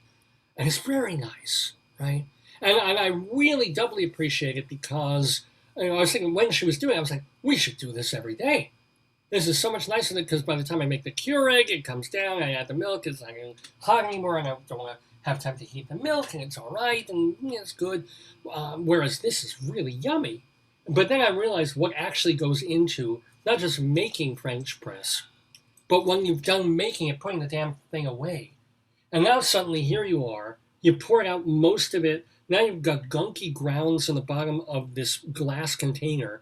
So you've got to figure out a way to either put them in the yard or put them in the garbage can. So you hold the thing over the garbage can, you tap it, and it's not coming out. It's not coming, it's like, it's all gunked up. Now you have to add more water. So you add the water, but you can't add too much, because if you add too much, then your garbage can gets all wet, and if your garbage can leaks, you're screwed. So you're tapping, there's grounds going all around by the garbage can. And so you get most of the used grounds out of the garbage, out of the French press. You still have crap in there. Now that has to be mucked out. That has to either go down the sink or wiped around. And it's like, what an unbelievable pain in the balls to make a drink, to make a cup of coffee. I'm like, I went from being like, oh, we should do French press every day to like, once or twice a year. If we were back home, you could empty the grounds in the garden. Right. But even if you do that, and that's great, you still have to then, there's still going to be residue. It's going to be wiped out. You can't put it in the dishwasher. It's going to be like wiped around, and even the plunger thing isn't just a flat plunger. It's like a metal with holes. So that has to be washed out. What a pain. What an annoyance. And eventually, at some point, you got to soap and water clean the inside of a glass thing to keep that from getting moldy. The French, they're fabulous. They have great ideas and things with food. But boy, oh boy, if they could make a Keurig French press that somehow cleans up for you, because that was the great joy of the Keurig. Not that its coffee was so much better, and not even that it was necessarily so quick in making a cup. Because there's nothing, you can sit there with an old-fashioned coffee maker, you put 3 spoons in, and it will keep it hot for hours. You have 3 cups out of it. That's not what's so great. But the Keurig is like you take the thing, you go poof, the coffee comes out, whoop, you have your coffee cup, you take the used Keurig cup, and the cleanup is nothing. It's like what we were talking about with the George Foreman grill, which I used a lot Yeah. back when we were in Colorado. But the thing I always dreaded and made me sometimes use the toaster oven instead of the Foreman was like, because the Foreman's great, it's a grill. Boom, you put the steak on it, you put the chicken on it, the hamburgers on it, and they cook, and it goes pretty fast because it's a really hot grill, and you turn it over. But where's the cleanup? The cleanup is a tray full of ugly, greasy goo where it's running off the end of the thing. So you've got that. And then, okay, so you pull the food off of the George Foreman grill. And then you've got a hot grill, which you're afraid to touch. But you have to clean it now, because if you wait until it cools off, everything gets stuck to it. So you take, like, carefully, wet paper towels, wipe down wetness on the Foreman grill. And where's that water going? It's going off the sides of the grill onto the counter and then into this repository container that now you have a container full of grease. You can't put it down the sink because it'll clog up the sink. Can't put it in the garbage can because it's all wet. And then you got to go find a toilet or go outside with the grands holding this hot container of liquidy grease. And I'm like, oh my God. Somebody needs to invent something to clean the George Foreman grill. Because the only way to clean the griddle, at least in some of the earlier versions, I think in later versions you can take the griddle and put it in the dishwasher, which is a great idea. But, the things that save time sometimes and make life easier on the front end are not so great on the back end. That was the genius of the Keurig. Keurig was easy on the front end and the back, as opposed to French press, which is no problem on the front, a pain in the ass on the back, or the Foreman, same thing. What are other, not as bad, probably because it's very small, is the air fryer that I've been using for the past couple of weeks. Love it. I made chicken thighs Best chicken you ever had. in the air fryer a couple of nights ago, and it came out beautifully. Coated it in a little oil, some spices, put it in just the right amount of time, and it came, oh boy. Yummy, yummy, yummy. But now, you've done your cooking, you've got this air fryer, you unplug it, and now suddenly, what do you got? You got a container full of and you can't really pour the down the kitchen sink because it's greasy Yeah. So you gotta muck it out, you gotta find a place to put the grease. There's also just like the French press, there's a disc. It's not a plunger, but it's kind of a shelf inside the fryer. And that is just, and it's not a flat surface. There's a flat surface, all sorts of holes and bumps and ridges. So the chicken piece goo and the grease and the gets all over it. And so you're washing that, and you gotta clean that off with a towel, You gotta muck out the containers. Oh, crap. And so I understand, like, my mother, when she says, I put something in the oven. I put it on tin foil. When it's done, I take it out of the oven. I throw away the tin foil I don't need. I eat. I put the leftovers in the fridge. I'm in the self-cleaning. It's done. The tin foil's in the garbage. There is something to that. There is a reason I was using a toaster oven for a good portion of my life. It's sort of like anything you cook on there, a little bit of tin foil, cleanup is, your cleanup is no cleanup. I rather like that. So I'm getting used to these new ways of cooking. But I mean, I didn't realize, somebody said that air frying has been around a lot longer than we thought. And that it's only now become a thing, maybe because of home shopping. Oh, maybe. But who knew? Who knew? But I still am going to use this air fryer because I'm loving the taste of a lot of things that come out of there. I've done steak in it. It was fabulous. I've now done chicken pieces, which were primo. I did a duck that would have been good, but I left it in a little too long. What else did I do? And we did, we really got it to do vegetables because we did one of the Brussels sprouts. Yeah, that was good. And yeah, I took them out too early, but they were pretty good. And there's tons of other vegetables I want to do in there, eggplant and things. If you have ideas on how to use Dave's Fryer, why don't you write to me? davesgoneby@aol.com. davesgoneby@aol.com. I will read basically every email I get. I don't necessarily have time to write back. If you want to write to me, you can also, of course, post right on this Facebook page. It's the Dave's Gone By Facebook page. Tell your friends, tell your enemies, please tell them, check out the show. If they want to check out older versions of this show, or you want to go back and watch this one, give it a day and then go to the website, davesgoneby.com. Our archives from the very first episode of the show all the way through last week's, and then starting tomorrow, this week's show will be there for free. You can download it or you can just stream it right on your computer. davesgoneby.com. We also keep a whole separate archive of just the interviews if you don't want to watch the whole show. And they're alphabetically ordered. You know, we've got hundreds of people, like we were talking about in our Friends of the Daverhood. Famous people, not so famous people, and some terrific interviews over the years. They're all at davesgoneby.com. We also post all our content on archive.org. This is a nonprofit website. I'm not connected to them. I just love this idea of their gathering as much art and culture from, not that this is art and culture, from the 20th and 19th and 18th and 17th century. So if there are books in public domain, you can probably find them on archive.org. Old radio shows, old TV shows, tons of music, tons of pictures of art. It's all at archive.org,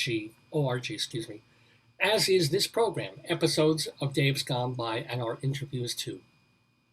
If you enjoyed the show but you don't have 4 hours to sit here and watch me, but you want to listen while you're doing other things, try castbox.fm, because that's where we keep our podcasts. Castbox.fm. You can listen to last week's show or shows from 5 or 10 or 15 years ago at our Dave's Gone By channel on castbox.fm. We do have a YouTube channel. All of our content at some point was posted on YouTube. A chunk of it has been muted or blocked in various countries because of copyright. So it's not the best place to find us. It's just the easiest place to find us. YouTube channel as well, Dave's Gone By.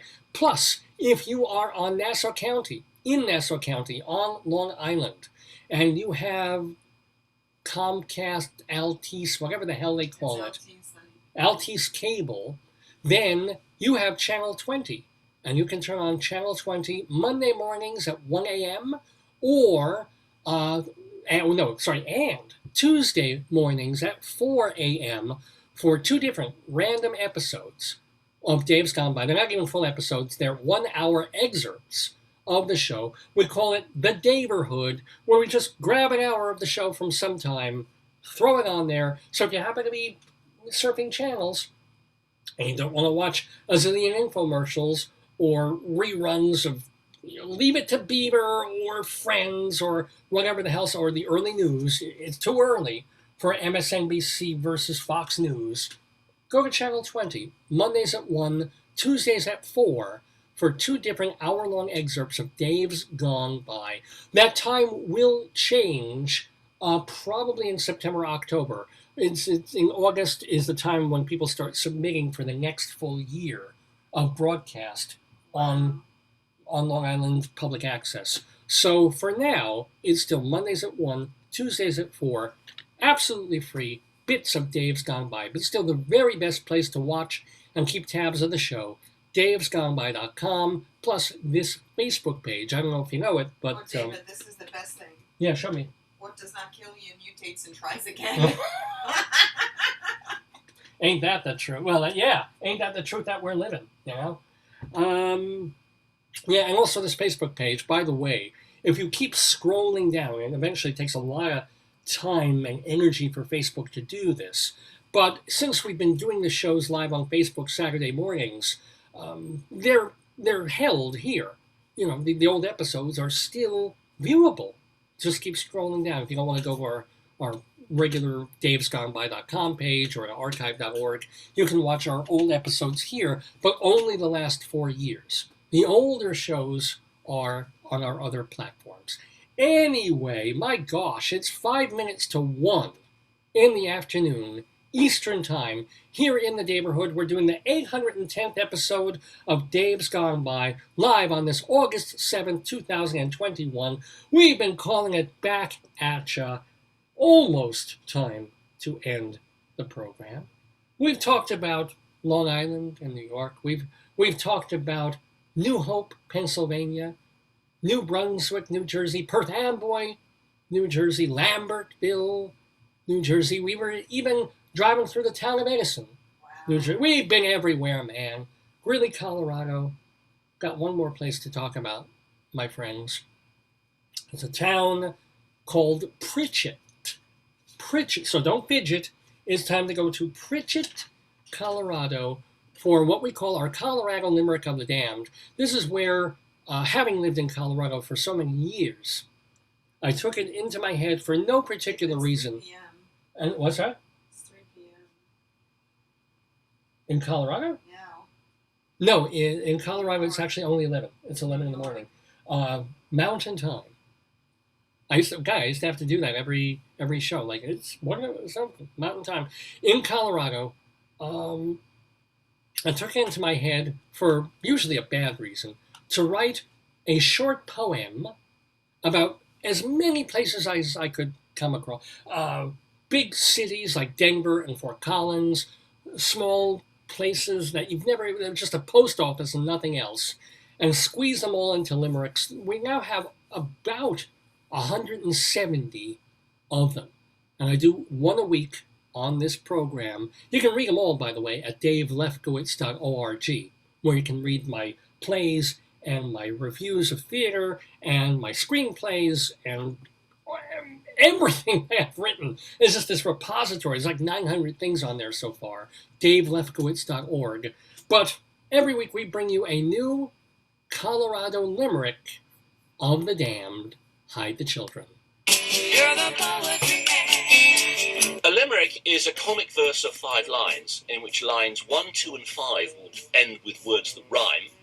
And likewise, verses 3 and 4 also end with words that rhyme. So this is a limerick. Rocky Mountain, Colorado, indeed.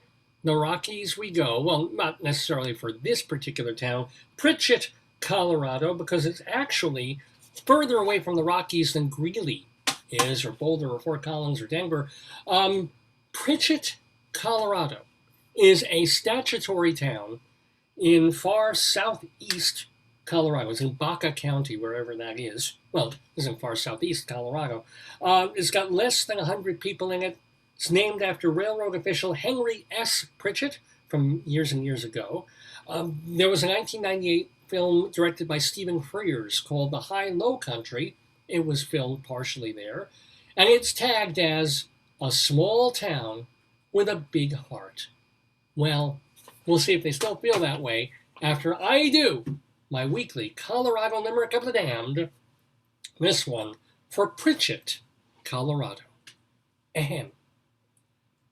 There was a young lady from Pritchett, and when her vagina would itch, it would cause her such stress, she'd pull up her dress and order a surgeon to stitch it. Please. Thank you. Please send your comments and complaints. She's complaining already.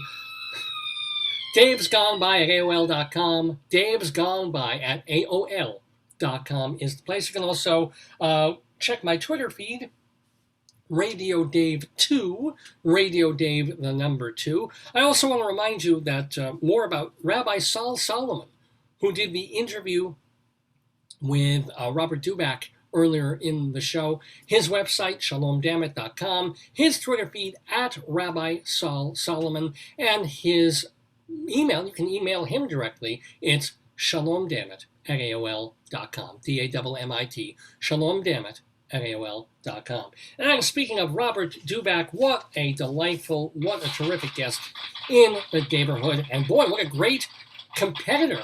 He tied and was just edged out by Leslie Hoban Blake for championhood of our Today Yesterday quiz on the show today. But boy, oh boy, if you want to laugh If you want to learn and laugh, go see Robert Dubac's play, his solo show, The Book of Moron. It starts this week, August 12th, and it runs through early in October. And it's a live, in-person thing. It's not a virtual theater thing.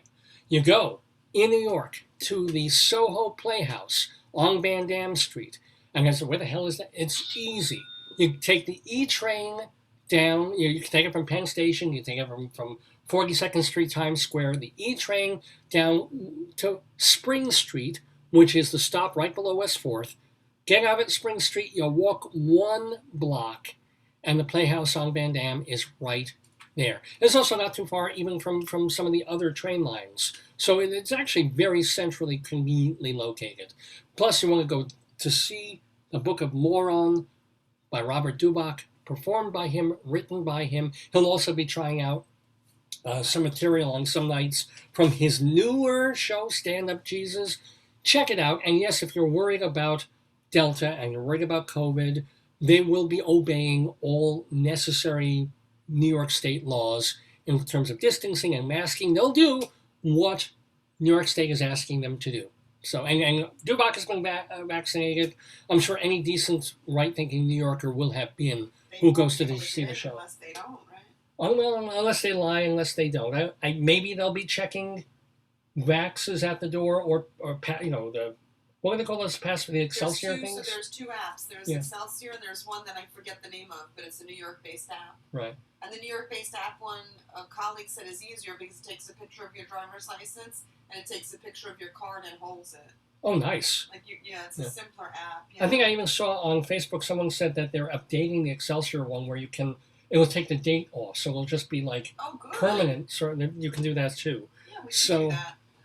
So bring your pass, I guess. They'll either check that, or maybe they'll just, I guess, test your temperature at the door, or whatever they'll do, they'll follow. But go see The Book of Moron by Robert Dubac at the Soho Playhouse in Manhattan, starting later this week. Also, you're going to want to watch old episodes of Leslie Hoban Blake and Charlie Gross in either doing theater reviews on Two on the Aisle from, my God, we're going back 2 decades sometimes on episodes of that show on YouTube, the Two on the Aisle channel, or much more recently, their Critics Circle show, where since there hasn't really been much theater to review, they've talked about the theater and they've interviewed theater professionals. Check it out. It's called Critics Circle. That's another different YouTube channel. We thank Leslie Hoban Blake, the winner for 2 weeks in a row of our Today Yesterday quiz. Thank you also so much to David Sheward.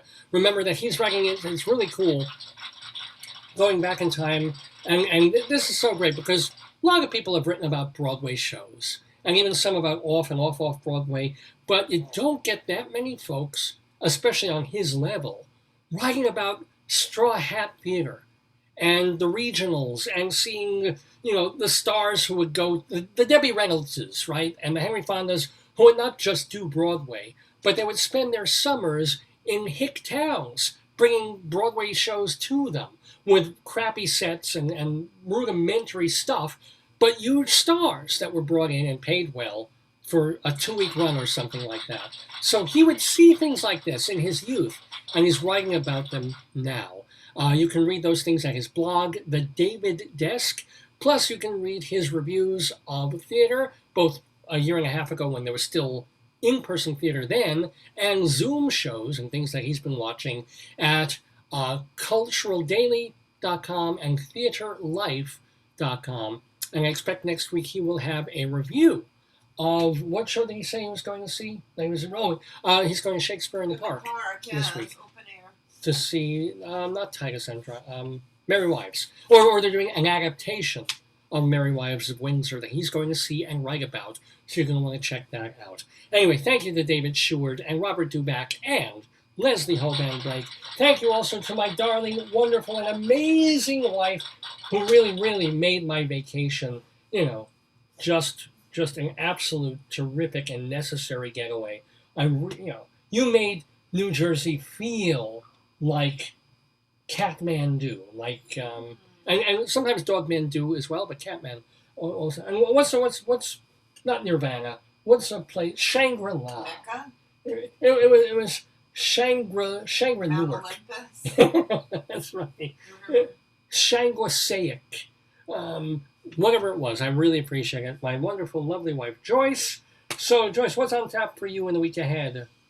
I just got to catch up on all my workies, sending out welcome letters. We start in 2 weeks. All my online students are getting welcome letters. Welcome to class. Get your book if you have one. That's right. She'll be Get teaching ready. soon again. Get ready. Plus, and of course, this couldn't happen like a month ago when she had a little more time. Oh, They're finally turned around your first draft of the book you're writing. And I got to do those McNair papers. I'm a judge of the McNair. So busy times ahead for Joyce. Grading. Me, I'll be working on still the redone sort of film version of the Shalom Dammit script that I'm writing with Rabbi Saul, so that we'll see what the hell we're doing in September with it. We'll see. And back to work for Dave on Monday.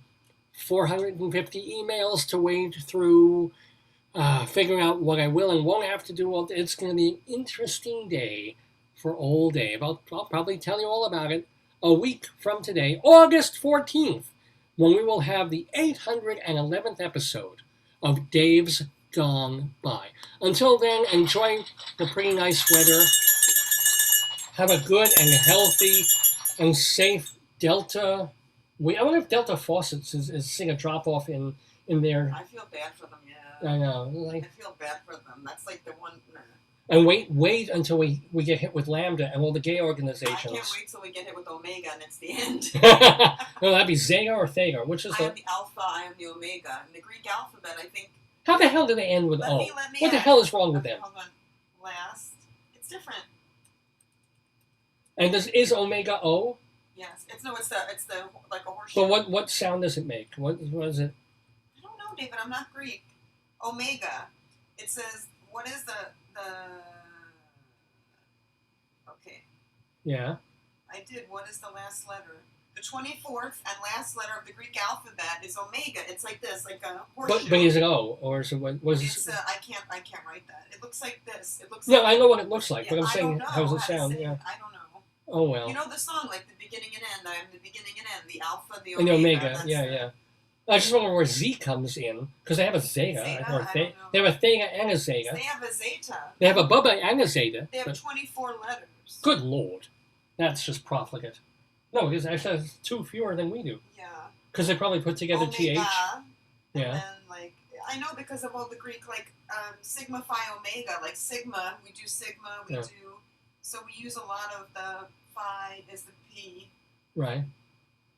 I don't know, I'm not Greek. I have a good friend, a former GA and friend who's in Greece, he's Greek, you could ask him, I don't know. I was ultra gamma smegma until I got a shot. I'm sure There's- you were. Thank you. A little bit of support from the missus right there, ladies and gentlemen. Oh my God, it's 8 minutes after 1. Oh, you gotta This is go. one of these marathon shows, man. Gotta go, honey. I shouldn't have made you that tea and honey, that kind of... Well, I loved every minute of it. Hope you did too. Watch the archives, davesgoneby.com. Most importantly, come back next Saturday, August 14th, from 9 a.m. until noon-ish or thereabouts. Tell your friends, tell everyone to come to the Dave's Gone By Facebook page to watch us live. Check davesgoneby.com for the archives and the information. And, yeah, gone by. Days gone by, days gone by, days gone by, there goes the neighborhood.